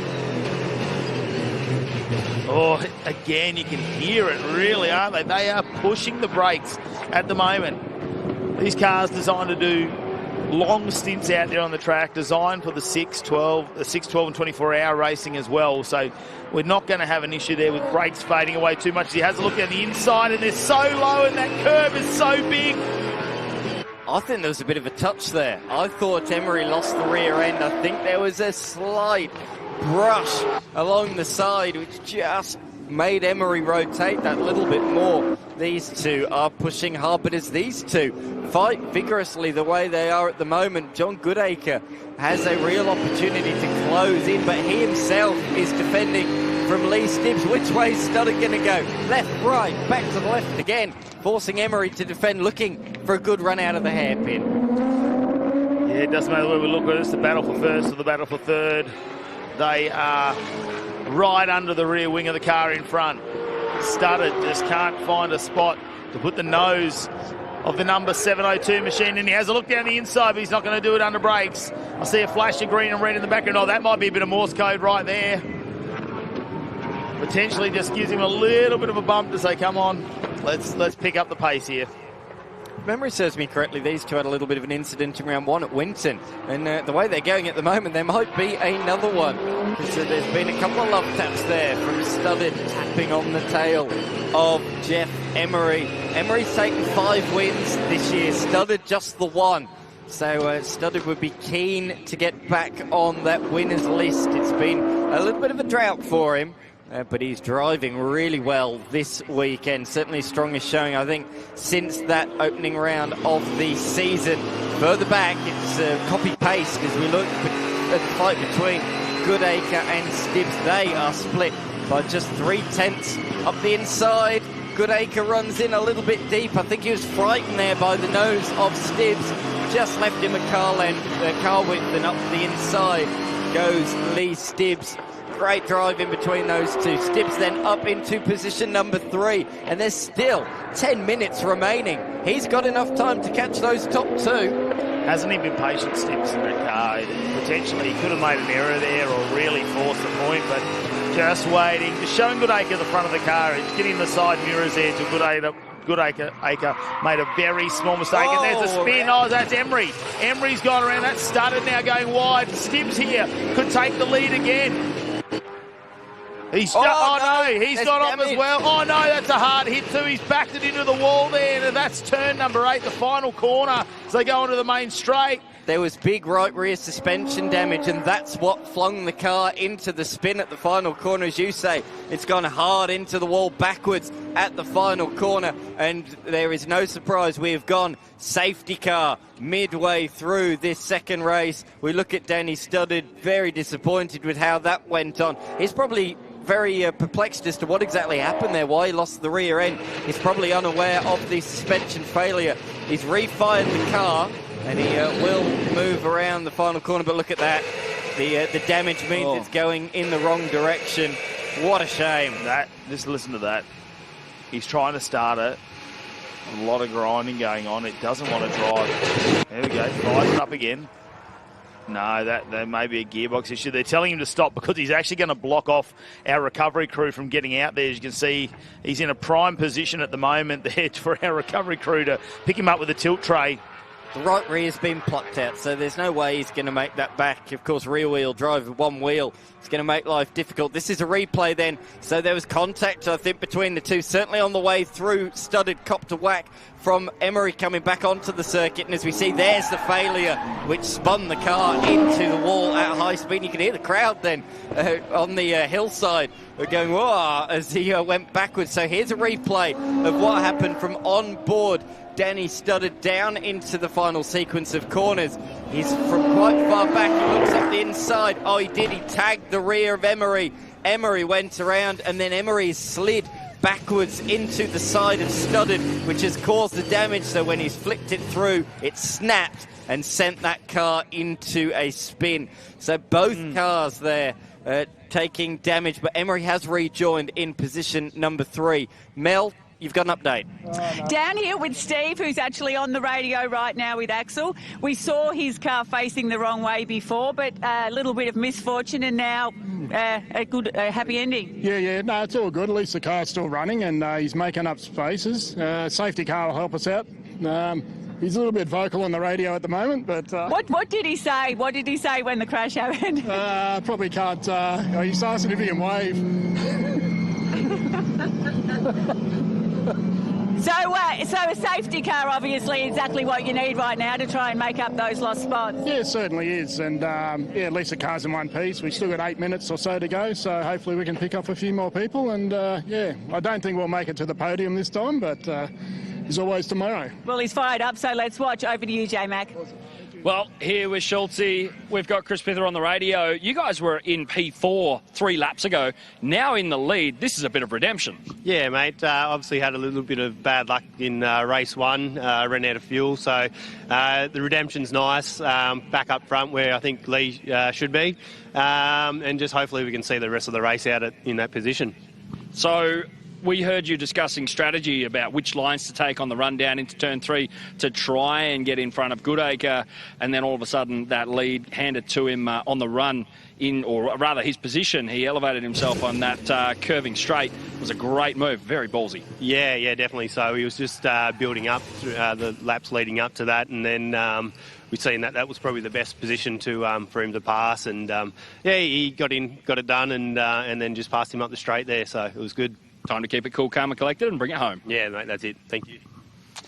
Yeah, time for Schultz to get the calculator out. Keep counting those litres they stick in the car. I don't think they would have gone light on fuel load this time for Lee Stibbs as he gets around. But, yeah, it's kind of redemption, isn't it? At the moment, though, the safety car is eating away at their track time. It's under 6 minutes remaining. Hopefully, being so close to that recovery, that tilt tray will be able to get off track very, very quickly with Danny Studdard's car. That's unfortunate. Emery's the loser out of this one at the moment because he got pushed around there and it's pushed him down into 3rd position now.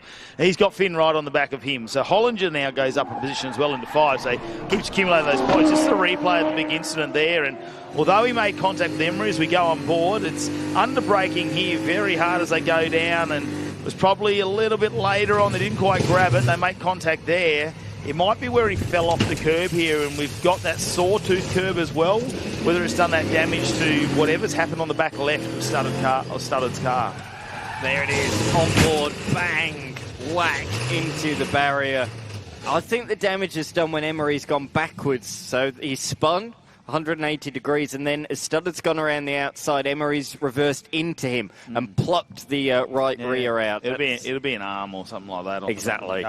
Something very repairable, which is lucky because the IRC guys, much like the TO2 muscle cars, have a truck out the back with a lot of spares for these cars, and across all the innovation race cars, basically underneath, you've got the same blueprint. Yeah. So we're not going to see different arms on the rear or different diffs and transaxles and things like that. It's really just a unique body shape between them. There's several body shapes to choose from, and that's really the only difference between all the innovation race cars. And then obviously we've got the Mark II cars, which are the Mustangs, and the Mark I cars, which we do have one out there this weekend, which is great to see. And it's great to have John Crossan joining us once again. But of course, that's just, I suppose, the evolution of those cars into the innovation race car model that we see right now. Great to be on the back of the Hyundai safety car as well, as we try and get this back underway with 4 minutes remaining in this race. Lee Stibbs now in a good position there. He has been the fastest car on track so far throughout this race. Unfortunate for him to have that fuel go missing in the last race and not quite make it to the finish line. So bit of redemption for him, and maybe it could be a second race win for the Hi-Tec Oils Motorsports crew this weekend. This is on board with Lee Stibbs, and he would have been thought he was given a gift at this point when he went around, and probably lucky he just backed off for a second there and gave him a little bit of room, because he didn't have to do much in the end. No, absolutely not. With Emery, he had to wait for Stibbs to go through before he could rejoin, and also Goodacre directly behind. But there he is in position number 3 for Jeff Emery. So he's got away with that quite lightly, considering the collision down there at the hairpin. Mel, you're down there with George Gambino, I believe. I sure am. George from Hi-Tec Oils. It's been a good day for the Hi-Tec Oils team and a great debut in IRC. Yeah, look, it's a great thing that's happened out there. Obviously, Lee's done really well. He had a bit of bad luck in the first race, running out of fuel, which is a schoolboy error, but he's out there and he's done a great job. He's running up first.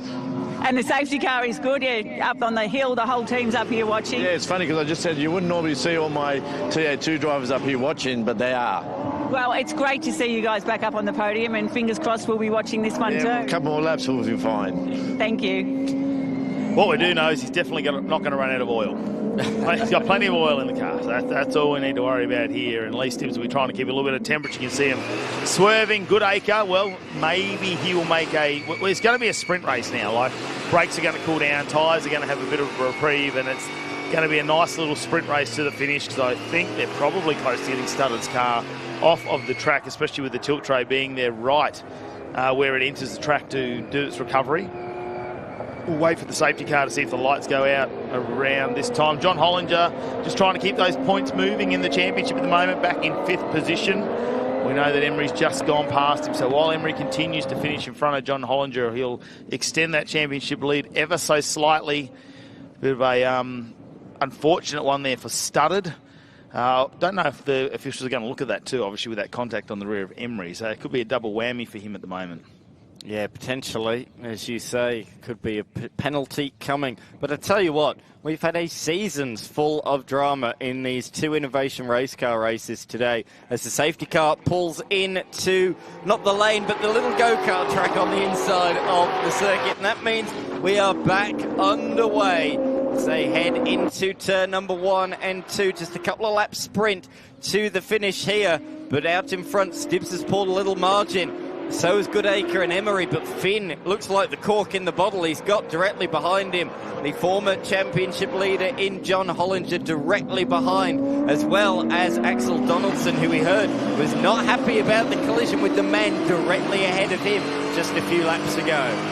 A few choice words that we couldn't repeat on television. Is that sort of the words we got out of his victory? Oh, well, sometimes that happens in racing as well. I'm sure he'll be very animated when they get off the track a little bit later. He has a look down the inside. Donaldson on Finn. Oh, on Hollinger was it actually? Yes, it was. Oh, was Hollinger sideways out of there? Could there potentially have been a little bit of payback, a little bit of pre-contact, a bit of post-contact going on there? Maybe. Can Lee Stibbs hold on to this one? It looks like it could be a green-white checker as we go around there to complete the first lap after the safety car. Have a look at the onboards though for Lee Stibbs on the top of your screen. They're leading this one out and opening up a gap already, 1.5 seconds as the white flag comes out. It'll be the final lap of the race. Lee Stibbs right from the back of the field up to the penthouse. Can he hold on to it? Emery now on the back of Goodacre. He's got 8 corners left to see if he can make an impression and get up into 2nd position and try and regroup from that unfortunate incident there with Danny Studdard. Goodacre, he's had a moment just to collect the nerves now after that little mistake he made with Lee Stibbs behind him after a lot of pressure that Stibbs put on him. Just having a look at where he could take the overtaking manoeuvres. So I think Goodacre's done a fantastic job, but now you've had those few laps. You've had a deep breath, time to cool down and just think about how you're going to finish this race off. The final few corners now, Lee Stibbs. Have a look at our top left. That's the view from out the front of his car. There's no one holding him back. Everyone's bunched up once again. Stibbs leading, Goodacre 2nd, Emery in 3rd, followed by Finn, Hollinger, Donaldson crossing. Studdard, unfortunately, will not finish this race. Lee Stibbs through the final corner. The Hi-Tec Oils crew, the TA2 drivers are cheering him on from the hill.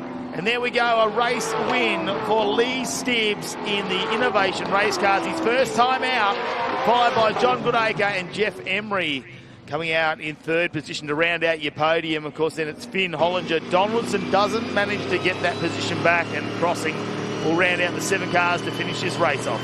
Not just a win, but let's not forget a win from the back of the field as well. He carved through them early on, and then while those 2 came to blows, he went on to take the victory by 2.2 seconds. Goodacre in position number 2. Bit of redemption for him as well there after he lost 2nd in the race earlier on today. Emery finished 3rd. He'll be a bit frustrated with what happened down there at the final sequence of corners. Brian Finn equals his best finish of the season in 4th. He beats home former series leader John Hollinger, Axel Donaldson, John Crossing, and of course the notable non-finisher Danny Studdard with that incident at the final corner, hitting the wall backwards and suffering a lot of rear right damage. Yeah, that's an unfortunate incident for them, and I know they'll be able to get out and repair that car for the racing tomorrow. Of course, they've already done their qualifying session yesterday. They got both the qualifying sessions done for that one for the Innovation Race Cars, but have a look at how beautiful South Australia is this time of year. Let's have a look at some of the race highlights, though. Race number 2 for the Innovation Race Cars, and no surprise when we said Lee Stibbs, who was very fast in race number 1, would try and make up a position or two on the start, but Studdard and Emery really were exciting to watch through those first couple of corners, weren't they? No one wanted to give in. There was a bump and grind straight there where he shot Emery off to the inside line. Studdard stayed around the outside, and Emery, well, he grinded that inside ripple strip there, and potentially could have caused some damage to the car, especially with how low they are. Goodacre managed to file in behind, but then it was between Donaldson and John Hollinger. Into the hairpin, this was another talking point. Hollinger getting into the side of Donaldson. Donaldson not happy about that one at all, but out in front, the race was on. It was electric between Emery and Studdard. Studdard was looking everywhere to try and make a move, but in the end, he locked up, he hit the back of Emery and then got hit right there. And that damage saw him spin off. There it goes, snap in the right rear and sends him backwards into the tyre wall. He's pretty keen to get that car started again as well, Danny Studdard. He obviously didn't feel the back of the car move around. Maybe he just thought it was loose with a lot of dirt on it. Lee Stibbs managed to get the lead then after the safety car, where he had to follow that around. I thought, well, I'm back here. Don't run out of fuel this time. But he managed to bring that home and get himself his first Innovation Race Car win for Lee Stibbs in the number 5 machine. The South Aussie getting the win back here at home. Goodacre, the other South Aussie too, who's in here at the championship. So a 1-2 from the South Aussies. There'll be a bit of talking down there in the pits, I'm sure about that. And have a look at the view of the pits here with so many races joining us for round number 5 of the Hi-Tec Oils Super Series. And great to have the Innovation Race Car drivers here. Have a look at that. Blake Tracy coming down to congratulate Lee Stibbs, who has lent him his TA2 car for this weekend. Yeah. So, you know, why not have the whole crew down there to enjoy this moment? It was great to catch up with George Gambino from Hi-Tec Oils as well, and his grandson pit crewing here this weekend. So it's a real family affair there as they all get behind it and really enjoying their time as part of the Hi-Tec Oils Super Series. We'll give them a chance to get their helmets off. Emery, well, he's probably got a few words to say as well, unfortunately. He was blocking there, Danny Studdard, and it was an unfortunate moment. Let's find out about what's going on down there, though, in Victory Lane with Jared. From the outhouse to Victory Lane, congratulations, Lee Stibb. It was a race late, but still coming home with the win for Hi-Tec Oils. Yeah, no, real happy to come away with the win. You know, appreciative of the opportunity from George and the boys at Hi-Tec. So lucky, obviously, thank God Blake's not 30 yet. So.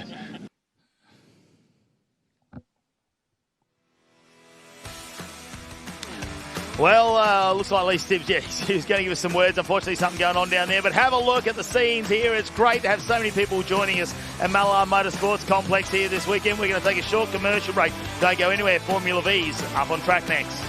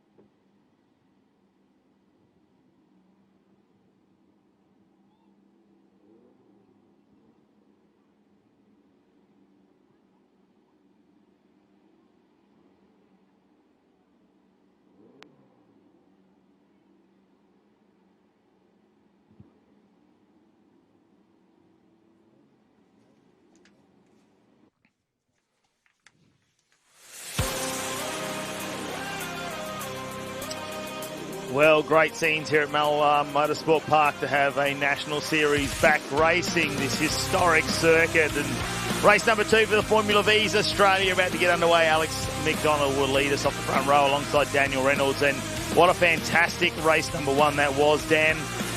Those two went down. It was 1/10 of a second over the finish line between the two of them. McDonald got him on the final couple of corners, held on the inside line, and we're hoping to see that exciting racing here in race number 2 as well. Certainly are.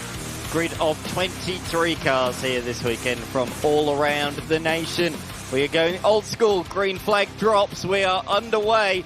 Standing start for the Australian Formula V Series. Equal jump into the first corner, but it is with the nose ahead Reynolds that will lead them through the first corner.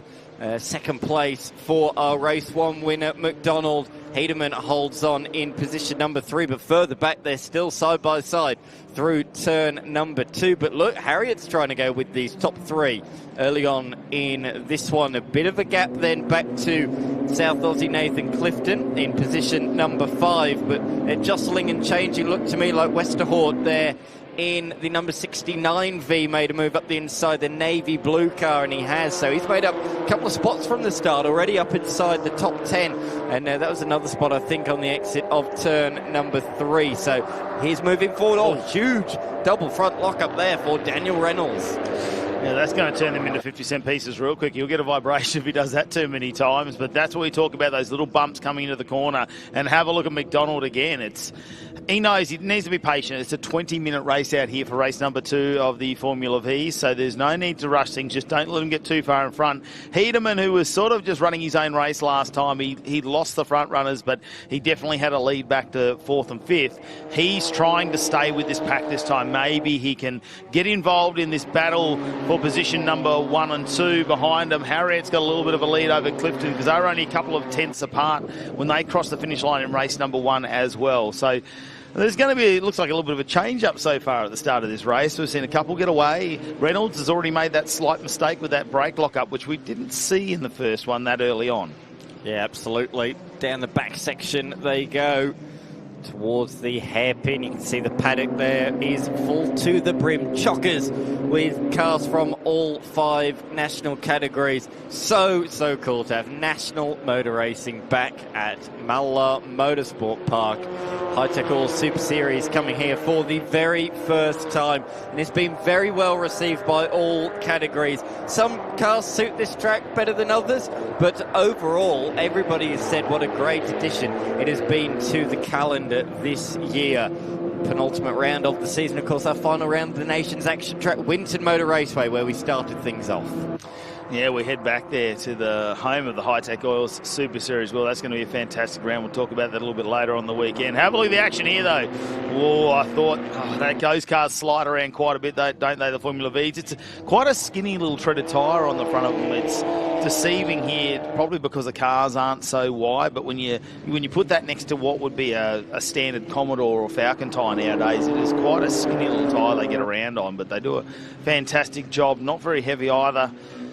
And McDonald, this is very similar to what we saw in race number 1, isn't it? Where we're just having a look at where Reynolds is positioning the car, just staying with him, waiting for that, probably the second 10 minutes of the race, the second half, to really make a charge on there and challenge him. There's no point in trying to overdrive the car at this point. It'd be very hard to have pace to get away from Reynolds, who's been very, very quick and dominant in the series, leading us in the point score at the moment overall. And this is the final round of their Australian Championship. There is a drop round to take into contention, so there's going to be a lot of numbers to do tomorrow afternoon. Tonight we'll update everything and check the championship points lead and to see how we're travelling into the weekend. But at the moment, you think Reynolds, as long as he can stay in that top 3, he's probably a favourite to take out this championship in 2025.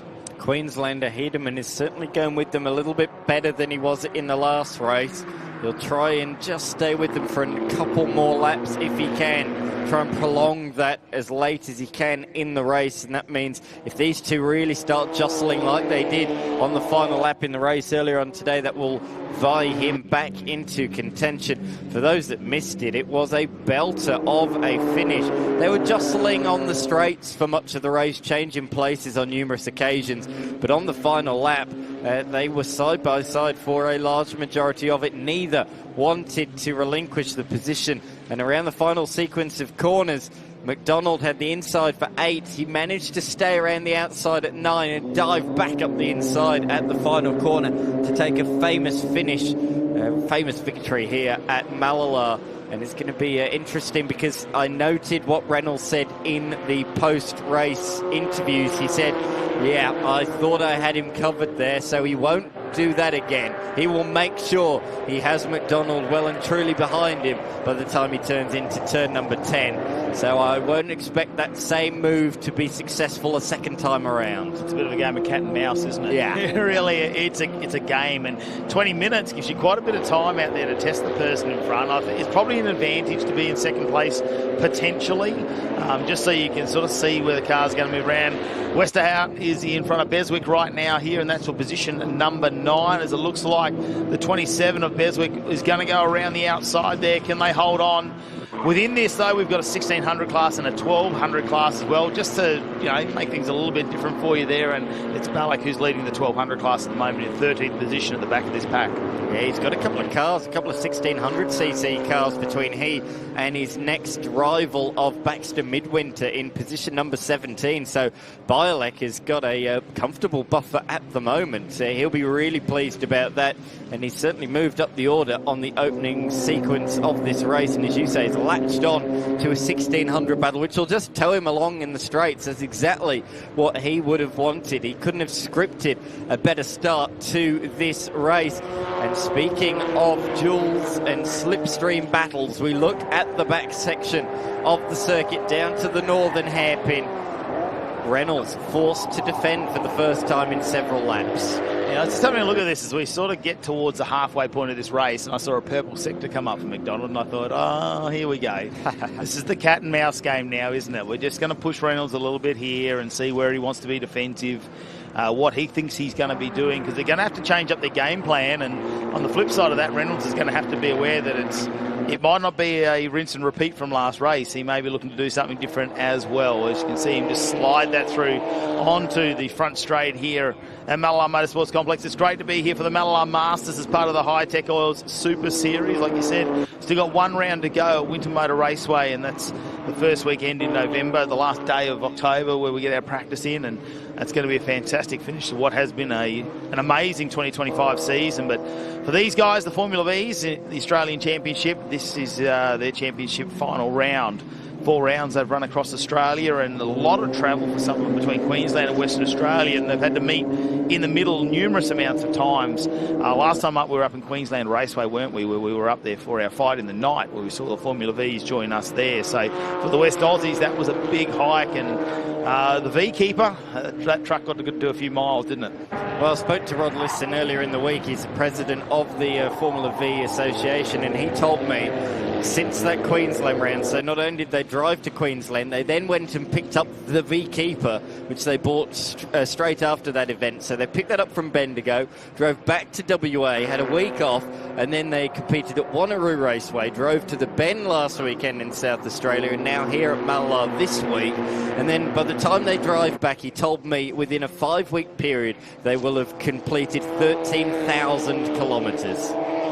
Yeah, it's incredible, isn't it? It's social dedication to the sport, and Rod's been part of the Formula V's for many, many years too. Great to see his wife Kathy out there as well. We saw her on the screen in the last race. Unfortunately, she wasn't facing the right way for a little bit, but she managed to work her way back into the race as well. So it's still going on though with our front runners. Reynolds and McDonald's up on your screen at the moment, and Reynolds now has just opened up a little bit of a gap. Maybe that was a bit of a sign that he should try and push on a little bit now. He's got a purple sector, or the fastest time in sector number 1 for Reynolds, and the fastest time in sector number 3 now, 1:20.43, fastest lap of the race so far. And when we compare that to results from the last race, that is almost as fast as the last race as well, as the cars start to wind up with some speed there. As this looks like a battle further on down the pack, and is this Westerhout and Newell a battle for 10th position going on at the moment? It looks like it is. Yeah. There's only a 10th between them, as well as they come out of the corner and head down the back straight. Watch out behind that too, because you've got Amran and Bialek is right behind in the 1200. So, you know, the giant killer at the moment in 13th position, but to be that high up against some of the 1600s, he's doing a fantastic job. Yeah, he's doing a fantastic job in his Elfin. Look at the number 36 who gets has to take a bit of evasive action of Newell. And that's another South Australian competitor taking the fight to Westerhout, who made that great start, didn't he? Moved up into the top 9 at one point, but has fallen back one position, might lose another one here, and does so down at the turn 8 hairpin. Great move that, though, by the 36, the shark teeth at the front of that car. Fantastic livery as he comes across the line. Great to see a bit of personality thrown upon the car with the little shark face at the front of that machine. But out in front, Reynolds and McDonald have notably gapped Hedeman in the last couple of laps. He has fallen 3 seconds away now from these top 2.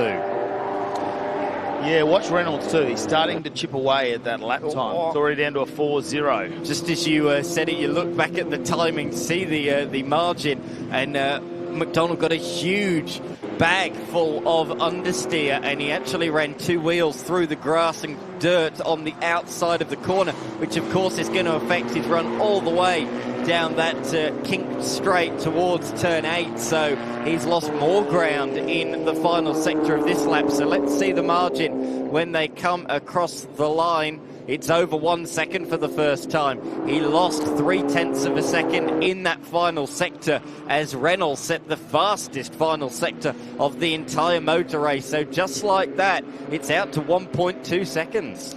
And the last 2 laps have been 0.04 of a second difference for Reynolds. So getting very consistent as well. Was a couple of tenths faster last race. So we'll wait and see if that pace will continue to pick up there for the 78 machine.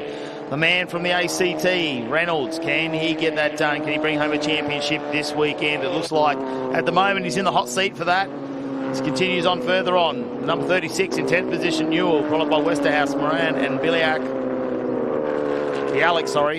in the number 64 machine, the first of our 1200s. Out of the hairpin, we look at Westerhout, who now has Moran directly behind him. So again, he's just lost a bit of pace midway through this race. He's really nailed turn 3. That's that wide line that we talked about. You want to apex late on the exit of turn 3 towards turn number 4. Through goes car number 13 of Bean, who runs wide as he goes through the lap traffic there of Julian Midwinter. Yeah, just outside the top 5 at the moment, and just can see Clifton up in front of the 94. Potentially can catch that. It's 2.3 seconds at the moment, but there's still 5.5 minutes remaining in this Formula V race number 2 of the weekend. We've got 4 races to get through. We'll decide their championship here this weekend. So many different shapes and sizes in Formula V. Hugh East there, our youngest competitor in Formula V. I think that is in car number 9. Either way, Hugh East in a Borland Sabre 1 chassis. Oh, that was a big slide. Big moment there in the weeds, in the dirty stuff. Turned into the corner and slid out wide. So another couple of places lost for Westerhouse, back down to position number 12. So through go Newell and Moran in line astern, move on by around the final corner. But yeah, so many different shapes and chassis, from Borlands to Sabres to Elfins to Rapiers. It's absolutely fantastic. Of course, our race leader in his ever reliable Checkmate out at the front of the field, Checkmate JP02. And he is leading ahead of McDonald. And now the margin out to 1.7 seconds. So I think he's broken away from that slipstream now. I think he's out of that tow threat with 4.5 minutes to go. This is the biggest lead we've seen all day long in Formula V as McDonald clobbers the inside curb at turn number 1. Yeah, he really got up on the inside of that. We know these cars probably aren't the type of cars to use that much curb generally. It's going to push the car to slide quite a bit. Reynolds just needs to hold on. If he can maintain 1.5 second gap there, he can make sure that we're not going to see too much issue with the tow, and gives an opportunity to find the right line when it comes to overtaking some of the back markers in this Formula V field. He has a look in his mirrors there, didn't a big look just to see how far back he was. don't have all the electronics in here. They do have some of them, but it's not heavily electronically controlled when it comes to the engine or some of the data on board. They do have a computer on there to get a few vitals, but not too much. Really using those mirrors, very traditional style of racing. Goes personal best now for Reynolds in the middle sector. So that margin, again, just 3/10 in that middle sector, but a big lock up there. So he's pushing hard, making sure he tries to get this margin over 2 seconds to make sure that McDonald has no toe whatsoever. So 3/10 in sector 2. How many more has he gained in sector 3? Just the 1/10. And look at that, the margin is just 3 thousandths away from being 2 seconds. Further back down the field, this is the fight between Baxter Midwinter and Hugh East that I was just talking about. Hugh East only signed in yesterday, couldn't compete yesterday, was at work, so a late addition.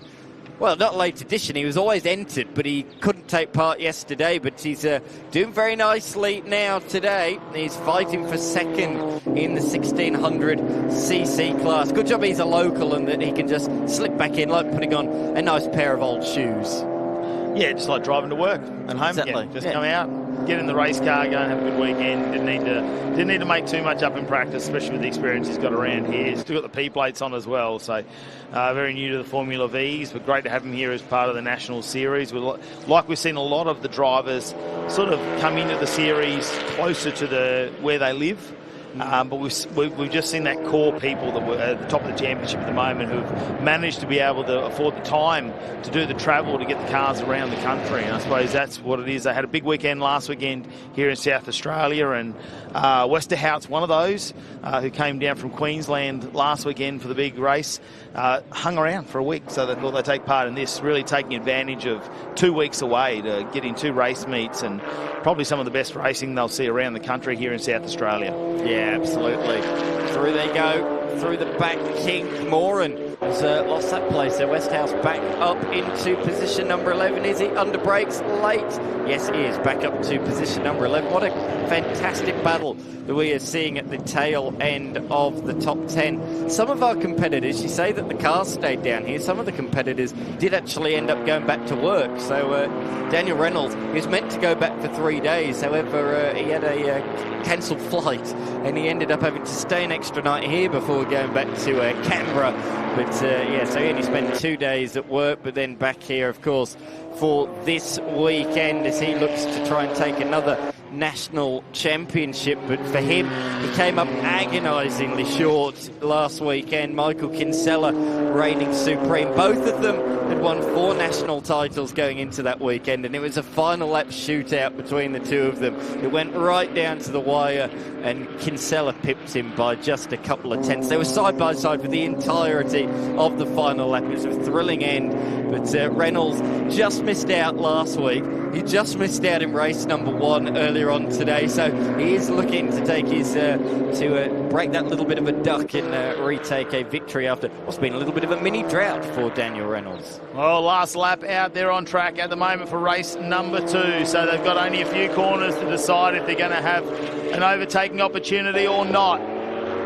This race coming down to the final moments now, the final couple of corners. Looks like Reynolds has already gone across the line. McDonald in second, Hedeman in third. Harriet and Clifton, this one's close now. Harriet goes across Clifton. That was close. Clifton nearly clipped the back marker there through turn number 1. That's going to affect and cost him a lot of time. So look out for Clifton to close in.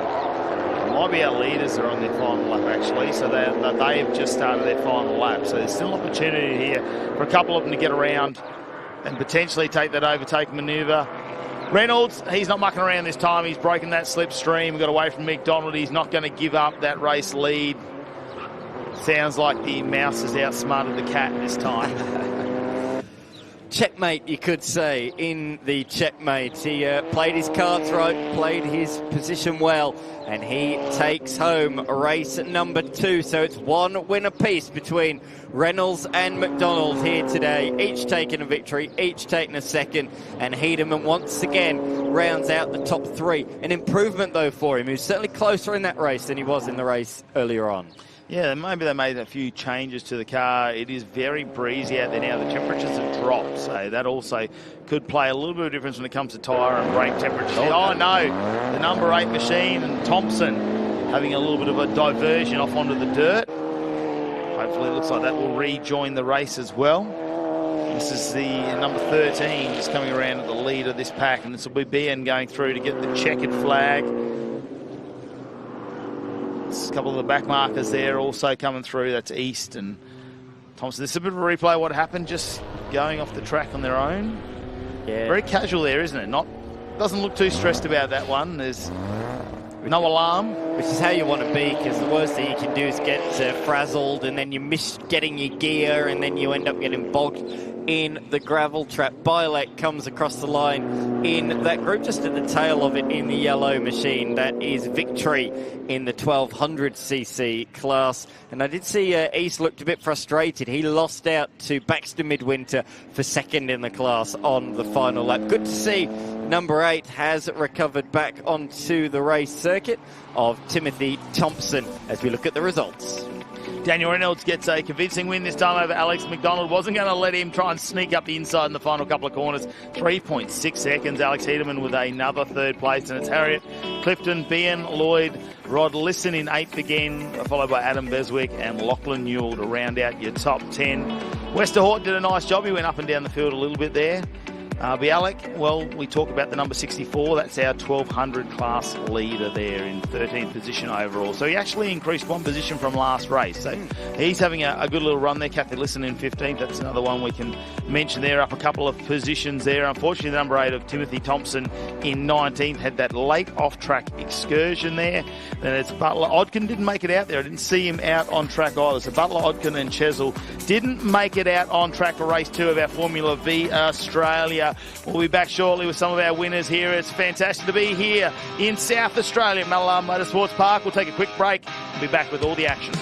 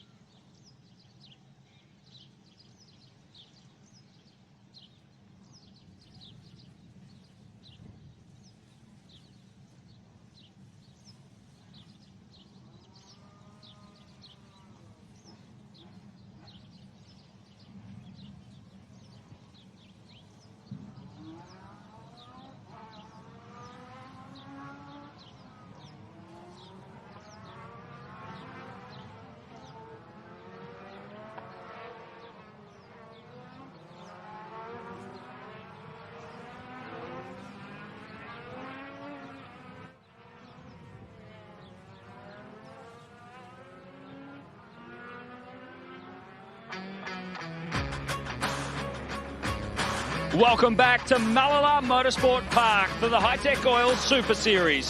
Formula V Race 2 just finished, and we're here with P3, Alex Hederman, and a big congratulations. You were able to hang with the front runners to a far greater degree that time around. A lot of it just coming to grips with the lines here around Mallala. Yeah, that's right. Hopefully I keep on improving throughout the weekend. That's a fantastic performance, mate, and we're looking forward to seeing you back it up. Great, thank you very much. And P2, Alex McDonald, it's one apiece this time. Yes, I had a couple moments there and dropped out of the draft, and from there it was a game. So. And once you've lost the draft, that's everything, isn't it? Yeah, it's quite powerful in these cars, so it's good to hang on to. So, yeah, it definitely makes it exciting. Well, 1-1, bring on tomorrow. Yes, 2 tomorrow. So thank you. Congratulations, David. You were able to break the toe in the... Sorry, Daniel, my apologies. You were able to break the toe in the final stages of that Formula V race, and it was all important there at the end. Yeah, absolutely. It's very hard to break a toe in V's, so really had to put in quali laps and wait for a mistake from Alex. And, luckily I got that and was just able to build up that gap and, hold it from there. We're loving the competition here in Formula V's. Thanks so much. Yeah, well, it's really enjoyable for us too, so looking forward to 2 more races. Well, let's head on to our next race. It's TFH Hire Legend Cars Australia. TFH, they sponsor so many things. Let's have a look at how it's all going to start, though. Ruben Dan, who has been super quick for his first time in the category, out in the front with Aidan Williams alongside, who fought into second. Josh Benno, watch out for him over Maverick Kimowenaweri, who is going to be out there on the front row. This is going to be good. Ryan Pring, though, is one of the mentions here out of position 11. He will need to try and get up there if he wants to stay in this championship, as we are green flag and underway, and we're going 4 wide into turn number 1. Can we hold on to it? They're wheel to wheel now. There's a couple in the back who have just slowed down a fraction. Was there room for everyone to get around? Our front runners stay in front. Now, Shane Tate had a big moment at the end of last race. He's way down the pack, and he's going to have to work through. Back down. He's in about 15th position further down. He's going to have to work on that one. Have a look at Maverick around the outside. He looks like he might go up into 3rd position already over Benno. This is Shane Tate. He is getting muscled around now. They are not leaving him any room to get through, and he's going wheel to wheel now. Dylan Thomas, he went off the track early last race. That was a tail shaft that spat out, and it would have done a little bit of other damage too. They were working through that in the break. We'll wait and see, but it looks like they've got that car repaired. Obviously, it's another one where the parts truck is here at the track, so they can repair these cars quite easily. Pring up into 9th position already. He'll have to move on for that one. Scotty Morgan right behind him in 10th, who unfortunately got spun around early in the last race. Now, someone is dropping back down because they've gone up a position as well. It's all happening in the opening lap of this Legend Cars Australia race. Dylan Thomas gained 4 positions in the first sector alone, and he's continued that in sector number 2, so he's up to position number 13, directly behind the also recovering Tate. We said look out for those 2 at the end of the last race to make a charge through, and up the inside comes Tate just as we talk about him. So he is up into 11, now make that 10th as he moves on by Goodrich in the number 97 machine. Oh, he's forced onto the curb there as he looks up the inside of De Boynton.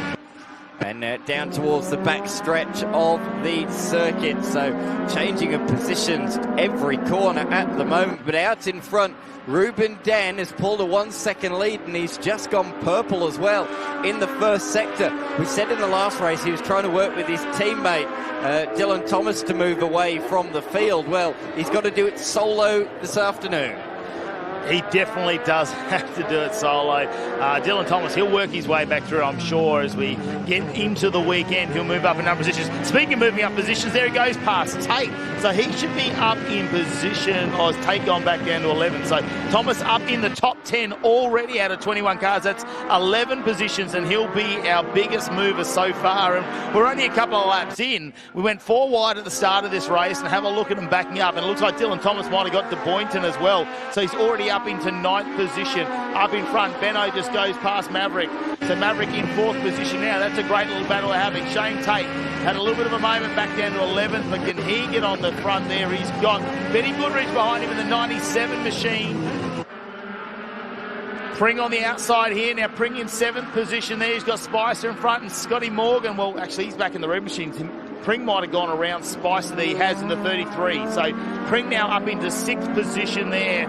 and he'll really need to put a move on. It would have been an advantage last time with all those points he got over Dylan Thomas, but the man who's upsetting him in the championship is Aidan Williams, who's in second position in that green and gold machine just went by on your screen. Yes, certainly throwing a cat amongst the pigeons is our race leader. Not in title contention in any way, shape or form. His first round here this weekend. To pole position earlier on today, and a race victory as well. So yeah, he's going to be taking points away from Aidan Williams, who will really be trying to capitalise on the fact that Dylan Thomas is having a challenging weekend. Let's also touch on the fact that a few of our title contenders aren't here this weekend. There are the Legend Car World Championships at Dominion Raceway in Virginia over in America. We have Asker Sendel, Brendan Hogan, and also Nathan Prito over there. All three of those guys title contenders. However, due to the drop around system that they use in Legend Cars Australia, yeah, it's probably a little bit of a disadvantage, but not the disadvantage it would be if every round counted. This will count as their worst round of the season, obviously. Yeah, Lockie Ward, who's been over there all year, he's been a multiple title winner here when it comes to Legend Cars Australia.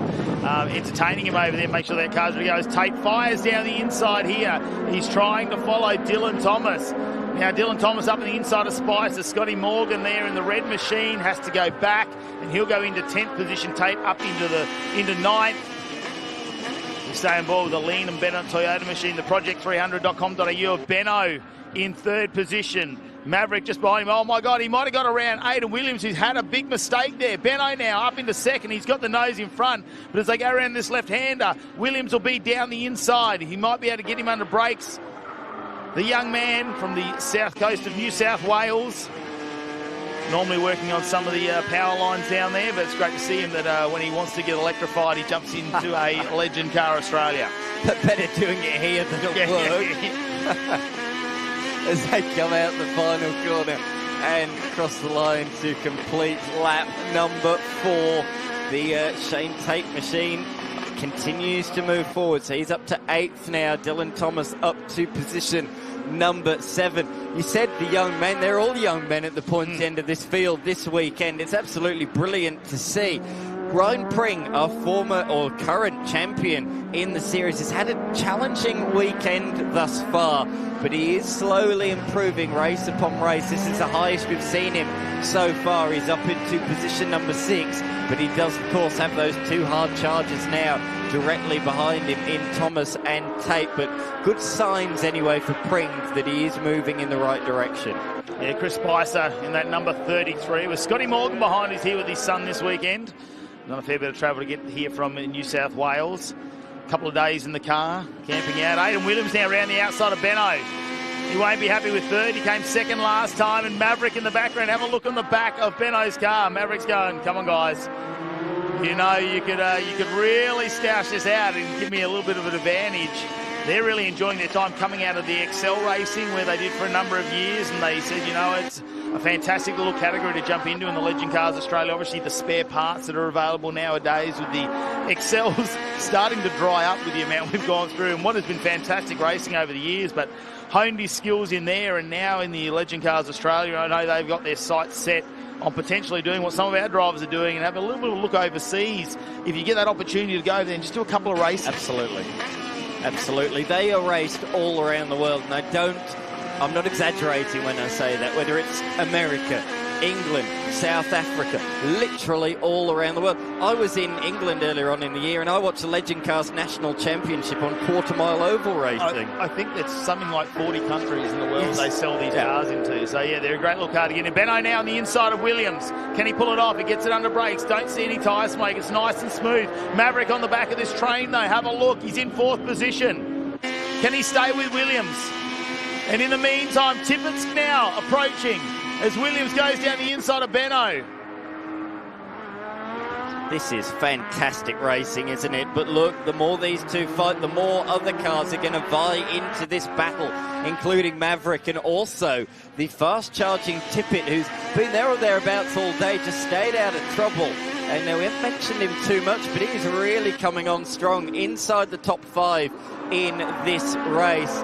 But Kemi Naveri in position number 4. He's been sliding that 255 machine absolutely everywhere. The Queensland Drill and Blast sponsored car has been a real handful for him this weekend. He's really manhandling it around this circuit and doing a mighty fine job at the moment. He's the only one with the more, what would you call it, sort of different style body shell. With the wagon. Dylan wagon, Thomas, that's the word I was looking for. Dylan Thomas the same as well. He's got that wagon style there. And he said, I don't know if the other body shapes, people say there might be a fraction better aero on them, but he goes, I don't know, I'm pretty quick. And he is leading the championship at the moment. Williams and Benno, have a look at Maverick down the inside, under brakes. Can he make it stick? He's on the inside of Benno, though. He might keep the Project 300 car to the outside as he grabs a little bit of curve there for Benno.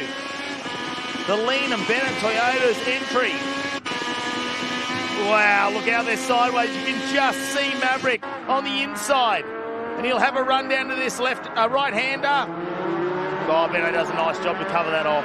In the meantime, Aidan Williams now gets a little bit of a reprieve. And when I say that, we're talking maybe a couple of hundredths of a second. Not even a tenth of a second. In the background, I noticed Tate overtaking Pring. So Pring's still struggling with pace at the moment. He'll get relegated back to 8th position now with Shane Tate moving his way through the field after that off-track incident in race number 1. Through they go around the tight left-hander where we've seen many famous moments there over the years in Australian Touring Car Championship eras, back with Sierras and Skylines. Of course, the very first win for Godzilla, the debut for Godzilla came at this very track in the late in the 1990 season. So such history around here at Mallala. I'm just having a look at the timing boards, and this is exciting what's going on. Watch Benno here on Williams, and while this is happening, race record now. Ruben Dan's gone a 1:17.88. Incredible. Oh, Maverick, can he stay on the inside of Williams now? He's been waiting for this opportunity to get in the fight between these three. He's been hovering around the back of it. He's looking for a podium finish, and wouldn't it be great to see his first podium here in Legend Cars Australia? The Queenslander, we haven't seen so many of them up there. It's been so dominant by New South Wales entering the Legend Cars. It'd be great to see a Queenslander really make his mark on this one. Ruben Dan, after just a couple of test sessions, have a look at Tippett on the back. And then Thomas up into 6th position already. Aidan Williams is waving his hand. In fact, they all are. They've all got their hands out the window for some reason. That's why we've gone safety car. There's a spinner at turn number 1. Can't quite see who it is there. It is Holder. Yeah. So that is a real shame. So that's why all the hands were going up. The safety car boards were out on the circuit. Great driving from everybody to show their hands out the window just to inform the driver behind who may not see the safety car boards. Of course, we saw that in supercars at the Bend, didn't we, in the practice session. Under those full course yellow conditions, it catches you out. If you're directly behind the car in front, you can't see those boards. You can run into the car ahead of you. So good heads-up driving from everybody. I think it's the yellow of Aidan Williams. That car makes the yellow blend in. That might be why you've seen him so animated inside the car. 3.5 minutes remaining in this session. Oh no, that's we'll see Holder just jump over the side. Whether that car's going to be in a point though where they won't let this race get underway without a bit of a recovery will be interesting. It was a 7.5 second lead that Ruben Dan had at that point. A 1:17.88. I don't think there's much more in a Legend car around here. That is an incredible time. A lap record as well, of course. First time here for Legend Cars in a number of years. They did come here, I believe, in 2018 with the IRC Series back then. So great to see that, that lap record has been beaten. But he's been so fast this weekend. I had a quick chat to him, a very quick chat. I was on my way back to the commentary box just after the lunch break, and I was caught up with him. I said, oh, you must be really pleased with that. He said, yeah. But as a typical racing driver, he said, the one annoying thing is that Dylan Thomas had a purple sector, and I didn't have it in sector number 1. So he's trying to put that beyond any doubt at the moment, but looks like... Should we upset him and say, Benno's got second sector purple? Mate, you just got to get that second sector, and if we get another lap in here, 2.5 minutes remaining, and the good thing about it is if that car's still able to be rolled, hopefully they can knock that in neutral and push that off the track, because he's pretty much just missed pit entry there, but there is an opportunity really to drag that in there very, very quickly here as we get on the back of our Hyundai safety car.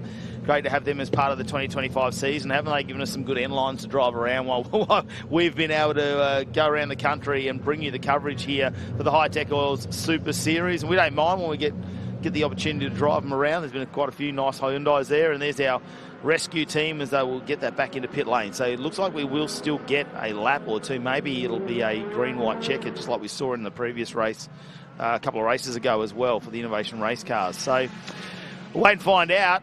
For Dylan Thomas, out of 6th position, we know how good his starts can be.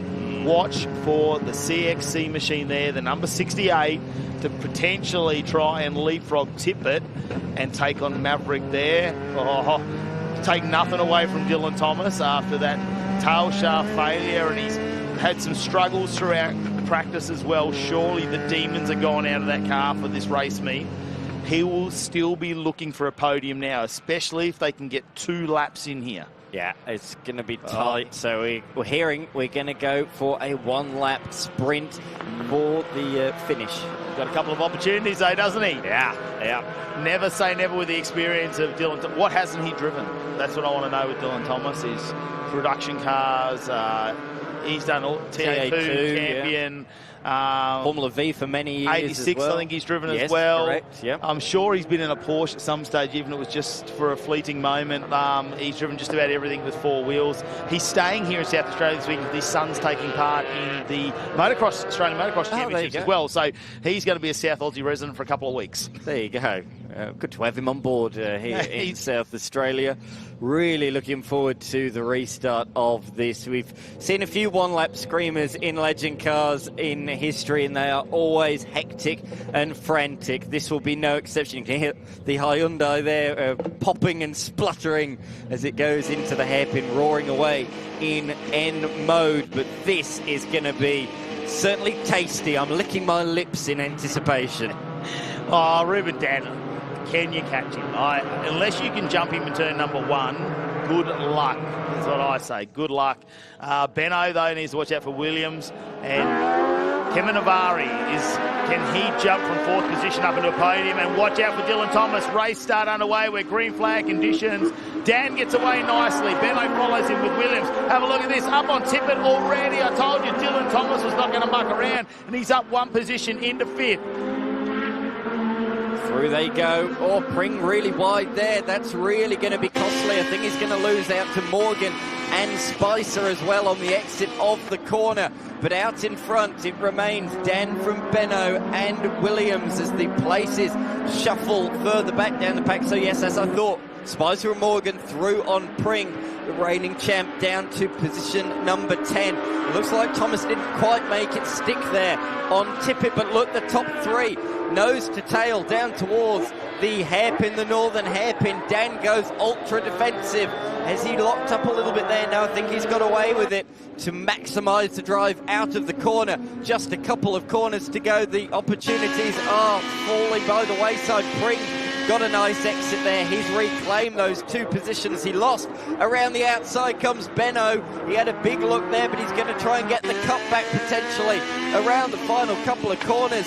But the young kid, Ruben Dan, has it covered off, and he's going to take his 2nd victory in the legend cars. Once again, hand out the window. His team delighted with that. And Dylan Thomas brought it home in position number 6 as well. Great race for the CXC Racing team.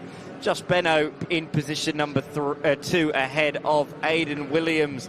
So a bit of jostling for position there on the final laps, but the top 3 did remain the same. Yeah, what could have been for Dylan Thomas, but what a recovery from him from rear of field to get up into 6th. That is absolutely incredible. Ryan Pring, well, it's a little bit of an improvement there, but the Aussie number 1's going to have to do a lot more because the championship fight is still alive over Dylan Thomas. He won't be liking him going by. Aidan Williams is the man, though, who is getting a swag of points this weekend. Ruben Dan with another race win. That's 2 from 2 and a race record there as well. Josh Benno ends up in 2nd this time over Aidan Williams, so I'm sure they'll be having a great chat after this one. Kevin Navari is in 4th position. He just can't quite get those 2 who are in front of him, followed by Chase Tippett and Dylan Thomas with the big mover in this one. Shane Tate is another one who moved right up after starting towards the back of the pack up into 7th position. So he was another honourable mention throughout this race as well. Benny Goodridge ends up in 12th as well. He's working his way through in the number 97 there.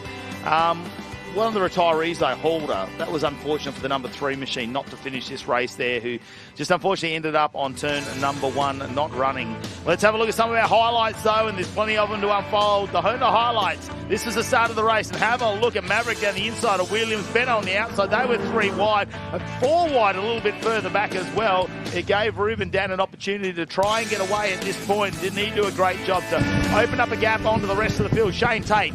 He came from the rear field as well, and look at him move up. He was really testing the brakes on the 147 Budget Car Rentals entry there and moving through past Benny Goodridge on the left-hand side, and he had Morgan in front of him as well. You can just see Ryan Pring a little bit further up now. Maverick had a moment there, didn't he? He really pushed these two in front of him, hoping that potentially one of them would make a slight error, but Aidan Williams did a fantastic job in the green and gold. And him and Benno, well, they exchanged that second position numerous times throughout the race.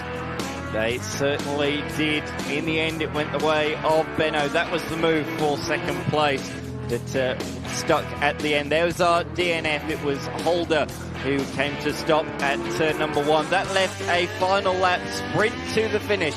A sprint to the finish that was hotly contested, but in the end, nobody could stop young Ruben Dan, who took his second race victory of the day, and the team applaud him, and rightfully so. A great display over the course of those 11 laps.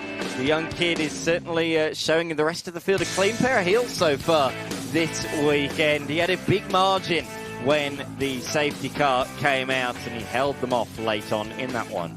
He's a bit of a rookie sensation, isn't he, here this weekend as the legend cars roll into the pits here at Mallala Motorsport Park. We get our 3 winners down there and have a look at them as they'll start to unbuckle and get their helmets off in just a moment. It's great to see so many young kids as part of the Legend Cars Australia, despite the championship being led by some of the most experienced racers like Dylan Thomas, and Ryan Pring's still a kid in his own right as well. He's a young apprentice mechanic there, so he's just outside there, but still in the championship running at the moment. Aidan Williams just putting a heap of points towards his championship this weekend, so that will really close in that gap. And we've still got racing tomorrow and then the final round as well. But right now, let's head down to Winners Lane there with J-Mac. Third place, Aidan Williams. Talk about an unstoppable force versus an immovable object. Josh Benno, he was a tough man to try and get around. Yeah, he was. He was pretty good out there, keeping it consistent. He did. I was ahead of him, but he just got me just before the safety car came out. So after the safety car, I just sat behind him and tried to let them battle, but third still good, just keeping the championship alive. Adding a precious swag of points. We're looking forward to tomorrow. Yeah. Josh Benno, P2, what did you think when you saw the safety car come out? Oh, a bit of relief, a bit of hope that I can maybe get Ruben, but no, it was just too quick, too good for me today. Close last lap, but you're making your way forward. Well done. Yeah, it should be interesting tomorrow with the reverse top 10. Hopefully we can just continue these podiums and score well at the end of the weekend. Great stuff, thanks. Well, a race start, not a problem. A race restart behind a safety car, no sweat. Congratulations, second victory for the day. How does it feel? Thank you. It's a really good day. I can't really ask for much more. P1 in qualifying and P1 in both races, so it's a really good start to the weekend. Well, we're looking forward to seeing what you're able to back it up with tomorrow. Much for the overnight plans in the workshop? Have a donut. Yeah, that's about it. And just review the race and stuff. Yeah, in all seriousness, just have a good rest. It's good rest, and come again tomorrow. We're looking forward to it. Thank you. Thank you. Oh, if it was only that simple for some of us who are a little bit later on in life, just have a donut and review the race. Ruben Dan in the Legend Cars Australia being dominant this weekend. His first time out in the car. We've got the Formula Fords not too far away here at the Hi-Tec All Super Series. It's round number 5. They'll be on track soon.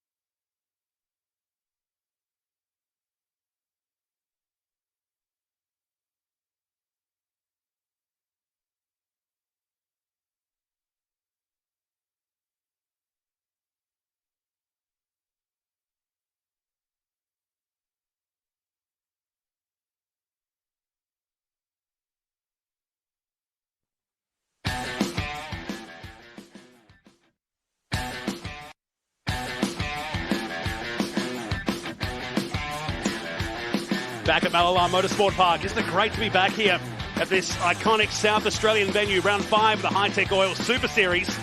Still a Formula Ford Stars and Renegade Series and the TA2 muscle cars to wrap up the day.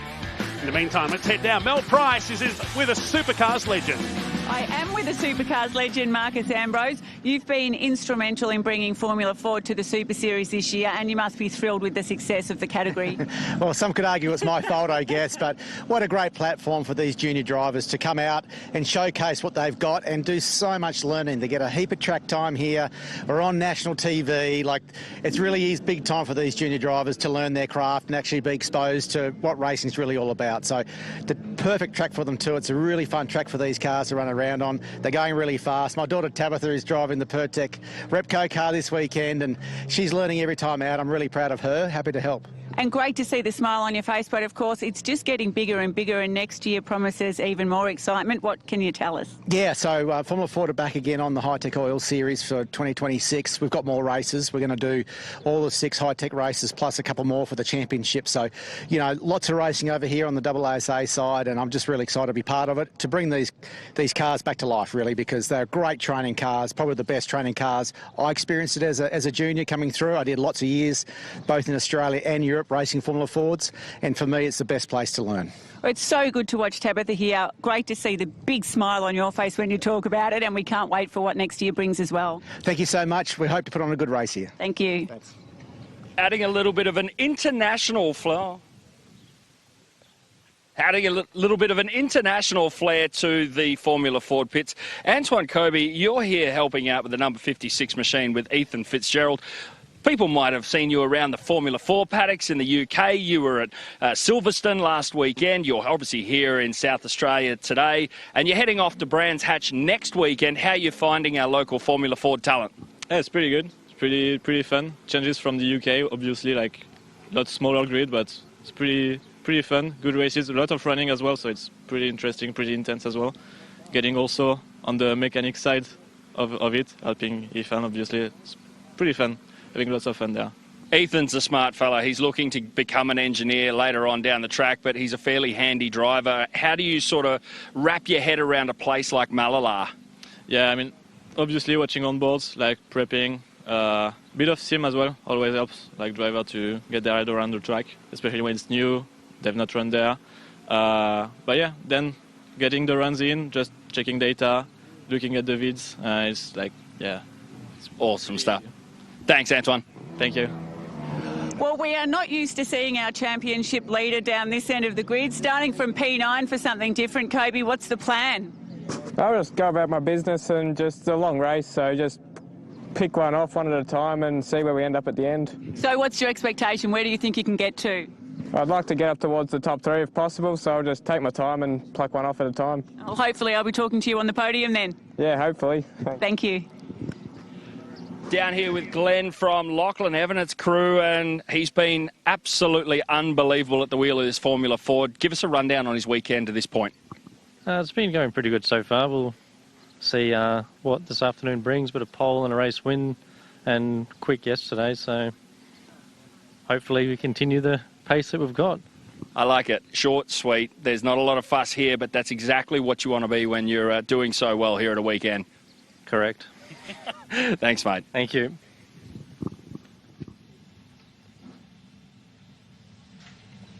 And it was his second victory in succession for the Townsville teenager. Will line up on pole for the second race in round 7. The Formula Ford Stars and Renegade Series are about to leave the dummy grid and out onto the Mallala Motorsport Park track. 2.6 kilometres around. Before tomorrow, Dan McCarthy, we go back out for another qualifying session and 2 races, but an extra 5 minutes of racing today for our feature race. Yeah, absolutely. So different to what you traditionally see in Formula Ford. We change it up a little bit in the Super Series. We have qualifying on each day and 2 races, a shorter sprint race and then the double points feature race to end the day.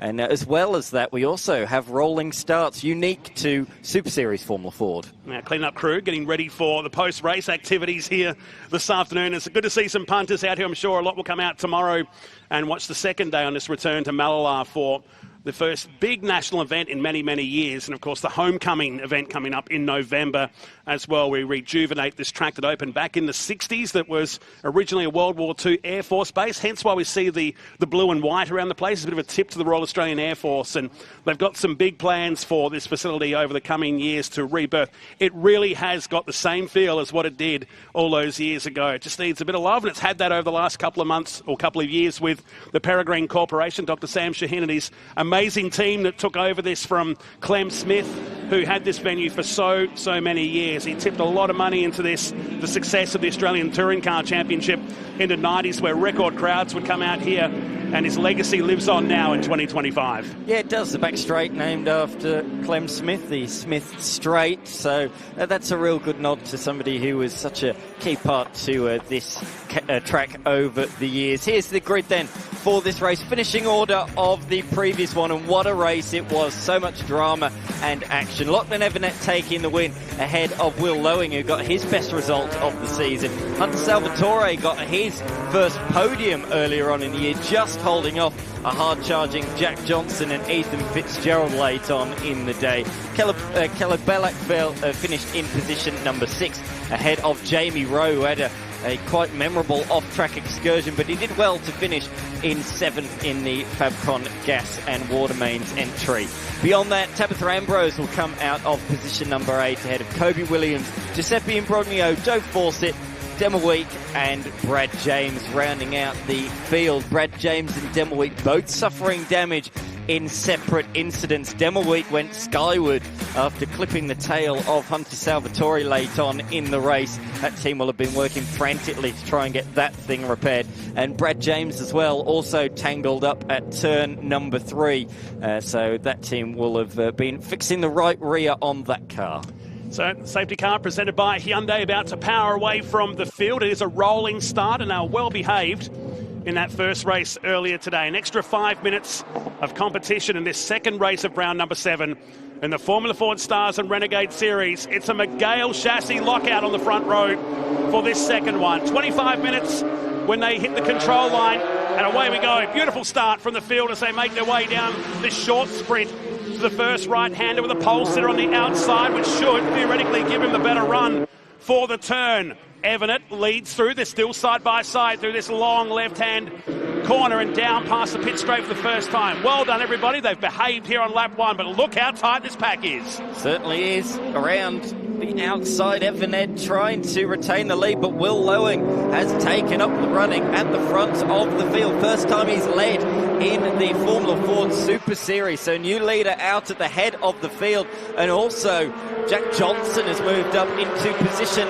number 3 as well, ahead of Hunter Salvatore. But I think it's all going to change once more as they head down into the hairpin. Look at them all, 2 by 2, all the way through. Kobe Williams up to position number 5 from 9th on the grid. The championship leader has put his head down and he has made hay early in this one, and he's potentially lining up another move down into the final sequence of corners, as is Lachlan Evanet, but he's on the wrong side. He can't do it there at turn number 8, and neither could Kobe Williams. Hunter Salvatore has moved back through into 3rd. What an action-packed opening lap. Yeah, good drive from Williams. He's hoping for a top 3 in this. He might want to elevate that as he runs in 5th position at the end of the first lap. Lowing with Lockie Evanet just behind in the Cam Quarries entry. So good, clean first lap. 1:15.5, the opening lap of this Formula Ford Stars and Renegades second race of the day in round 7 of the 2025 series. Down to turn 3 with a burst of sunshine all of a sudden. I can tell you the wind has dropped a little bit since that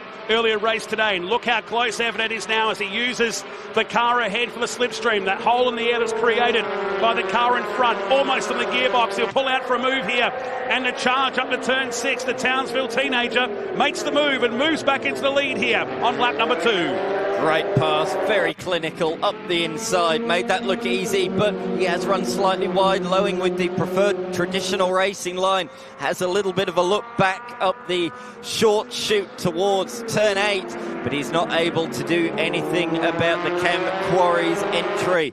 So Will Lowing in a privately run car doing well at the moment, but has to relinquish that first position. He remains ahead of Hunter Salvatore as they come across the line. Those top 7 have pulled away from the rest of the field as Bellac, Ambrose and Brad James fight hard from positions 8 to 10.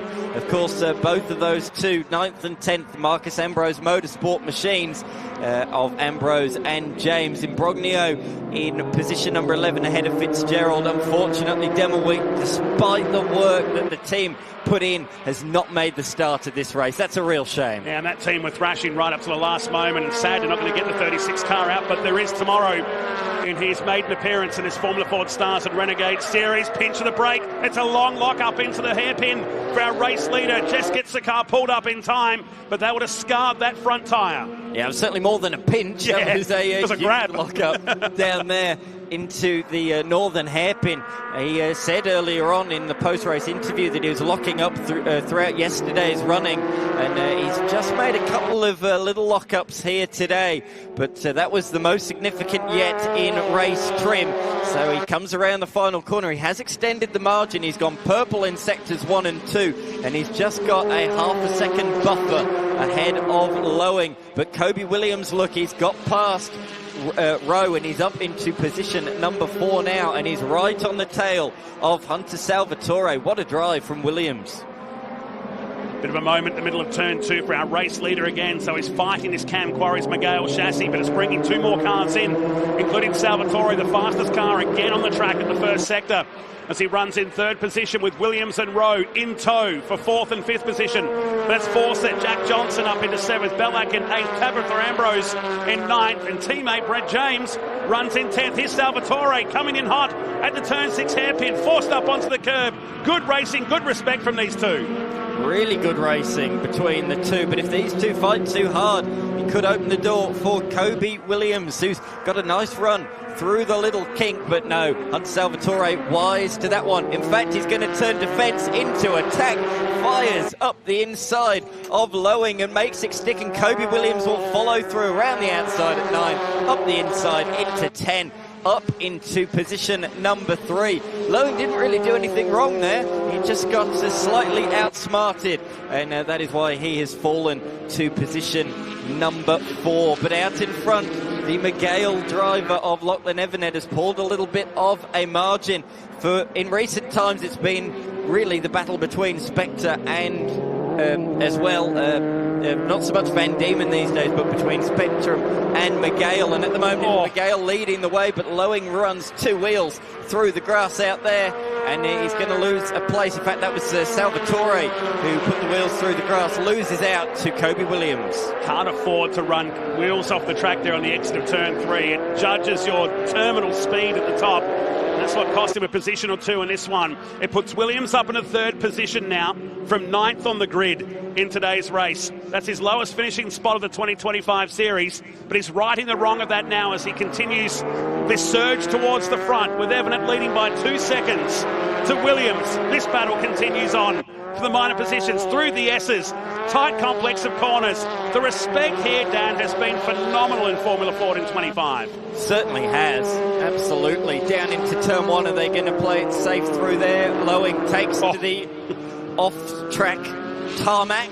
Of course, it wasn't tarmac in recent times. That's been changed. Back in the day, that was a bit more grass and gravel out there. So just using that little runoff area and rejoining the track at turn 2. The Liberty Heritage listed. There's a lot of history down there from the World War II era. This place was acted as an Air Force base back in the 60s when it had the Australian Grand Prix. You walk into this place, you just feel the atmosphere, the history around this 2.6 kilometre track. In fact, back in the day, the Northern Hairpin used to go at least another 100 to 200 metres further. The track back then, over 3 kilometres. But hasn't this one served up some action over the last 6 decades?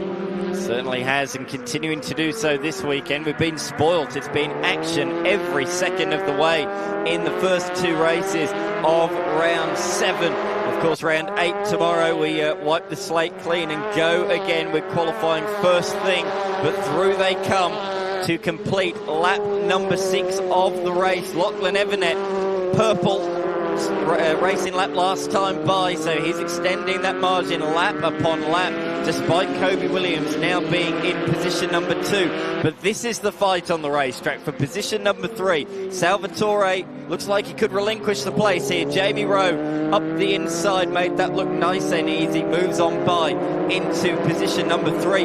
Joe Fawcett, another one of the title contenders that had a really challenging race earlier on today with mechanical issues. He's also moving through the field, and he's now attacking Salvatore towards the northern hairpin, late on the brakes, and he is getting a dispatch of car number 16 also. Good move. Let's back up into the top 5. There's the leader. He put 0.6 of a second on Kobe Williams on that lap alone, with the fastest lap of the weekend in race trim of 1:10.6. They make their way down towards the final complex of corners, the S's here at Mallala Motorsport Park. You're watching Lowing in the white, yellow and blue. Number 53. Here comes Jamie Rowe, the Fabcon entry, to complete another lap. 3rd position, 2 seconds behind Williams and Lockie Evernet. He's had such pace this year, Rowe. Not always had the luck on his side. He's had a couple of big incidents, but this has been a really good performance from him. From mid-pack, he's moved up inside the top 3 with relative ease. And those 2 that sat towards the front early on of Lowing and Salvatore have now been pushed to the tail end of the top 5. So such position changing early on in this one. But Joe Fawcett now has the bit between his teeth. He's looking ahead at the Fabcon-sponsored Spectrum just directly ahead of him. And he's not close enough on this occasion. Nowhere near, in fact. Half-second the margin currently as they swing it on through the stop-start section of the circuit. Technical section is the final sector. Technical first sector, whereas sector 2 is pretty stop-start, long straights into the heavy braking zone of the back hairpin. It's got a bit of everything. This Mallala Motorsport Park is back into the S's and into another lap. It's the end of the 8th lap now as they make their way past the wall cam. And 15 minutes of competition remain. 1:11.1 on the previous lap for Evan at 1:10.85 for Williams. The gap's come back to 2 seconds. With Jamie Rowe that you're watching with Fawcett behind in 4th. And Will Lowing, who's dropped back to 5th position and trying to hang on with these 2 cars ahead. Behind him is Salvatore. Jack Johnson back in 7th. Bellac and Ambrose 8th and 9th. And teammate Brad James back in 10th with Fitzgerald and Imbrogno of the 12 cars that have made it out here for race 2 in round 7 of the Formula Ford Stars and Renegade Series at Mallala today. This is the closest Fawcett has been, but is he close enough to launch one down at the hairpin? No, not on this particular occasion. Biding his time. Thinking ahead, he'll have better opportunities than that one, that is for sure. Lowing's kept with them. I'm pleased to see that. Lowing has remained on the tail of these 2 despite losing out to them a couple of laps ago. Interesting fact about Lowing, he's got 4 podiums so far this year, 1 at each of the racetracks. He got 1 at Winton, 1 at SMP, 1 at QR, and he's got a podium earlier on today as well. So 4 different tracks, 4 podiums. That just shows why Lowing is sitting 4th in the championship at the moment. He's been a real mark of consistency, always in and around the top 5, picking up the points wherever he can. And that's one of the real benefactors in a series like this. If you collect the points, you will be in a strong position come the end of the season. Consistency often pays well in Formula Ford.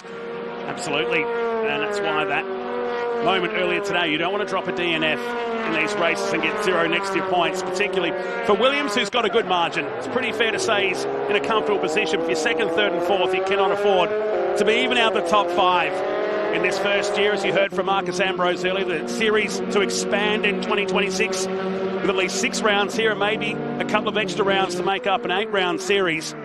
Gaining momentum. Both he and Jeff Bratchett had a lot to do with the formation of the Formula Ford Stars and Renegade Series. It's great to have open wheelers back in good competition and right here at Mallala as they come through. Evanet's gap now sits at 1.2 seconds. So it's closing in between he and Williams, who had the personal best 2nd sector of that lap. Will Lowing, the fastest of the cars back then, with a 1:10.87 as he runs in 5th position. There he is, the 3rd car in shot as he makes his way down past the old pit straight. In the last lap, Fawcett's dropped back off the tail of Rowe. Half a lap ago, I was saying, oh, he's right there, is he going to have a look? Now he's looking in his rear vision mirrors rather than looking ahead. So Rowe's just pulled a little bit of a margin. I think it's probably Fawcett that's made a slight error somewhere, maybe a missed gear, and that's all you need. That will cost you at least half a second in such a tight class as this is. Further back down the field, though, we can see the brilliant scrap that I spoke about earlier on between Bellac, Ambrose, James, and Fitzgerald in there as well. Ethan Fitzgerald having a solid weekend, and he's right on the tail of both of the Marcus Ambrose Motorsport machines.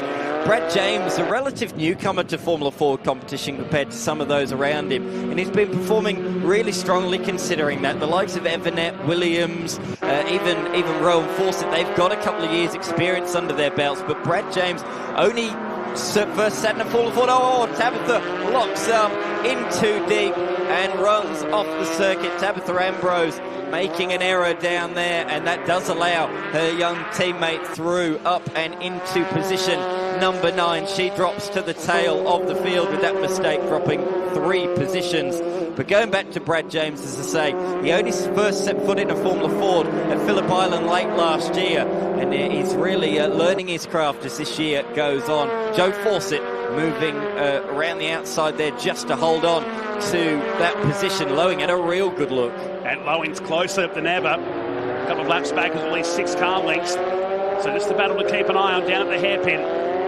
23 of Fawcett and Lowing, 4th and 5th on the track. Fawcett, who's 3rd in the series, and closing in Lockie Evanet, who's probably going to extend this lead a bit now to break away from Fawcett, who scored back-to-back poles earlier this year, was a race winner at Winton. And you talk about consistency, well, this guy's been in the top 5 on 10 occasions, making 11 after this morning. That's where they come, but he's got massive pressure now from Will Lowing behind, who's almost pushing the gearbox along. In time, James, this is close down at the S's between he and Fitzgerald. So the leading Marcus Ambrose Motorsport car, good racing there, leaves the gap open enough, and it could be a change of position. Tag of wheels, and that was very close to a high-speed crash on the main straight. Come in hot, lost it, spins across, and no contact. The work zone 56 was lucky, and Imbrogno, he must feel like he's a target this weekend. Absolutely, he's had a really challenging day as Imbrogno, but he took great evasive action there, although he has just relinquished that position back to Ethan Fitzgerald. Here is a replay of all of what's happened in the last couple of laps. So firstly, the mistake from Tabitha Ambrose, just in too hot, locked the front right before the apex of the corner, and she bowled a wide down there. And then a few moments later, neither wanted to relinquish the position. They both ended up going in too deep. Fitzgerald came off worse, spinning backwards at turn number 1. Brilliant evasive action from the number 5 machine of Imbrogno. But James did well as well to keep that on the road himself, going around the outside at turn 1. I'm shocked we haven't seen more wheel-to-wheel tangling here this weekend. Why he spun down there was because it's a very narrow race line on the way to turn 1. The track owners have done a great job to keep the racing surface clean, and a big clean before we got here for practice on Friday. But as we know, with race weekends as they evolve, you get the marbles, some chunks of tyre that come off during a race. It really narrows up the racetrack if it wasn't narrow enough before. Yeah, absolutely. What I love is they've made a few changes to the curbing, they've painted it, they've certainly made improvements to this track, but it's kept 100% of its character. The big bump, the famous big bump down towards turn number 1 and around the final corner as well. It's quite cambered, the final corner, and it's all the drivers that have been here decades in the past say the track is exactly the same to drive. Yeah, don't ever change, Mallala. Don't ever change. No. Back at the front, it's less than half a second as we head towards the spicy end of this race. Evanet and Williams. Evanet, who broke through for his first victory at Queensland, and is doing double duties with James Golding in the TFH TA2 Muscle Car Series that weekend. And Williams, who's been the big mover and shaker in today's second race, the ACM Finance car, and the man who's dominated in the 2025 Formula Ford Stars and Renegade Series. A little bit squirrely on the exit, using all of the curb there. Lachlan Evanet trying to get the best exit he possibly could. And he can see the pressure behind from Kobe Williams, the championship leader, who's trying to wrap it up this weekend. The man that can stop him, the best person anyway, the best placed position person to stop him is the man leading this race. Williams needs a 200-point margin coming out of this round to take the title. Evanet, huge lockup down there again. So that's the second big lockup we've seen from him. We know about. Exactly, yes, that we know about. Big smoke screen up behind. Kobe Williams, though, that'll be certainly... again, straight back on that wheel. And again, locking up. Kobe Williams will be beaming, looking at this, going, this is fantastic. He's certainly feeling the pressure. So Kobe Williams will just try and amp up that pressure even more and force Evanet to keep putting more pressure on that right front wheel. That right front tyre is absolutely scorched out there. The temperatures will be off the scale. Two young guns in this year's series. If you've watched it all season long in the Hi-Tec Oil Super Series, you'll recall that phenomenal race finish in race 3 at Queensland Raceway, where the margin at the end was 0.050 of a second. We had one of the tightest qualifying sessions of the season earlier today, and this one is setting up to be another thriller As through the right-hander, Evanet, Williams. They've pulled away by nearly 4 seconds to Jamie Rowe, who runs in third with Fawcett in fourth place, and Will Lowen still fifth. But we can't look away from these front two, and there's still 6.5 minutes to go. Absolutely, yes, still plenty of time. Just coming back to your point, the fact that this series has grown, we've got bigger grids as the year's gone on. A lot of people have looked at this series and gone, geez, the TV time's good to be on free-to-air TV, to be on KO and Foxtel, as well as Tabitha Ambrose comes into the pit lane. So a real shame, a DNF by the looks of it for her. That is a disaster. She's one of the few people that's actually raced here before. She's competed in a round of the South Australian XL Series last year. So she does have a little bit of racing miles under her belt. But coming back to my previous point, yeah, the series has grown stronger and stronger in terms of numbers as the year's gone on, with more people joining as the rounds have gone on. Just saying, this is great coverage for my sponsors to race in front of so many eyes on so many different screens. And that's why the series is going from strength to strength. The other person with Mallala experience in this field is Kobe Williams. He did a test day in an S5000 late in 2023. So something a bit different again. Open wheeler, rear wheel drive, but big V8 in the back of that machine. So Kobe Williams has done a few laps, which he said certainly helped him come Friday. At least he knew which direction the place went. It's another big lock-up again this time from Evanet. Can you imagine S5000? Oh, man, dare to dream. That would have been amazing here had that had gone on. But the pressure is really building here out in front. Under 5 minutes remaining. A handful of significant lock-ups from our race leader. That's the smoky invitation. That's the signal that the series leader wants. From near back of the field, almost drives into the back of the gearbox of the race leader. Through that long left-hander, past the pits. Evanet with one eye glued to his mirror while negotiating turn number 3. It's about the drive out of here. And tucking in behind. This is the closest he's been. You can see Evanet looking in the mirror. He can see the ACM Finance car getting bigger and bigger. And you watch the 88 park this car to the middle. No, he's left the door open. Can't do it there. Evanet's so late under brakes. Yes, she said, I thought he was leaving the door open, but Evanet goes, nope, I'll stick to the racing line, I'll just outbrake you, and that's exactly what he did. That's another way to hold position. Rather than defend, just brake later. So that's how he held on there. I noticed while we're looking at the drone footage that Jamie Rowe behind, he's coming under a bit more pressure from Fawcett in these closing laps as well. And he ran a little bit wide through turn number 2. But we cannot take our eyes off this lead battle at the moment. Still 3.5 minutes remaining. These two have taken multiple victories in the series this year. Evanet, the 2. Meanwhile, Kobe Williams has taken double figures, 10 race victories in the 13 so far this season. He's been the dominant force of the championship, but he's really had to do things the hard way in this race. We've seen him lead from the front on so many occasions. He hasn't started from off the front row of the grid until this race, position number 9, but he's shown how talented he is, that he's been able to move through the field up into position number 2, and now he's going for the lead. This time he is later under brakes. He moves up the inside and takes the lead, but Evanet's got a nice run. He's got a little bit of a couple more K's advantage coming out of the corner, and he's going to try and return serve immediately down towards turn number 8. He's back up the inside, late on the brakes. He is up there. He shows the nose, and they are millimetres apart through the hairpin. He tried to hold on around turn 9, but wasn't quite able to do so. Great respect. Yeah, that was brilliant to watch. All the way out of turn 6. And he just parked the car, forcing Williams to give him enough room. And they go at it again. 2 minutes remaining. And now it all is in the hands of the series leader. But can Evanet fight back? He's tucked in behind the 94. So changing the lead at the front from 9th to 1st is Kobe Williams.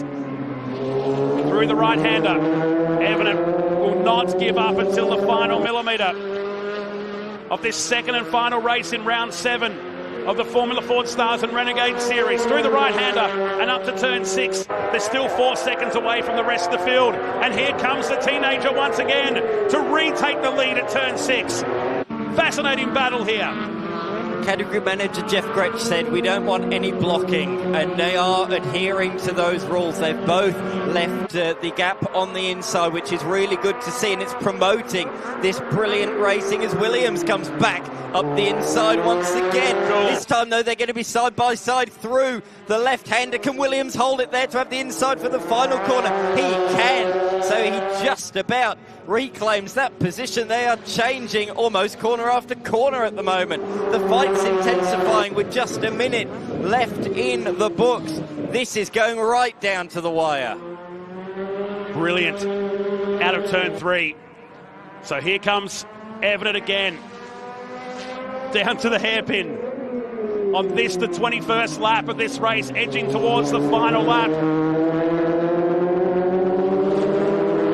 Down this long back straight they go. While they've been battling between the two of them, it's slowly bringing third and fourth in.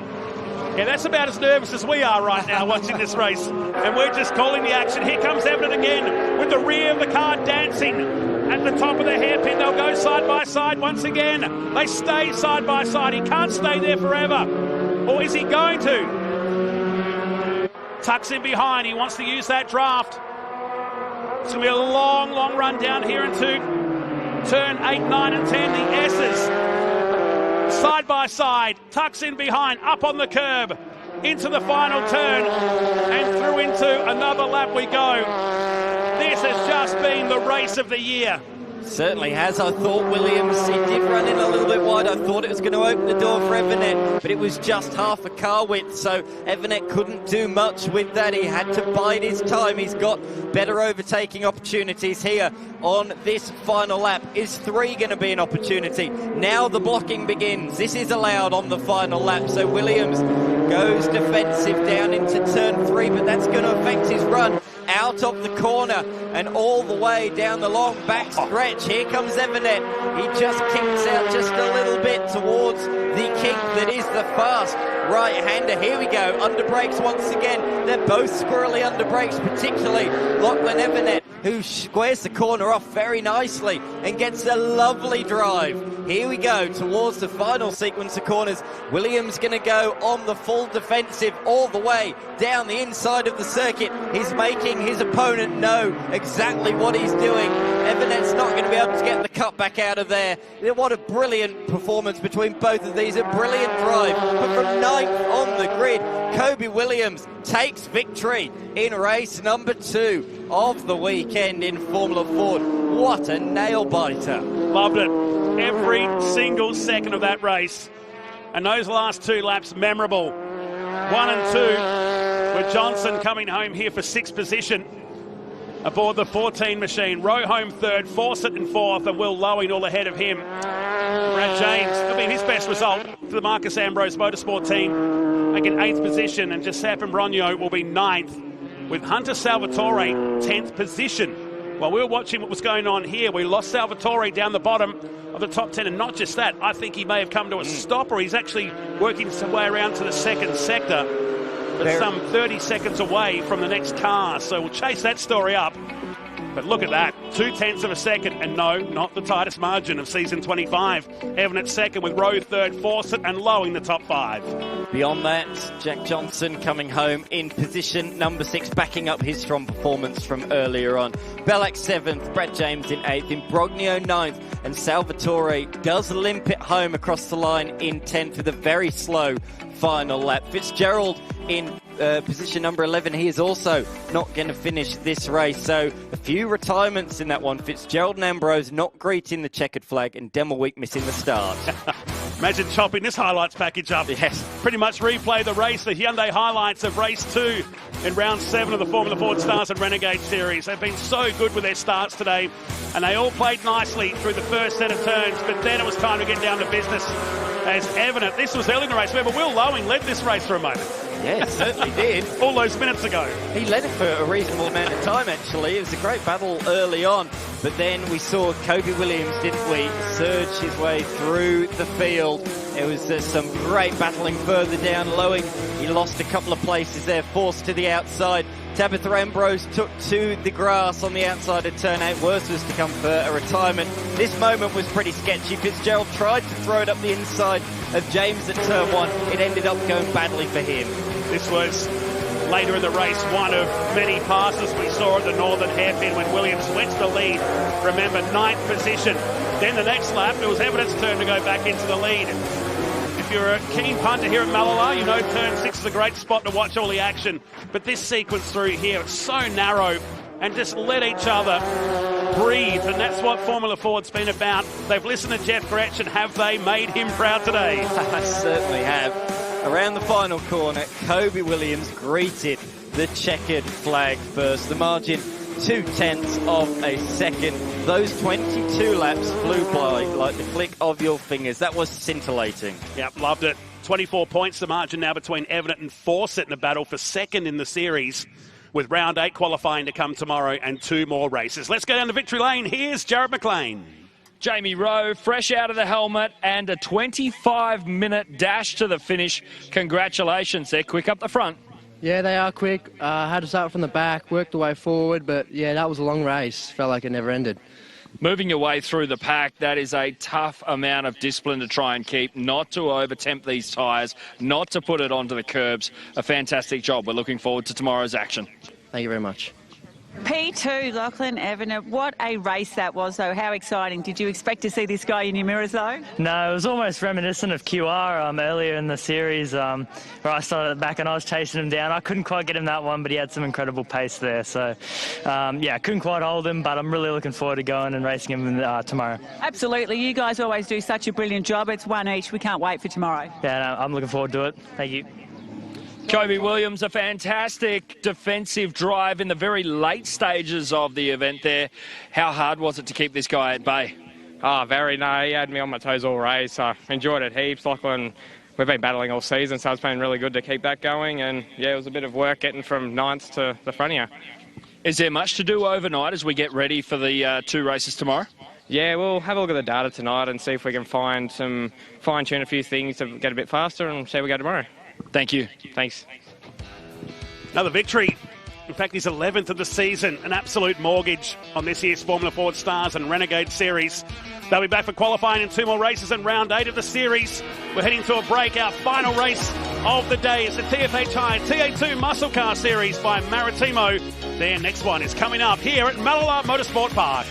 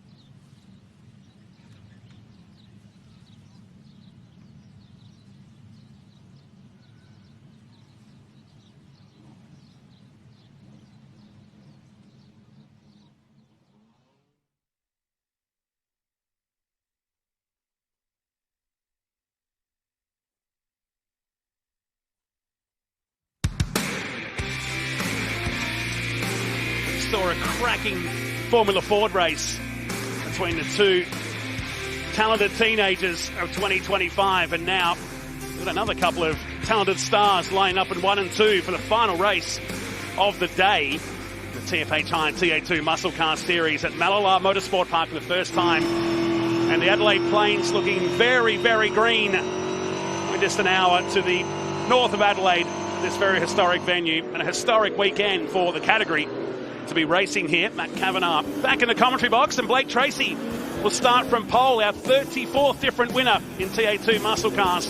It's the Chevy and Ford front row with Joel Heinrich. Paul Morris will start out of 3 with Tom Davies. Diesel Thomas out of 5 with Brad Gartner, who charged from 9th. Brock Payne in 7th with Josh Webster, Robbie Farr and Danny Reedy all scoring top 10s. Mark Crutcher starts from 11 today. Paul Hadley and Josh Thomas back to Graham Cheney, and you won't see Jared Hughes on that list. They've got a gremlin with that car and decided to sit this one out today, and hopefully the series leader will be good to go aboard that Road Active Suspensions car for tomorrow morning, because the beauty of this series is, like in Formula Ford, we get to qualify again in the morning in 2 races in this penultimate round of the 2025 series before we head back to Winton Motor Raceway in October.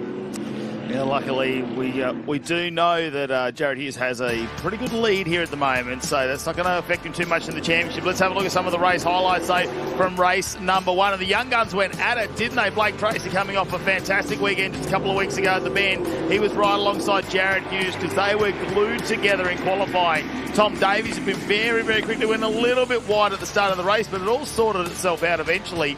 Paul Morris was super smooth throughout that, and unbelievably ended up on a podium. Almost like a stealth, wasn't he? We didn't see much of the Flair Dancewear Mustang. This was Davies and Heinrich. Davies forcing an error from the 42 Chevy Camaro for Nathan Hearn racing, and ultimately getting past for the position. And then it's the first of the gearbox dramas. First up was Graham Cheney, the IES Motorsport Chevy Camaro, and then this one for the race leader at the time, Jared Hughes, his first DNF of the season, and a monster series lead. He can probably feel a bit comfortable, but he's going to have a DNF. Best to have it now with that series almost wrapped up. This was a moment for Mark Crutcher down at turn 1, his bogey corner from yesterday in practice. But how about this guy in a car steeped in history, the car that Ash Jarvis won the 2018 series in, the Chevy Camaro, picking up the chocolates. His first win, and continues his South Australian streak in these V8 powered machines. We'll wait and see how it goes. Diesel Thomas, watch him. He's currently got the lead in the Rookie of the Season as well, and he's just starting outside that top 4 at the moment in 5th position over his brother. It was weird to see that Josh Thomas actually dropped back through the pack, starting out at 13th in the TFH High number 69 machine as well. Heinrich had a couple of little errors there. A misfire in the car started to develop late in that race, which really gave Tracy a bit of a reprieve in the end, because Heinrich was all over the back of him, and it was coming down to the wire in those final couple of laps.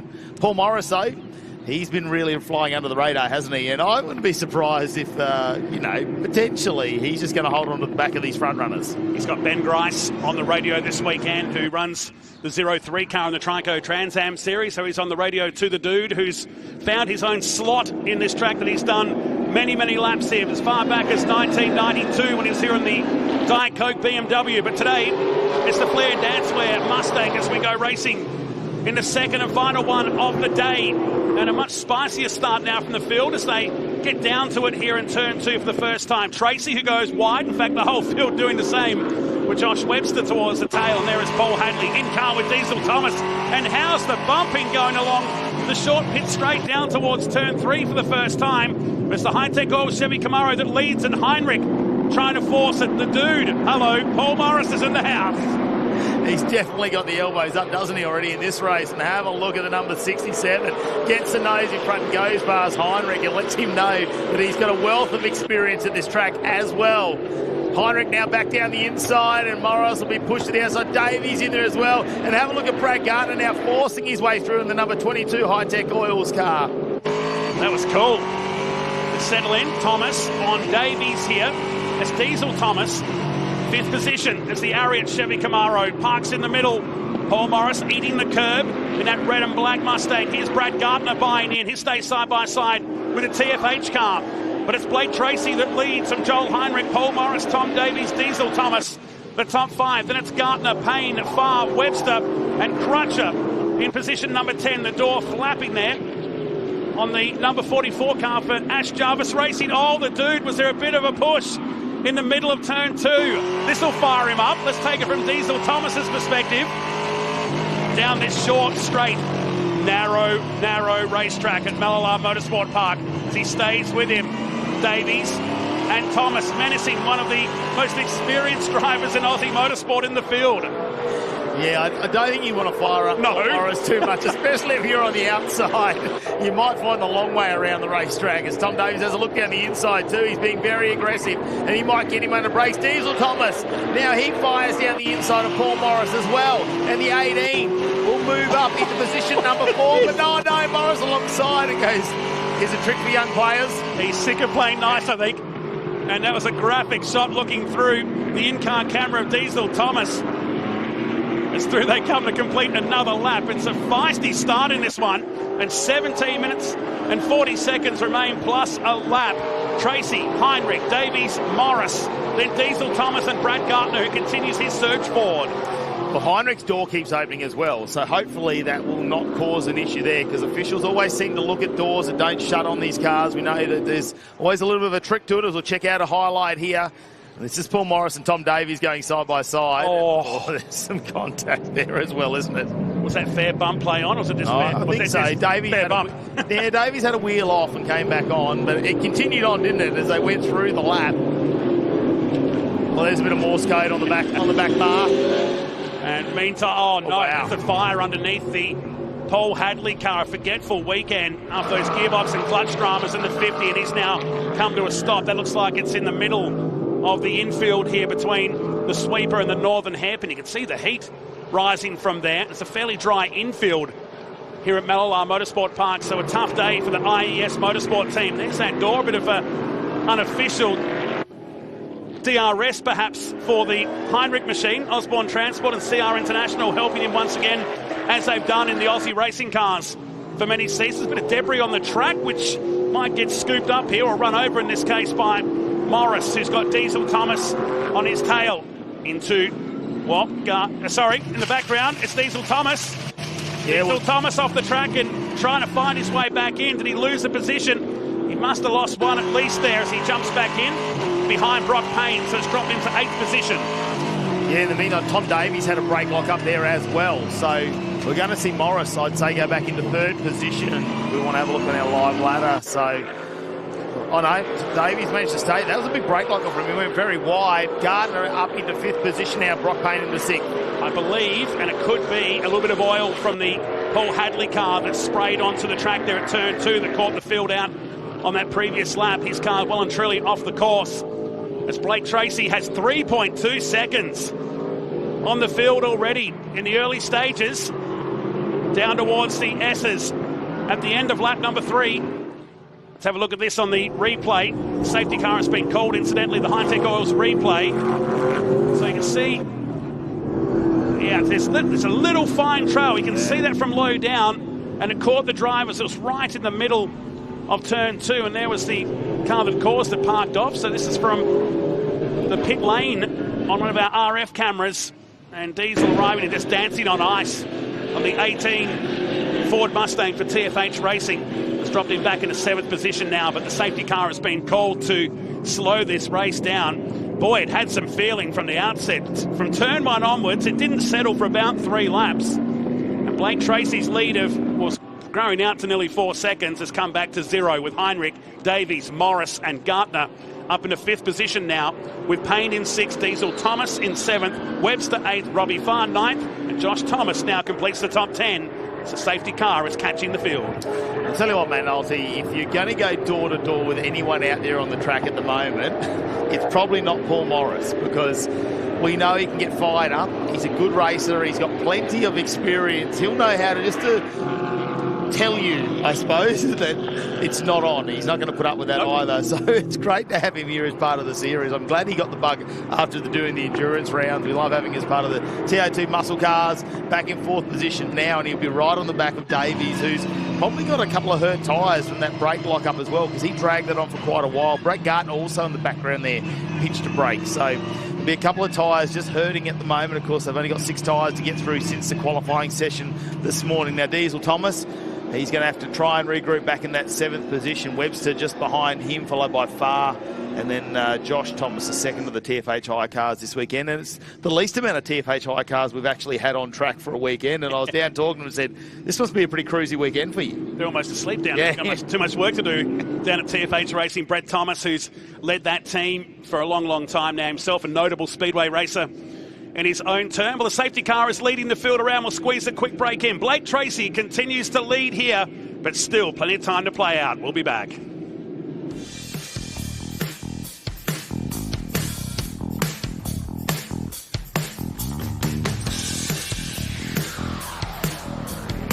So, the field weaving behind the Hyundai safety car and brings Tom Davies back into it, who's been flirting with the top 5 for a long time now. In fact, a second place finish at Queensland Raceway at the first Queensland Raceway round. Finished second in the tag team enduro race, the second one of the weekend on the Sunday up there at Queensland Raceway. As we start to wind this season down, a new calendar will be announced for the 2026 edition of the TFH TA2 Muscle Car Series, with a couple of new tracks potentially in the pipelines as well. Some new names looking to get involved in the series, and a championship that continues to expand. Mel? So, Frank, Tom's looking good there in P3. He's had a good race so far. What can he do on the restart? Yeah, Paul Morris and himself are going toe-to-toe. They've given each other a bit of biff. Tom's been able to keep the car together, keep a tyre under him, and he's pulling away, so hopefully he can maintain it and bring the Ariat Camaro home for a podium. Is he saying anything to you on the radio? No, he's just loving the car handling. There's a bit of oil on the track, so he's just working his way around that. And it's going to be exciting into the race, I think. So everyone's tyres are cooled off, and it's going to be a sprint for the home. It sure will, thanks. You're welcome. Frank Mezzatesta, who used to race in the Toyota 86 series back in the early days, I think the 2016 edition there, working at Nathan Hearn Racing. And on the radio to Tom Davies, who teamed up for that second place finish with Nathan Hearn at the tag team enduro race. They moved away from the Ford Mustang into a Chevy Camaro for the balance of the 25 season. J-Mac. Ash Jarvis, you've given Heinrich a bit of a hot rod this time around after changing absolutely everything to do with ignition after that misfire came back at the late stage of the last race. Are you confident coming out of second in this restart? No. Not at all. Joel just came on and said that he's just done the last 2 laps on 7 again. So he's still got amazing pace on 7 cylinders. So, look, it'll be exciting when we can get him firing on all 8. Yeah, it'll be good. But hopefully we can, he can sort of do the best in the position that he's in on the 7 that he's got. He's very, very quick around here, and we've got all night to keep chasing this gremlin that we've got. How does it feel chasing down the number 66 of Blake Tracy? Because that's actually your 2018 championship winning car out in front. Yeah, it's pretty cool. We got a lot of special memories in that car, and to see it going so well, obviously with Blake driving it, it's pretty cool. So. All right, well, it looks like the safety car's peeling in. In fact, looks like the entire field following the Hyundai. So we'll get some more information. It's about to get very hot and heavy down here in pit lane. 11-time winner Ash Jarvis with Jared McLean, and the reason why the cars are going through pit lane is our clean-up crew are actually trying to mop up that mess. So good call from race control to use that extra bit of bitumen and the additional lane to take the cars away from the scene. It will speed up the process of cleaning up that oil streak that's been left there from the Paul Hadley car that spun earlier in the race on lap number 3. So they'll come back out and reform. It shouldn't be too long before we go racing. However, turn 1 with that cleanup material could be interesting, to say the least. Yeah, it's a real heavy braking area, isn't it? We've seen the cars go side by side. This is going to be a sprint race, no matter what happens by the time we get this underway, whether we've only got 1 or 2 more cars out there. We'll wait and see what's going to happen on the restart very shortly. Safety car continues to lead the field around here at Mallala Motorsport Park, our final race of the day. We're back tomorrow. If you're in the South Australian region, we'd love you to come out and be part of the Mallala Masters event, and you'll catch all the action across the country as well tomorrow too on this return to national level motorsport at this 2.6 kilometre venue. As we look back at Blake Tracy with Joel Heinrich who we believe is on 7 cylinders. The update from pit lane with Jared McLean a few moments ago. You hear teams talk about gremlins, that they're never green and ugly. They're just, you can't see them, they're invisible and annoying. Yeah, and it'll be something very minor, especially if they've already changed a number of parts in that car. I'm sure they've gone over the loom, but you've got to, you've got so many things in the ignition system, whether it's something else playing up from the computer, all that wiring loom down through the coil packs, and even the leads going down. Could be a spark plug or anything very minor. I don't know whether Joel Heinrich would rather be blindfolded around here, knowing how many laps he's done on 8 cylinders, or have eyes wide open on 7, but he's quick either way. Unbelievable to hold out Tom Davies. What's not nice about that is we've gone out and found that information, and Tom Davies' crew are down the road going, you know what, Tom? The restart's going to be real interesting, and you're going to have the power advantage. You can pounce. Now, with the safety car restart here, they'll have to use that acceleration zone, which is on the exit of turn 10, turn 9 if you want to argue about track maps, turn 8 if you look at other maps that you might have found on social media, as the field will once again go through the pit lane while the recovery crew just clean up that mess. They are in the background. A big shout out to this recovery crew too, mostly volunteers that have given up their time. They spread the love between the tracks interstate, and of course the Ben Motorsport Park and this facility to keep the racing rolling. So it gives you a view of what pit lane used to be like back in the day. No garages on this lane. This is an old school track as they make their way back out once again. 7.5 minutes remain plus a lap. Until that point, if you just joined our coverage today, Tracy was leading by 3.2 seconds until that safety car period came out. Heinrich still runs in second, Davies third, Paul Morrison fourth, Brad Gartner up into fifth. Then it's Brock Payne, Diesel Thomas, Josh Webster, Robbie Farr and Josh Thomas, who's in 10th, with Crutcher, Cheney and Danny Reedy, the surviving cars on this racetrack today, with Paul Hadley out of the race. Mel? So, Mick, 2 TFH cars here this weekend, the Thomas brothers, of course. We'll start with Josh. He's down the back after a bad race 1, but this safety car's good for you. Yeah, bunches the field, brings them back up for him. Had a bit of a diff issue. We fixed it, got him back out there. So, yeah, he's got to fight his way forward. If not, we'll go to qualifying tomorrow and move up in qualifying. And what about Diesel? Has he been on the radio? How's he feeling in this one? Yeah, real good. Being the rookie out there and leading the rookies, he's having a good fun and moving his way forward, and just wants to stay in front of his brother. That brotherly love, yeah. That's the most important thing to both of them, isn't it? Beating each other. Oh, watching them now talk about data, who did this or who changes quicker. It's actually a bit of bonding for them, so it's good. Good weekend. I saw Josh the other day and I said, how's your weekend? He goes, I'm in front of Diesel this time. That's all that matters. Yeah, but Diesel's got him in both these so far, so let's see how he goes in this one. Fantastic. Thank you. No problem at all. Well, this is an opportunity for you to potentially put yourself into the driver's seat here at this restart. We have to remember that drivers have been circulating around this Mallala Motorsport track for upwards of 4 laps now. Take into account tyre temperatures, they've gone through the floor. Brake temperatures, they've gone through the floor. Drivers are doing everything they can. You'll see them weaving, but looking at them through pit lane, it looks like we're going green. Here we go. We sure are, J-Mac. Thanks to you and Mel Price down in pit lane. So the clean-up is done, but it's going to be dusty on the first couple of laps. With 5.5 minutes remaining, everybody using the high line, if you want to use a speedway term, through turn 2 and down past the pit straight. Webster being hustled there by one of the Hi-Tec Oils cars. I think that was Robbie Farr in the 7 machine, and it was. But you watch that sky blue and silver Mustang. Even with 7 cylinders, he'll take this to Blake Tracy. Crutcher on Josh Thomas. There's a bit of life in the old dog, isn't there, as he comes out of turn 3 in the Bumblebee yellow number 4 Mustang. Well, he's very happy to have a clean car at the start of the weekend. I think his words were, we got every panel last round. We've had to repaint the entire car, and now he's out there just rubbing a couple of panels just to give it a bit of familiarity. That door's still flying open, though, for Heinrich. I don't think he's too worried about that at this point. Paul Morris just back there in 4th position. Didn't get away with this pack. Davies hasn't been able to take advantage of this restart. We thought potentially with the extra cylinder he might have had the power to really try and pounce, but I think with all that ash that they used to clean up the oil on turn number 1, it would have been a bit sketchy trying to get around there as he slides the car around now in 3rd position, really trying to fight Heinrich for that 2nd position here in the podium. Brad Gartner, can he get on the back of Paul Morrison 5th, just at the back there as well, as Heinrich now goes a little bit wide. Davies has a look down the inside. They grab a little bit of grass. Heinrich out on the far side. He's got the inside run to this right-hander. So Davies having to go the long, long way around. Is that door there to prevent him passing from that side? Maybe a stop sign. You know, a school bus has the stop sign pop out the side. And that's brought Paul Morris into this, and Brad Gartner Watch Gartner and the Hi-Tec oil Chevy Camaro. Look at the slide from Davies through turn 6. And now the hairpin. So it's bringing 3 or 4 cars into it. You can see that black, red and white Chevy Camaro in the distance of Gartner, with Payne in 6th position and Diesel Thomas. They make their way down towards the S's on this restart lap. 3.5 minutes remain. Yeah, the Osborne's transport Mustang of Heinrich.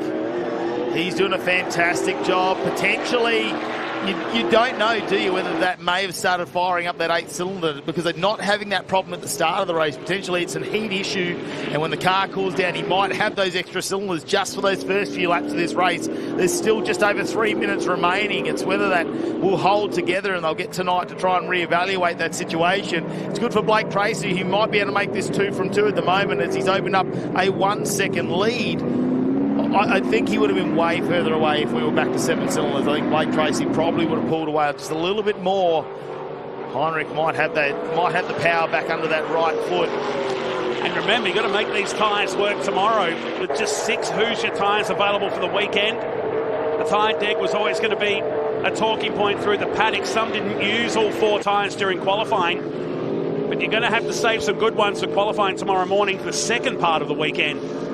And maybe that's why Tracy isn't trying to drive off into the sunset here. With Heinrich and Davies, this will be the battle for the balance of this race. Morris still runs in 4th with Gartner and Brock Payne on his fastest lap of the race now as they come through to complete the 11th lap, and just over 2 minutes remain. Robbie Farr and Josh Thomas down the field here in 9th and 10th position, with Mark Crutcher and Graham Cheney in tow in 11th and 12th. Yeah, it's not a really wide track. The overtaking opportunities in the TO2 muscle cars, probably a little bit less than what we've seen from our smaller vehicles out there, like the Legend cars and the Formula Fords. But have a look at Robbie Farr, just gets a little bit sideways, and Josh Thomas will be trying to take advantage of that in this run down to 3. He's on the outside line, but he might get the car in front. Who's going to be patient under brakes? Farr locks it up. He almost shoots it off the track. Oh, Crutcher's on the inside too. Was there a slight bit of contact potentially there as they get the crisscross done? And Thomas down the inside of Farr. Oh, Farr tries to stay on the outside and thought better of it. And Crutcher, look at this, 3 wide stuff on the way down. Farr coming in hot, and it had to end in tears. And it's going to park the 7 in the dirt trap.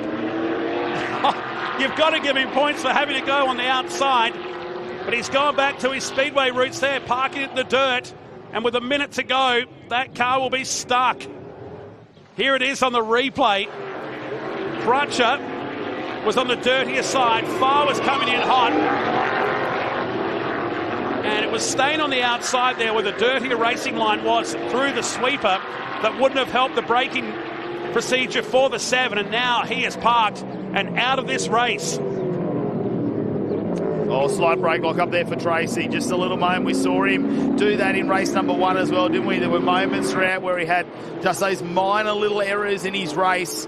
Davies in the background. Have a look at Paul Morris, the dude.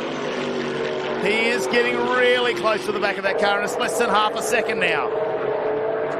Up to the hairpin, and now Morris wants another 3rd position. Tom Davies wants another podium. Heinrich wants a victory as they make their way down, we believe, on the last lap of this TFH TA2 Muscle Car Series race today. Down into the final turn we go. Morris running out of time. Pinch the brake from the Ariat Chevy Camaro for Nathan Hearn Racing. As they come on by into the last set of turns. And into the final lap. The 2.6 kilometres remains, and Heinrich hasn't given up. That's as close as he's been, even with 7 cylinders.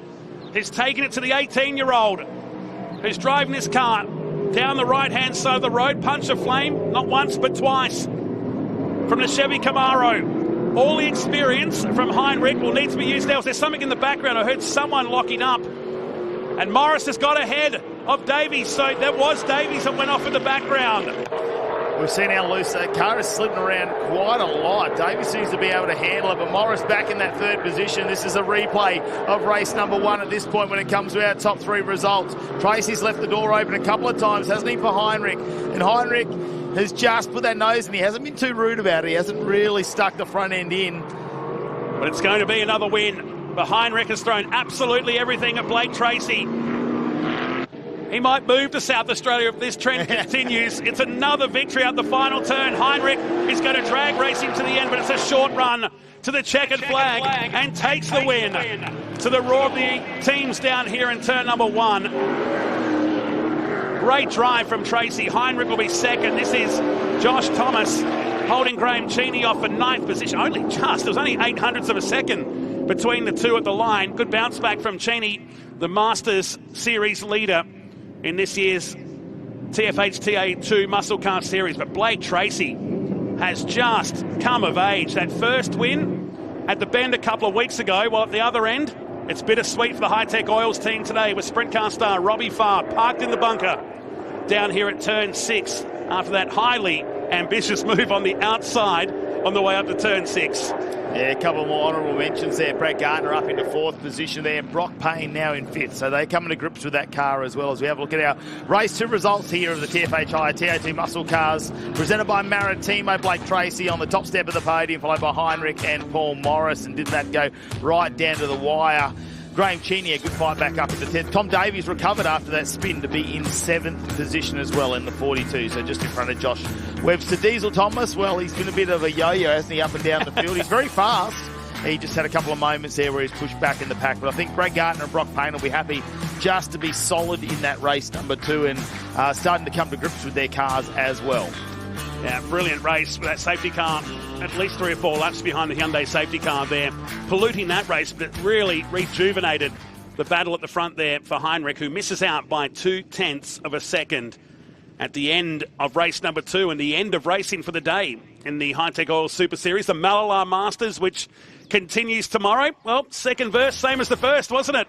In the TFH-TA2 Muscle Car Series, with the Chevy Camaro leading the Ford Mustang down to turn number 1.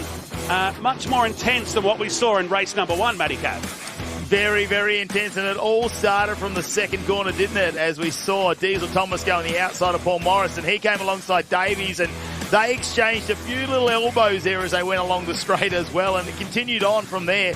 Tracy had to watch out for Heinrich, who ended up on the outside, and Morris just gave him a little bit of a nudge as well, which could have been disastrous for them. And then you saw Davies come back on Paul Morris, who Davies is very, very quick. Take nothing away from that. Diesel Thomas showed that he wasn't afraid to put it on the inside, but this was the moment where it changed everything, where Paul Hadley had an unfortunate mechanical issue under the car, and from then on we saw these moments where a bit of oil just got on turn number 2. Yeah, Diesel Thomas paying the price, but it was okay because the safety car would come out and slow the field down for several laps. We went back racing. This was Robbie Farr on the outside of Josh Thomas, locking the rears and find himself in the very heavy dirt trap that we have surrounding turn 6, the northern hairpin here at Mallala. But these two, you get the feeling it'll be the same tomorrow between the Chevy Camaro and the Ford Mustang. And well done to Blake Tracy, picking up his second win and the fastest lap of the race, a 109.29 here today at Mallala. Back-to-back victories, and let's see if he can go one better in qualifying tomorrow. And let's hope for Jared Hughes that he's back to take it to these guys, because you're watching an absolute superstar in the making while you watch one of Australian motorsport's greats climbing out of the 67 car. Let's go down to Victory Lane. Here's Jared McLean. Paul Morris, 3rd place in the Flair Dancewear machine. The elbows were up with Tom Davies in the number 42. You were able to get around him in the late stages of the race. It was a tough one. Yeah, pretty tough. Everyone was wheeling each other, so yeah, I'm pretty good at racing like that, so bring it on. You've done plenty of laps around here. What's it like to be wheeling a TA2 around Mallala? Pretty good, you know. I have great memories of racing touring cars here, Group A cars and V8 supercars, Super Tourers. Awesome track, just good to be short track racing again, and everyone said you couldn't pass, but I think we proved them wrong. Great stuff, I like to see it. Thanks. KP2, Joel Heinrich. There was talk of car trouble, but you looked pretty quick to me. The start, she was a jet. I thought we got on top of it, and then just all of a sudden just dropped a cylinder again. But the boy said as long as everything looks good, just press on, and the safety car come out, gave us a bit of a reprieve, I think. So the car was an absolute jet at the end there. I still had the misfire, but as soon as I got close to Blake, it just got worse. So well done to Blake. He drove really well, and called a race with the dude again. It's been a few years. And tomorrow's another day as well. Exactly right. Hopefully we can get on top of it and, yeah, have a big go tomorrow. Thank you. Win number 2. Congratulations, Blake Tracy. Quick time of the race as well into the 1:08. Congratulations, mate. That is some pace. Yeah, no, it was just at the start. Just tried to put my head down, and I could tell something wasn't right with him, and I'm like, all right, well, I'll just try to manage my tyres the best I could. And yeah, when the oil come out, I was just trying to make sure I stayed on the track, really. It was just, I think this weekend there's a lot of stop-starts, so I'm just trying to manage my rear tyres as best as I can. So I want to have a good pace for Sunday, and that's what we're trying to do. The restart definitely throws the cat among the pigeons. You knew that there was oil on the run between 1 and 2. How did you manage that? How did you get your head in the game? Yeah, well, I just, on the roll around in the safety car, seen the oil, and I'm like, all right, well, you can see it's golden, so I was like, just trying to stay off it as much as I could. It almost caught me out. I almost lost it. So, no, I was quite lucky there. Just yeah, stay off the green stuff. Time to back it up tomorrow. That's right. Thanks, everyone. Well, a fantastic return to national racing here at Mallala Motorsport Park here for the Hi-Tec Oils Super Series. But we've got one more day of racing to come tomorrow. Big congratulations to Blake Tracy, 2 from 2 in the TFHI TA2 muscle cars. Don't miss any of the action. We start live streaming from 10 a.m. Australian Eastern Standard Time tomorrow, 9:30 local time. Join us for all the action.